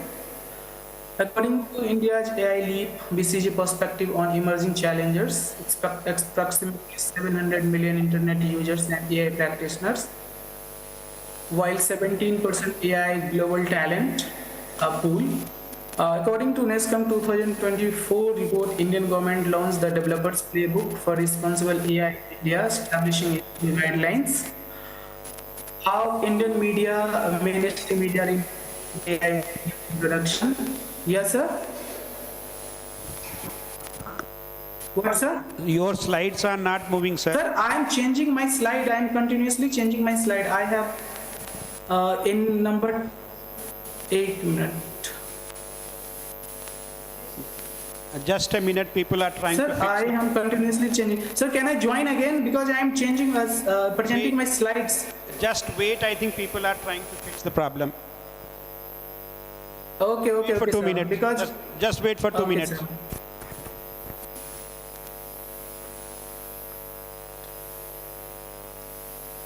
So now it's visual now, sir?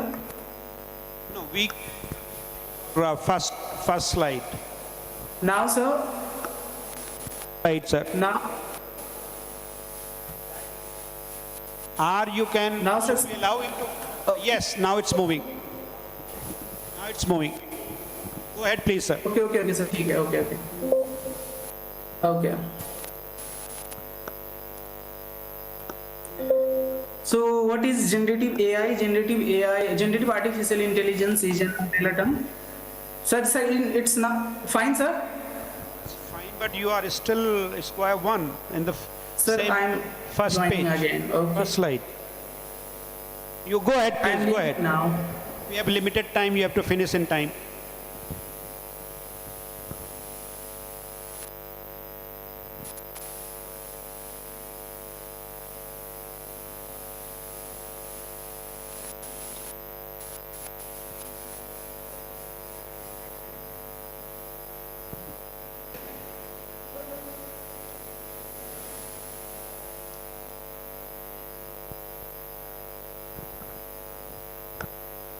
Power and shortcomings of the media, right?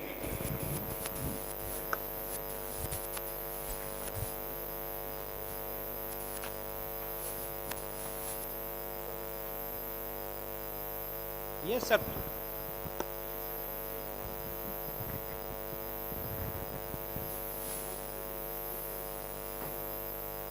Okay, ma'am. Yes, sir. Go ahead, sir.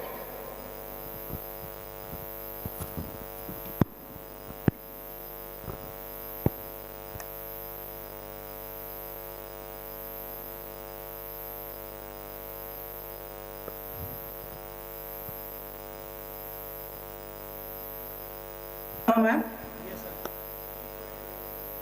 Because there are other speakers. Can you see my slides?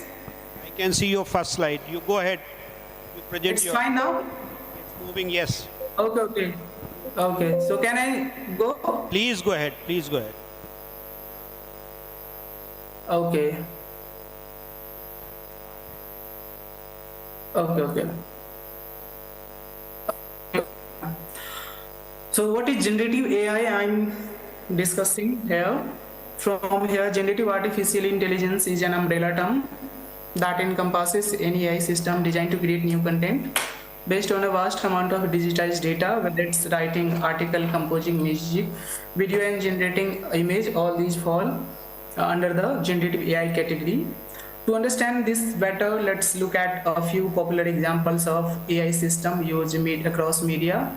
ChatGPT is a type of chatbot that is mainly used for content generation. It understands human inputs and give output according to them.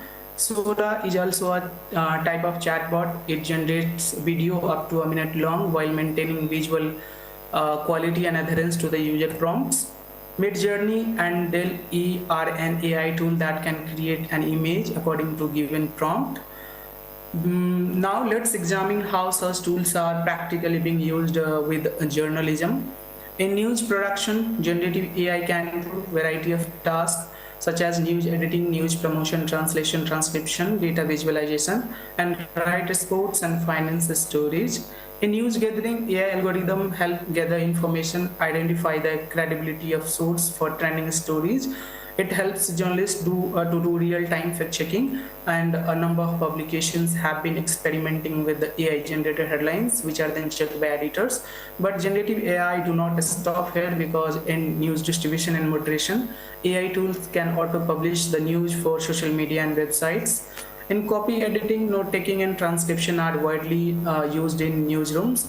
A number of publications are using AI tools for image generation, such as Midjourney and Delhi, we already discussed about. To see real-world impact, how international media are using AI in their newsrooms. The Washington Post successfully generated hundreds of articles with the assistance of its own AI model Heliograph during the 2016 Olympic Games. Australian news organization News Corp generated 3,000 articles through the use of generative artificial intelligence, and Reuters utilized an AI tool, News Tracer, which tracks social media in real time. Now, shifting our focus to India, let's explore how Indian media landscape is engaging with generative AI. Artificial intelligence is no longer a futuristic promise, but a present reality embedded in India's daily life. According to the Boston Consulting Group, BCG 2025 report says that India's AI market is projected to expand around 17 billion by 2027, placing the country among the fastest growing AI economic worldwide. And according to the India's AI Leap BCG perspective on emerging challengers, approximately 700 million internet users and AI practitioners, while 16% global AI talent was second only to the USA. According to the NASCOM 2024 report, the Indian government launched the Developers Playbook for Responsible AI in India, establishing ethical guidelines. If I talk about mainstream media, so television networks, main television networks are integrating AI in their news production, but print and digital media are not far behind because Indian Express, Dainik Bhaskar, and News Laundry are actively using AI tools in their news reporting and content creation. To adoption of generative AI, there are some examples of AI anchor Sana takes over news broadcasting, and AI generated image which is used in Dainik Bhaskar news report. There are some reports who says that heavy adoption of generative AI, but still there are some ethical guidelines and the AI policies are still lack. According to the Thomson Reuters report, 81% of journalists are integrated with generative AI, while 53.4% of participants are expressed high level of ethical worries, and only 13% having an AI official policy in their workplace. According to London School of Economics, at least 85% of over 100 newsrooms are using generative AI in their journalistic tasks. Canadian Journalism Foundation found that 85% are concerned about the spread of misinformation, while India's AI Leap report says that reducing production cost by over 80% and increasing speed by over 70%. Now, why my study mattered? Because generative AI is reshaping how news is written, edited, visualized, and delivered. Understanding this shift is essential to keep journalism relevant in the digital era, and most existing studies are focused on Western media. So there is a very limited academic work on Indian newsroom, despite their heavy adoption of AI tools. Dr. Yadav, can you hear me, Dr. Yadav? Can you hear me, Dr. Yadav? Journalism education and can inform future newsroom policy or AI guidelines. Can you hear me, Dr. Yadav? To address this gap, my clear objective is to explore how generative AI is integrating in journalism practice, and now briefly see research methodology, examining generative AI role in reshaping journalistic practice.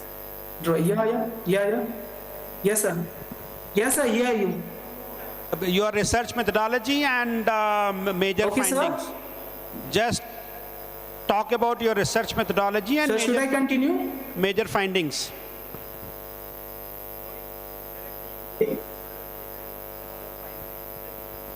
Yes, sir. Yes, sir. I'm here for findings. So major global media organizations are actively integrating generative AI into their workflows, such as automated writing, real-time fact-checking, personalization, data analysis. This is all about in news production. Early adoption targets routine and data-heavy tasks. Ethical framework or transparency policies are emerging. If I talk about an Indian perspective, but Indian media outlets are also adopting generative AI, recognizing its potential for efficiency and reach also in news production. Focus on reach rather than innovation, but ethical policy and frameworks are weak or missing. There are some advantages with the help to integrate of generative AI. Speed and productivity has gained. Personalization and multilingual news is also a very good example. Assistance in research, fact-checking, better audience engagement is also very important. While some key challenges, risk of misinformation and bias are also a big concern. Job insecurity and skill gaps is also very potential ethical challenges. Loss of editorial independence, over reliance on algorithms without supervision.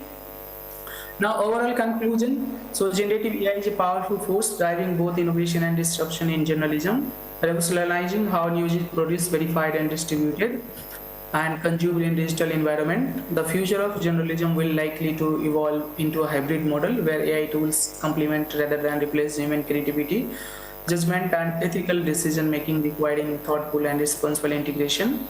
The long-term success of generative AI in journalism depends on upholding foundational value, accuracy, integrity, and public trust, ensuring technology strengthens the credibility of democratic role of the press. So it's all about my conclusion. Here are some differences which guides our research. Thank you, sir.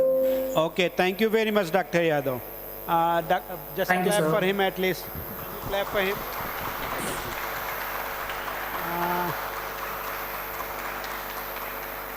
Okay. I have one question, please. Can you talk about the limitation of your studies? What are the limitations and probably some confounders which must have confounded the results of your study?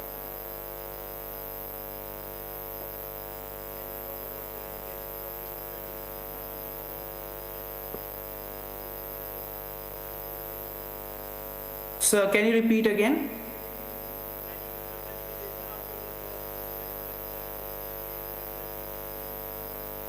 There are two sides of generative AI is emerging in these days in media news production. But if I academically talk about, so there is a limited studies on Indian perspective. So this is the limitation that we found. And what must have confounded the results of your study? Any idea, like, what you found, maybe due to some major findings? If I talk about Indian perspective, Indian media are integrating generative AI, but there are policies they don't have policies. So this is a big concern for Indian media, because if I talk about international media, there are also do not have policy, but they are emerging. They are at least doing their own policies. So this is the policies about India. Dr. Yadav, I'm not talking about the policy. I was talking what must have distorted the results of your study. Can you think of something which distorted the results of your study? Must have distorted the results.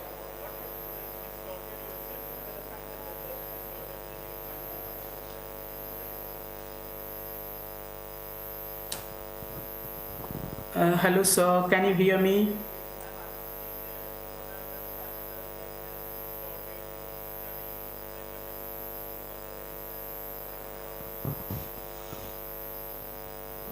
Sir, honestly, I can tell you that while making this PPT and while making this the writing paper, I faced a lot of lackness of Indian perspective articles. So these all things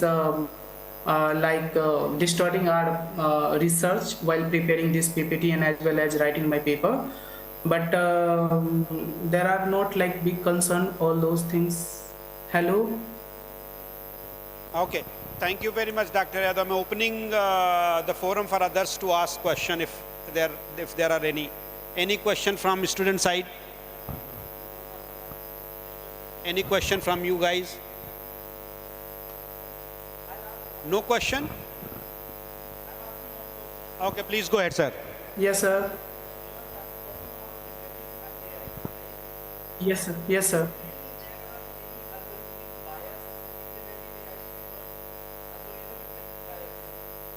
Yes, sir. Algorithmic wise. Yes, sir.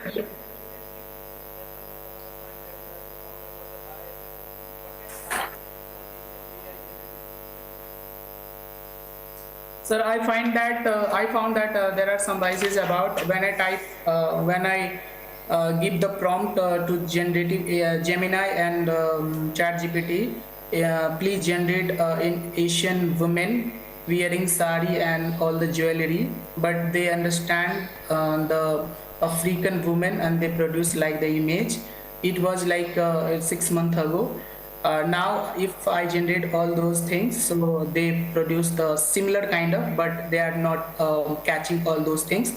If I talk about in the prompt engineering, if I give the prompt like specifically about the content generation, they make a lots of hallucination. So we are facing this type of biasness. Okay, thank you. If there are no questions, thank you very much, Dr. Yadav. thank you, Rohit, for this research. I came across, I was watching this news channel and I came across the term AI-generated image, which was, again, an image used during news. So when I was reading the PPT, I saw the line that says that AI is no longer futuristic, it's the present. It's happening even as we speak. While it's a pro that it's reducing the workflow, while it is optimizing our workflow and we're able to, snap of the finger release news, but it's also raises questions on ethical use, raises questions on accuracy, raises questions on whether news is actually fake or real. So thank you so much for this research. Can we please give a huge round of applause for Rohit? Up next, the next paper presentation, I'd like to call Ankita Kumari, research scholar at MIT International School of Broadcasting and Journalism, MIT ADT, Maharashtra. She will present her paper titled Role of Social Media in Indian Politics, a comparative study of the 2019 and 2024 Lok Sabha elections in Jharkhand. Please come on the dais.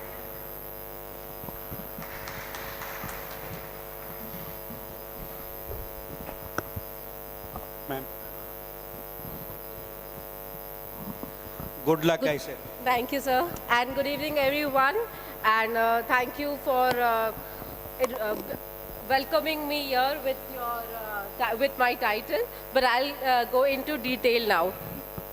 So my title speaks about social media's role in Indian politics, a comparative study in 2019 and 24 election, the Lok Sabha election. I am done.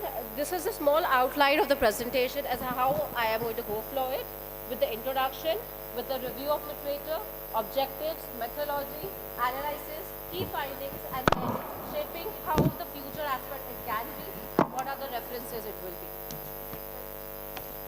So first, basic social media. We all are accompanied like what is social media is. It is a new form of communication, and obviously politics is not an exception. It has evolved into it. And social media is a forum which politics has been using as a medium to interact.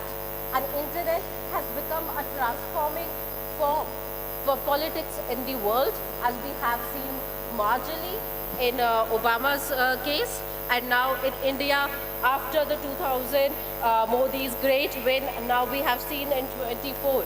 From 14 to 24, we have seen a drastic change.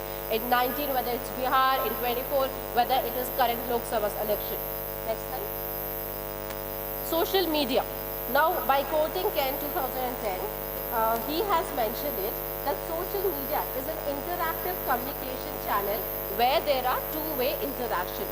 And when it comes to a modern trend right now, it has been turned into a real-time interaction, where you have a short response time, where the time has been shifted majorly.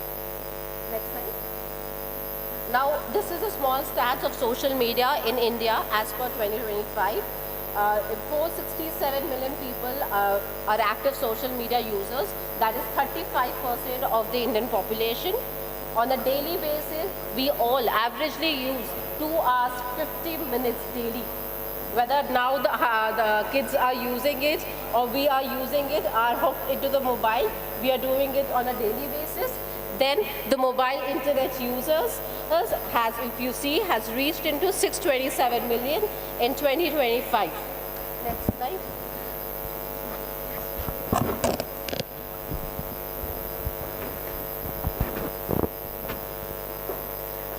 Is the audio clear now? Okay. Now, basically comes to Jharkhand. Jharkhand in India, Jharkhand is a state where your capital is Ranchi.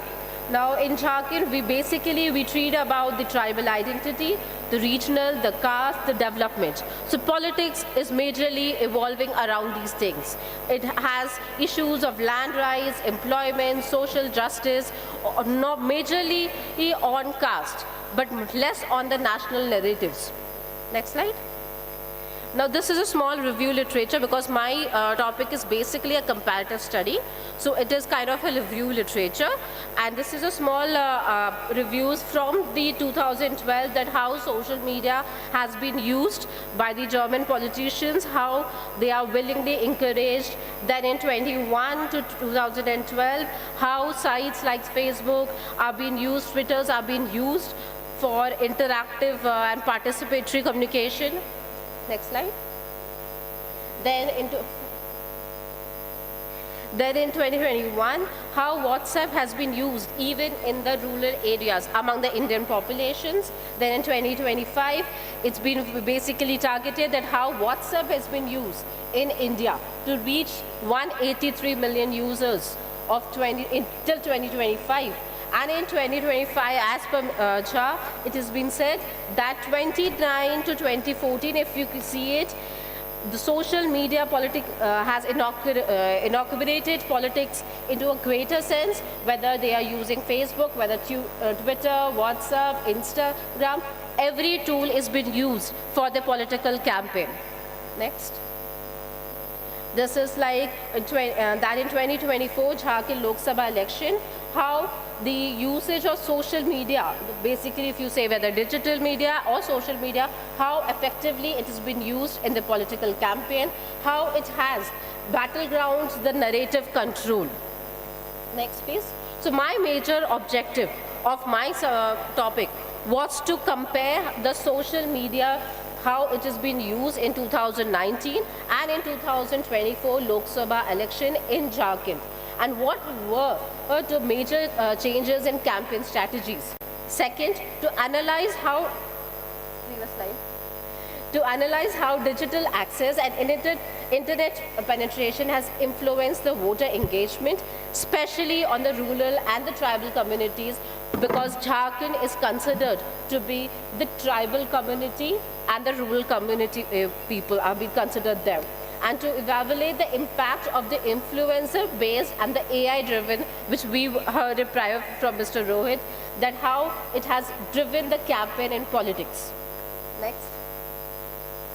Now this is the two methodology which I've used. One is the research design and data source.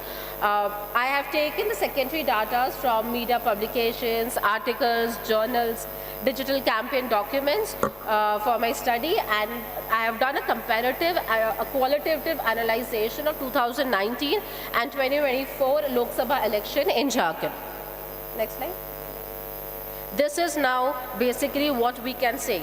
There was a digital transformation. If you see it in 2019, we can categorize it. It was an experimental phase, and 2024 it was an institutional era. So in 2019, if you see, it's based on the WhatsApp. It was a hybrid campaign where they were trying to introduce a social media, but they were not completely focusing on that. But they were more of a traditional method. Whereas in 24, if you see, they have used maximum influencer, rap videos, they are like Facebook, short videos formats, they are youngsters being used. So this is the institutional era of this time of 2024, the election. Next. Next. Now this is the Jharkhand political landscape. If you see the map, you can see there are in the whole overall Jharkhand, there are 14 constituency assembly seats of the Lok Sabha. Sorry. So in Lok Sabha, if you see, NDA won in 2019 out of 14 seats, which has dropped in 24. 9 seats have been dropped down. That was a successful change, and that because in 2019 it was majorly the BJP, if you can say, was using it.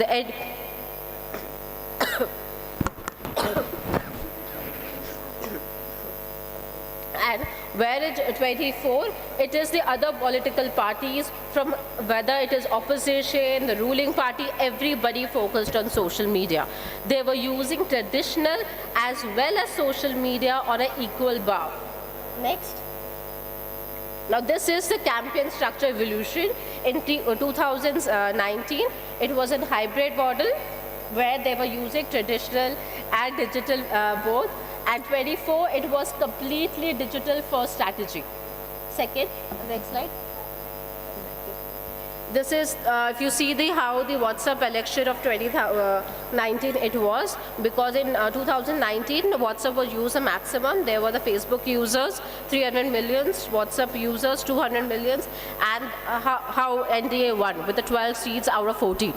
Next. And then the voter reach and inclusivity. I have taken every point and compared it in 2019 and 24, that how it was urban focused, and in 24, how the plan has changed. It was basically increased because of more of smartphone owners, and there were more of tribal and rural voters online, enabling to engage into it. Next. And this is the message strategy which has shifted from national to localized. In 19, it was more of national world, and in 24, all the messages were on specific to state, to region, to even to communities. So it has changed in that format. Next.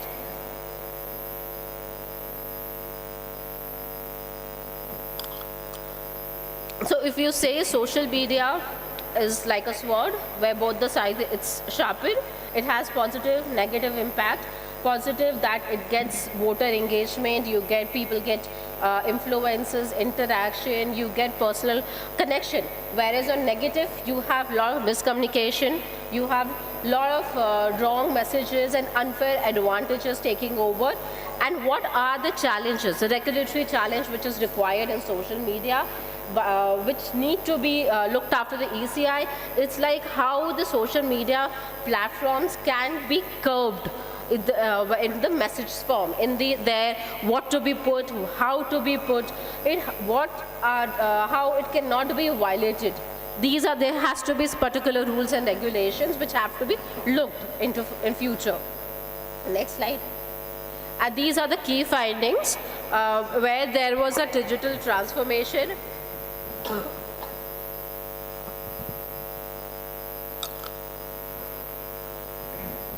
As I mentioned earlier, it has shifted from hybrid to institutional, then how it has expanded from the rural to tribal, and how the JMM growth has been in this from 1 seat to 5 seats, how it has been grown.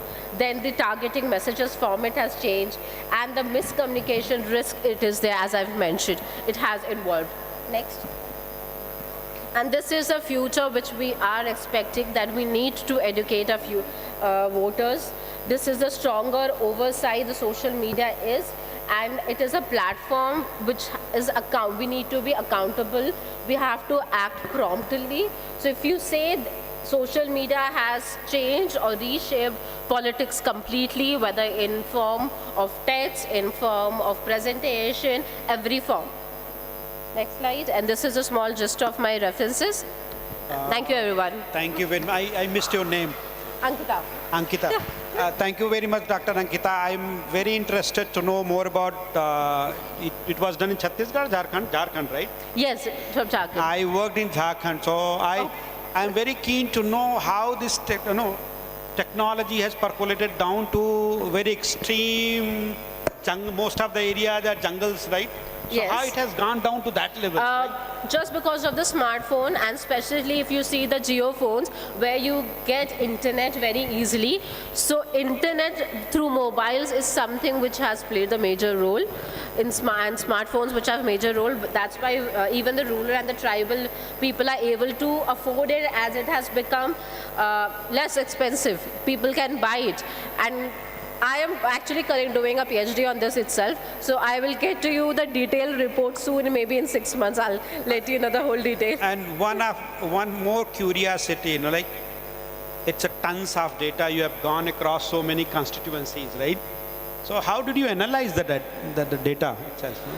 It's a big data set, secondary sources you said. Yes, I have not taken every 14 districts. I have taken basically my data from the major 5 divisions, which is Jharkhand is divided into 5 major divisions. So who controlled this data? Who stored this data, and how you get that access to that data? Who concluded it? Yes. Conclusion is done by me. No, like where this data is available, which agency in the government? Which company? I have Which taken government agency in the, which government agency? From where Board I of- have taken yes, the source. yes. So source is ECI. Then they are over there. The most prominent is your Hindi newspapers. Those newspapers I have taken, and those articles I have read, I have taken those as my source. Then there are prior research, which I have mentioned in my literature review. Those who have done few research and are published is on election. So I've even read those. I've taken few. So did you do the textual analysis, like you read, reread, and then coded? No, I have read, I have created a data which I've done on the reach, on the strategies, messages, and there is a SPS formula which I have put it into it and come to with this. Now the floor is open for you guys. Dr. Khan, can you substitute me for a couple of minutes? I need two minutes.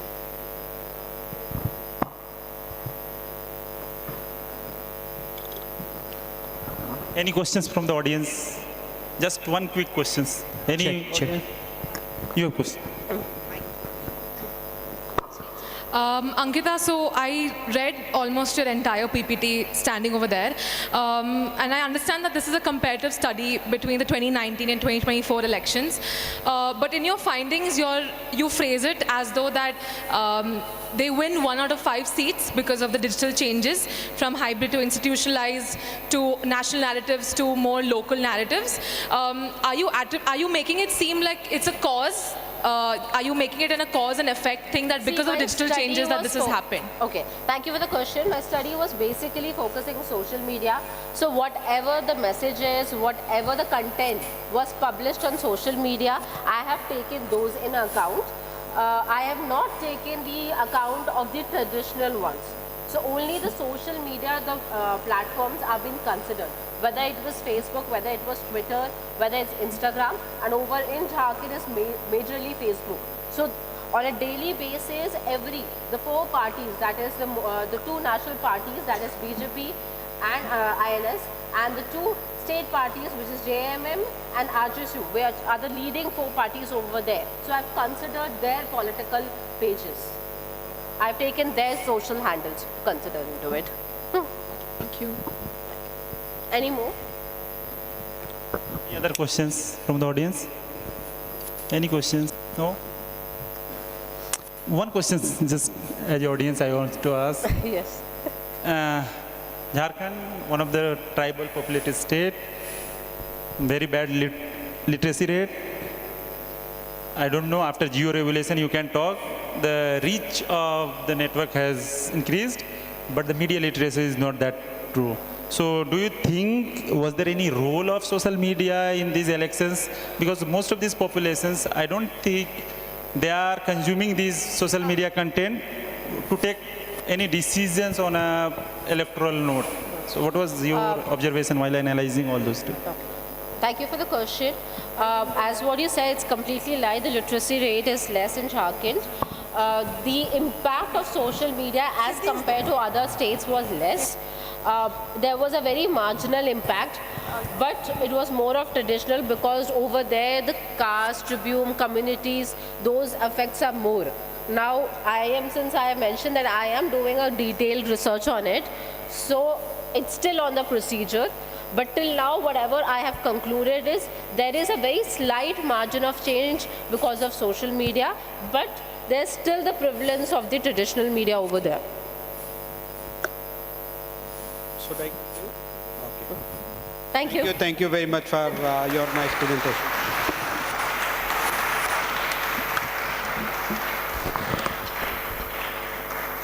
Thank you, Ankita, for your work in comparative study of the 2019 and 2024 Lok Sabha elections in Jharkhand. She spoke about how it's from a national narrative to more of a localized content. She's also spoken about how it's gone from a hybrid model to an institutionalized model. And while I hear that you're still in work, it's still in progress, I wish you all the best in continuing this research.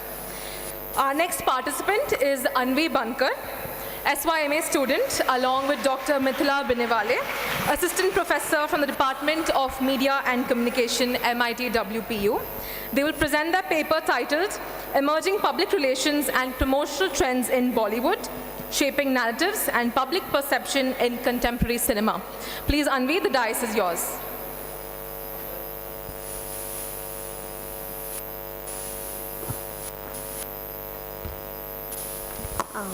Thank you so much, Amrita. If I was last to my dollar, I would spend it on public relation. Quoted Bill Gates. Good evening, everyone. I, Anvi Bankar, stand before you from the Department of Media and Communication at MIT WPU, and today I'll be presenting my academic paper whose title is Emerging Public Relation and Promotional Trends in Bollywood, Shaping Narratives and Public Perception in Contemporary Cinema. So, to begin with, public relation in Bollywood has undergone dramatic transition in past decade. Earlier, film publicity was heavily dependent on traditional media, that is TV, formal press meets, television interviews, and print advertisements. But today, with the rise of social media, it has become more digital, conversational, and emotionally driven. Audiences are no longer passive viewers. They are active participants who help shape the film perception in the cinema promotion. Next slide, please. Next one. So this is ongoing paper which explores how organic PR has redefined film promotion in Bollywood through 3 case studies, which is Pathan, Chhawa, and Brahmastra Part 1 Shiva. This research uses qualitative content analysis of campaigns, in-depth interviews with PR strategies to understand this shift. The goal is to see how communication has evolved from media-driven publicity to participatory storytelling and psychological engagement of audiences. Next slide, please. Next one. Yes. So here you can see the comparison table, which looks at how PR have evolved in Bollywood, especially from pre-2015 era to post-2019 digital era. As you can see that earlier publicity was heavily dependent on traditional media, as I have stated earlier, and it was mostly one-way communication, where filmmakers used to speak to audience and not with them. Celebrities appeared in formal interviews. PR was largely relied on the paid coverage and advertorials. But in contrast, the contemporary PR operates very differently. It's digital first, audience centric, focusing on the authentic storytelling and emotional relatability. Communication today is two-way and conversational. Stars interact directly with fans through their Instagram handles, lives, X-chats, and behind-the-scene content. Campaigns are long-term, right? So they don't start the campaign in this digital era before the film release. It's a long pre-planned campaign which goes before the release, after the release as well. Another major shift that has been seen is the use of psychology of audiences. So PR strategies now apply cognitive biases like FOMO, social proof, and information scarcity to spark curiosity and drive audience engagement. Even the crises and controversies are no longer avoided but are taken as opportunity to make the conversation more live. Next slide. Next. Yes. So coming to my first case study, which is Pathan. Shah Rukh Khan's famous hashtag Ask SRK sessions were the masterclass in authentic digital engagement. So in this session, Shah Rukh Khan himself used to answer to the questions of audiences, which created a buzz, huge buzz, which helped Pathan as a movie to go hit the box office.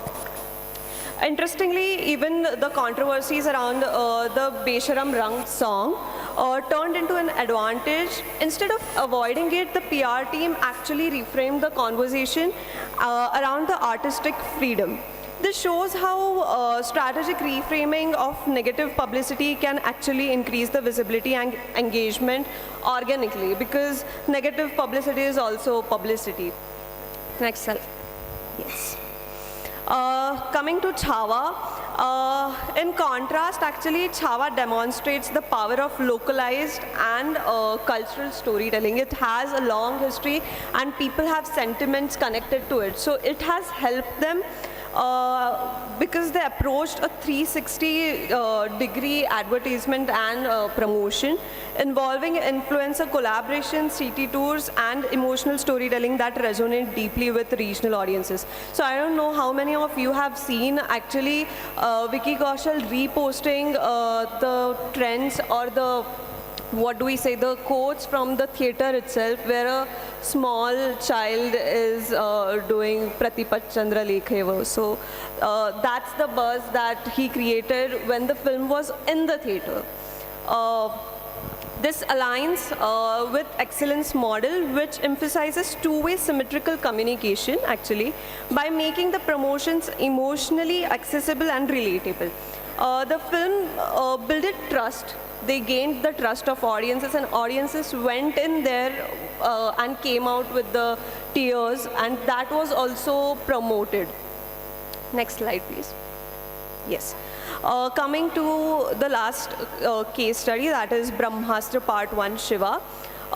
They used a unique tactic called controlled curiosity marketing.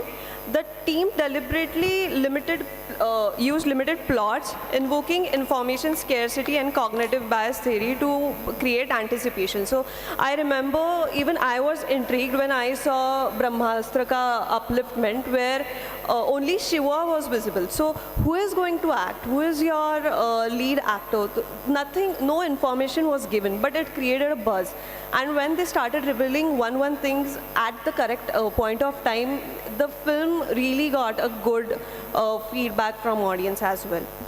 So this connects us to the reception theory, where audiences interpret the content actively rather than consuming it passively. As I said, the consumers are not very passive these days, but they are active, and they also create content to promote the films. Next. Yes. So from these case studies, a clear pattern emerges that Bollywood's PR has shifted from transitional publicity to narrative-driven authenticity. So as I said before, filmmakers don't speak to the audience, they speak with the audience, which creates credibility. PR strategies now focuses on relatability, transparency, and emotional storytelling. So whenever these things go south, whenever they come across some controversies, they go forward and they accept it. If we are going to change it, or we are not going to know what is the answer. So they don't just run away from it, or they don't suppress it like it used to happen earlier, because it's a two-way communication, right? This is hybrid model of blending organic PR, digital virality, and cognitive engagement represents Bollywood new publicity paradigm. Next. Yes. So coming to the conclusion, modern Bollywood PR is no longer just about promoting film, but it's about building a narrative ecosystem and building relationship with your audiences. Filmmakers are marked as has marketed cultural experiences, and audiences are treated as stakeholders in storytelling processes. Authenticity, consistency, and emotional resonance have replaced paid visibility and overexposure. As the studies suggest, the future of Bollywood PR lies in community-driven storytelling that builds long-term trust and not just pre-release hype. So thank you so much, everyone. I would like to acknowledge my co-author, Dr. Mithila Biniwale, and the Department of Media and Communication at MIT WPU for their guidance and constant support. As I said, this paper is the part of my dissertation, which is in process. So if you have any suggestions, they are really appreciated. Thank you once again. Thank you so much. I missed your name. It was written so small, so I couldn't read your name. Sorry? I missed your name. Okay, can we go to the first slide, please? Anvi it is, yeah. Thank you very much, Anvi. Very basic question, like Yes. why did you choose this topic? And I'm still not finished. Okay. Why did you choose this topic? And if you chose this topic, what difference it brought to the industry, Bollywood industry, how they can benefit from your study? Findings. I am an enthusiast in filmmaking and as well as in advertisement and public relations. So while finalizing this topic, I thought, why not do something that stands close to me? So both the parameters, public relation and film, stand close to me, and I wanted to see that if tomorrow I become a filmmaker, how would I consider taking my film to the theaters, and what should be the parameters I would be looking at? So coming to your next question, that how would it make the difference for the industry, right? So I think that this paper suggests that there is long-term PR, which we call as organic PR, which is not paid. Of course it is paid, but it seems like it is not paid. That's what we call organic PR. And how see, every film is different, right? So when you take your film to the market, how you should be, promoting it with the case studies, with the in-depth interviews of PR strategies, as we'll be talking more to them as well, and we'll be talking to audiences as well, that how they receive whatever has been thrown to them. So does it really help, or what kind of path they can choose? So if they can go with controversies, negative publicity, or they can go with the Instagram or Twitter ka engagement. So I think that's the difference that would make. Thank you very much for responding nicely. How close you are in submission? And what is the plan for dissemination of your results? Will you publish something? No, sir. This is my very first paper I am working on. Where are you going to publish? So the plan is to complete my dissertation by this March. Dissertation submission, as per the rule 2, right? 2 papers, right? Submission itself. So this is, I am a master's student. Yes. Go ahead. Yes. Good luck. Thank you. Okay, open, floor is open for the... If you want to ask anything, please. Sure. Okay. How did you choose the movie? Because all the movies which you have chosen, the case study which you have done, are from different genres. So how did you choose it? And why not one genre? What was the agenda behind it? What was the procedure? Yes. So as I said, public relation and films is a very vast topic, right? And as I said, that I would like to contribute to the industry. So I would like to lay down different paths, right? So as I said, every film is made different. So what could work with the films, right? So these 3 case studies are very distinct, actually.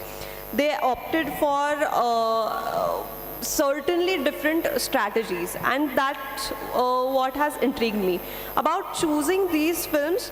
And why not from the same genre? Because these films are blockbusters, and choosing the same genres, I feel that I have come across a lot of strategies, but same genre ke strategies, align with the same strategies altogether, some or the other way. So why not take some variety to your paper? That's why I chose different genres. Just to conclude, a little more. Like you said, you use depth methods for data collection, right? In-depth interviews. Yes, qualitative content analysis and in-depth interviews with PR. So I know there is a class of confidentiality, but how many people did you interview and how did you prepare that questionnaire, interview schedule or interview guide, whatever you call it? Sir, actually, for this paper, I watched a lot of online interviews of PR strategies and I could only talk to 2 of them. The questionnaire was how do they see emerging trends of public relation in Bollywood. Also, I looked upon how and why the controversies which could be suppressed, but why they are used and what difference does that make when the film comes to the theater. The next question I looked for is how after film a PR campaign is run, right? So we know what happens before the film, it's all the promotion thing, but what happens after the film is released and it goes to cinema theater and people start loving it or they give some criticism. So how does that work as well?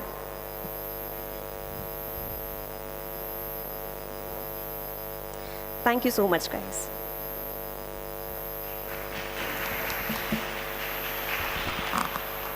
Thank you, Anvi, for your work in emerging public relations and promotional trends in Bollywood. So I didn't realize that a lot of PR actually goes into films. I didn't realize the drastic changes in how it was before and how it is now. As a kid, you would just see a trailer and you would see heavy interviews and you would see the whole stardom of, let's say, SRK, right? But now you're seeing the PR trend of him putting out a tweet.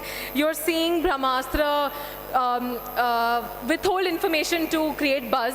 You're seeing how PR is constantly changing even now. So Anvi's research is very much relevant. Moving forward, our next is Gargi Sarkar, SYMA student, along with Dr. Mithila Binnewale, Assistant Professor from the Department of Media and Communications, MIT World Peace University. Their paper is Independent Cinema and the Transforming Political Economy of Film Production in India. Gargi, could I have you on the dais, please? Please put your hands together for Gargi.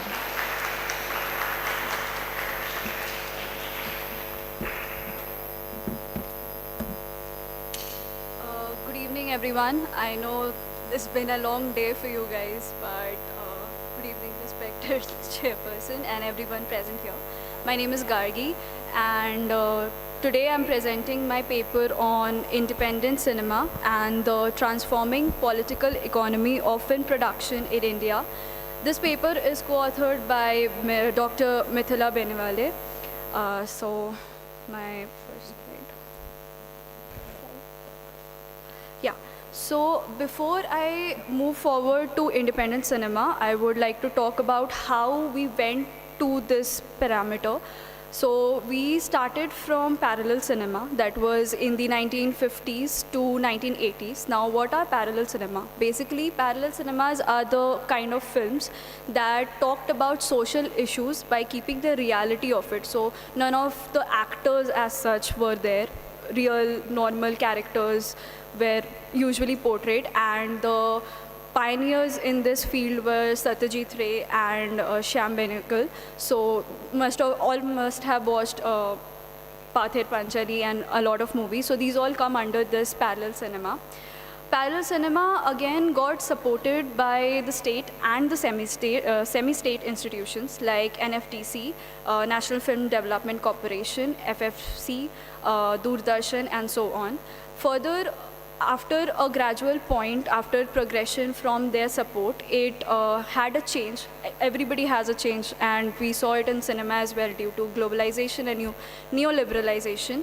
So that happened in 1990 to 2000, where companies like Yash Raj Films, UTV, and Reliance began to vertically initiate production, distribution, and exhibition, which further changed the urban multiplex culture to single screens. Then we also started participating in festivals, and foreign funded funds also increased, which further now where we are right now is the independent cinema, where we see a lot of films, Indian films are going to global platforms. That's due to the internet and globalization. So it started with films like Masan and Lunchbox. and slide. Along with independent cinema, a word comes up that is hybrid cinema, which again is an alternative term for independent cinema, which was quoted by a scholar named Ashwin Devasundaram in his book called Indian Indies, A Guide to a New Independent Cinema. Here in this book, he states that hybrid cinemas are nothing but a combination of documentary filmmaking and normal these parallel cinemas. So documentary filmmaking again deals with reality, but how it is different from parallel is parallel also deals with a bit of fiction in it. So these films majorly are different. How they are different is what I'm going to talk about, because these also have fiction which parallel cinema also had. But in new independent cinema, we see a lot of commercialization is being used. So for example, for my paper, the case study that I have taken is of two films, that is Homebound and All We Imagine as Light.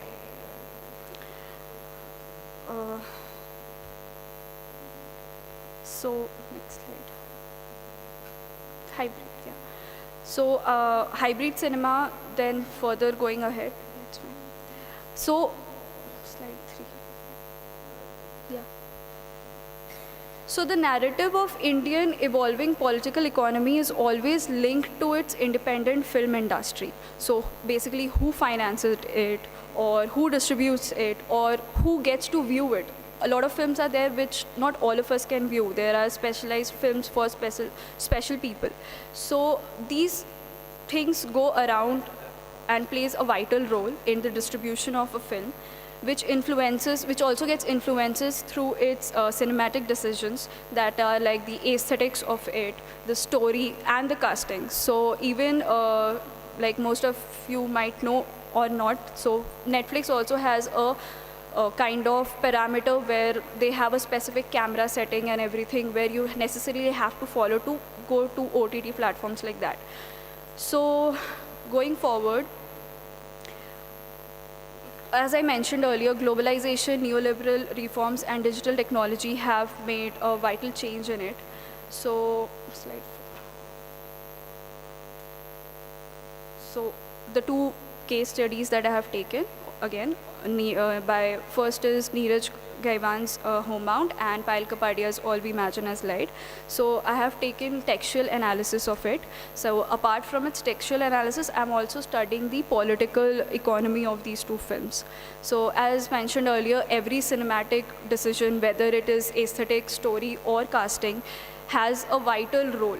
So even in this film, Homebound, we see Janhvi Kapoor and Ishan Khattar who belong to a wealthy family or have a Bollywood background, but yet they portray characters into films like Homebound, where it also talks about reality and social issues.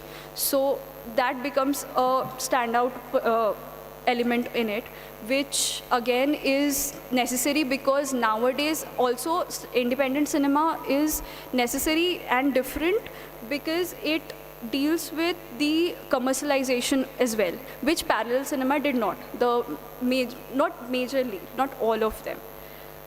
So again, right now I have these two papers, these two films right with me, but furthermore I intend to read on Humans in Loop, Flowering Man, and for Songs of Forgotten Trees by Anupama Roy, which is again backed by Anurag Kashyap, and the other two films that I mentioned are backed by FTII. So also how institutions are also backing up these films, and further they are going to festival runs and then globalization and furthermore. Slide 5. The political economy of Indian cinema transformed dramatically after liberalization in the 1990s. The entry of private capital, multiplex culture, and global investment restructured both production and exhibition. While mainstream studios targeted urban middle-class audience, smaller films struggled for screens. Yet this gap created opportunity for globalization of co-productions, festival circuits, and later OTT platforms. So nowadays we see a lot of films. Even I personally don't go to watch a lot of films. I wait for them to come on OTT platforms. So now all these films don't just rely on the theaters, but they also look forward for a different set of audience in the OTT platforms. Next slide.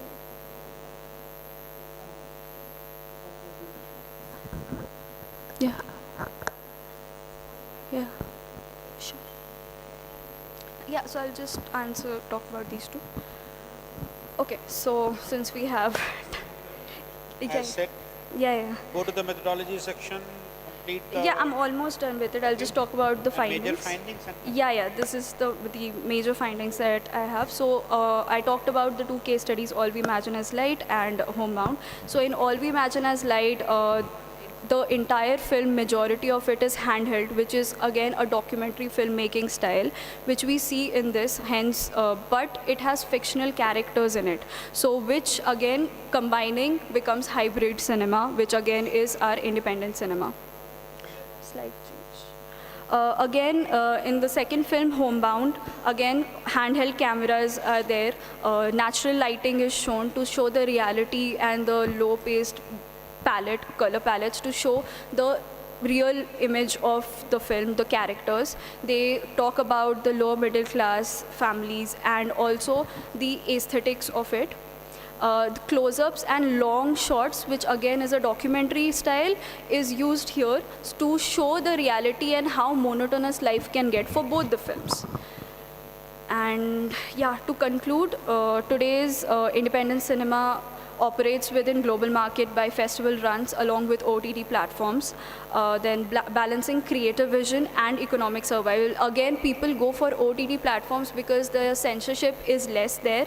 So a lot of people can actually put up their content on OTT platforms. So you get a creative liberty. So as a creator, you choose for that, you opt for that. Hence, we also see a rise in OTT platforms these days. Filmmaker like Kapadia and Ghainwal redefines indie by working with global collaborators, festivals, and OTT while preserving authentic voices. So even All We Imagine as Light was backed up by a lot of global organizations. So this work shows rearticulation of hybrid cinema, and it shows changing political dynamics in the production and circulation. That's it. Thank you so much, sir. Your name? Gargi. Everybody is writing so small in the slide, difficult to read from. Yes. Yeah. Gargi. Gargi. Okay, Gargi, this is your master's level work or doctoral? Yeah, master's. So this is my ongoing paper, sir. So it is not finished yet. As I mentioned, those are the films that I intend to research on furthermore. My very basic question, because everybody now we are getting very late. How do you develop a rationale for studying what you studied? No? What rational? So how do I put the liking towards the? How did you rationalize what you studied? Right? So, sir. What? Yeah. So, so starting off, films. I'll tell you the honest reply. So it was initially I was doing a research with my co-author on short films and how it goes, like even kids in school, the film production goes to multiple levels, like FTII films went to global levels. So how a normal class assignment can go to a global level. So that was the study element, that was the major foundation basically, and which further... Thanks. What I wanted to know, like whenever we and our department do, we sit down couple of people and grill our students. Tell me, why did you choose what you chose? Yeah. All right, so it's not coming up anyway. I'm opening the forum for others to ask the questions. Any question? If no question, I conclude and call for the day now. Thank you very much for presenting wonderful presentations. Thank you, sir. And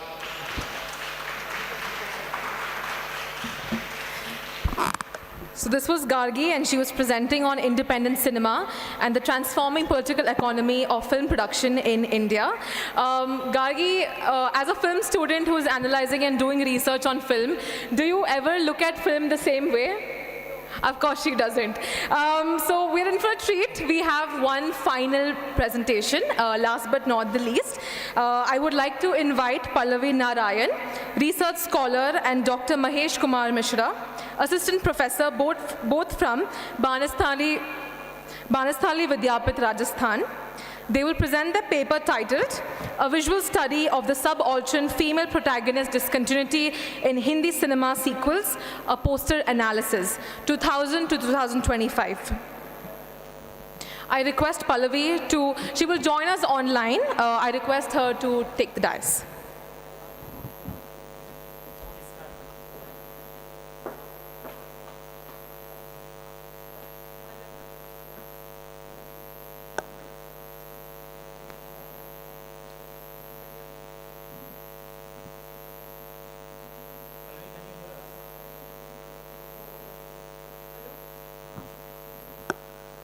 Hello.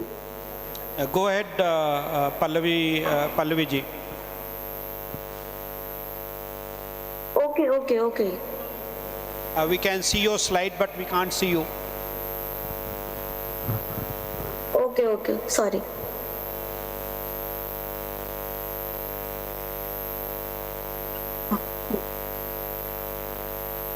Okay, I will. I am Pallavi. Good morning, good afternoon, good evening, everyone. Good evening I am is more Pallavi appropriate. Narayan, a research scholar from Banasthali Vidyapit. Today, I will be presenting my research title, Visualizing Subaltern Female Protagonist Discontinuity in Hindi Cinema Sequels, a Poster and Analysis from 2000 to 2025.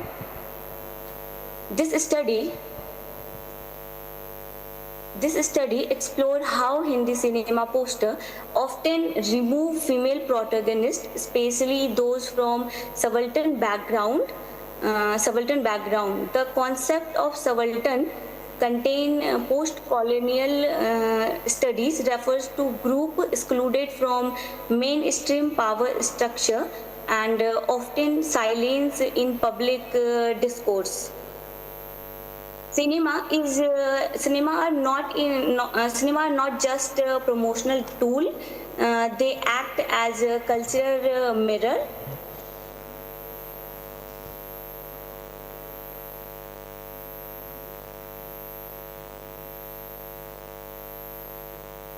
Go ahead. Okay. Please proceed.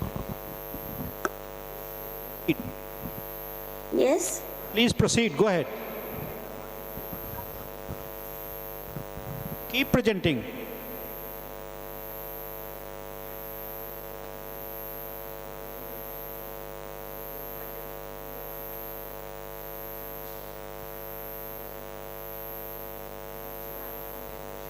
Okay, Sujay.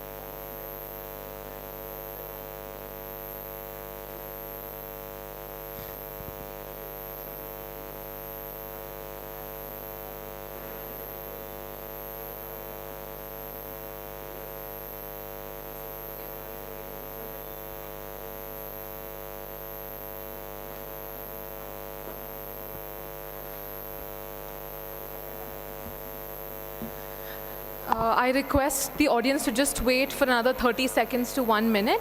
There's some technical issues on her end. She would like to present, so we'll just wait for another 1 minute. In case she's not able to rejoin, we will give her a different platform to present later, but just I ask you for your time for just 1 more minute. Yes, ma'am. I'm really sorry. You are audible now. Go ahead.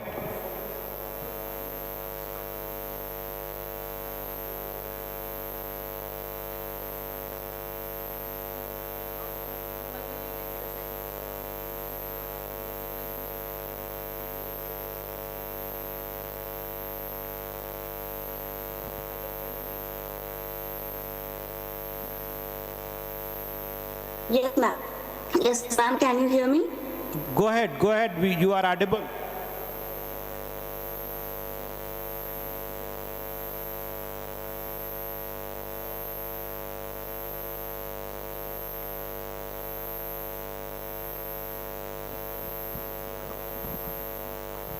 I think can someone on her behalf make a presentation here? Ma'am, the first. Oh, yes, we can see you now. Quickly, ma'am, we are already half shooted the time. Yes, ma'am. Yes, ma'am. The first question focused on visual continuity. It asked whether female protagonists maintain presence across sequels poster.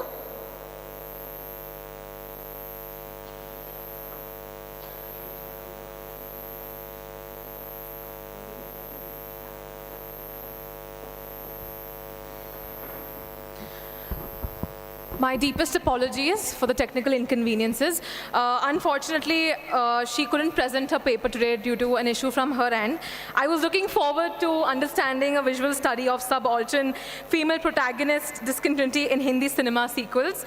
I wanted to first understand what does subaltern mean, but I will probably understand what that means later on. I hope she can present her paper with us sometime, maybe later. If today proved anything, it's that media truly goes beyond boundaries through ideas, inquiry, and insight. Now, research may begin on paper, but today it has certainly moved minds alike. The research presented by 4 presenters may as well become frameworks we learn later on. We learned a lot today. Thank you for everyone who presented, who listened, and who engaged, because this is what academic dialogue is all about, to be curious, to question, to investigate, and to make sense of. That is our duty as researchers. This was truly a worthwhile experience being part of the discussion, and as we come to the end of the session, I would like to extend a heartfelt vote of thanks. On behalf of the organizing committee, I express our deepest gratitude to Dr. Shamim Mohammed. Thank you so much for your time and your valuable presence, sir. A big thank you to the organizing secretary for the academic session, Dr. Akhil Ahmed Khan. He has pulled off a fantastic session, and I would also like to call him on stage to present a few words. Akhil, sir, can we have you on stage?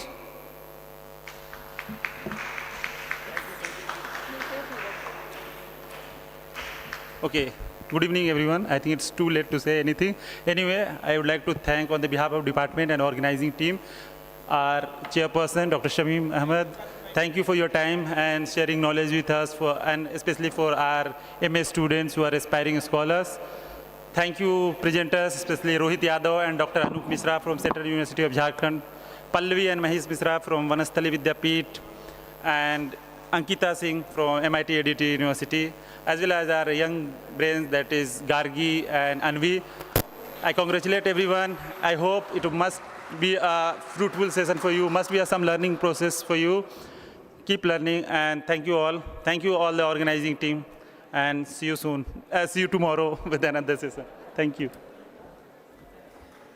Once again, a huge thank you to Dr. Shamim Mohammed for chairing this session. Thank you so much, Dr. Akhil Ahmed Khan, for pulling off such a fantastic session. Heartfelt appreciation to all of the presenters. It is very hard to present a paper and also to do research. I also thank our faculty coordinators, volunteers, and audience for your time and participation. Thank you all once again. This is not over yet. I'd like to end on a high note. This is a reminder that NCMJ continues tomorrow, so we have a lot more things planned for day 2 of the National Conference on Media and Journalism. So grab onto your thinking hats, open your minds and ears, and be there tomorrow. The session ends here, but the conversation continues tomorrow. Looking forward to your participation, and have a wonderful evening ahead. This is your host, Amrita, signing off. Thank you.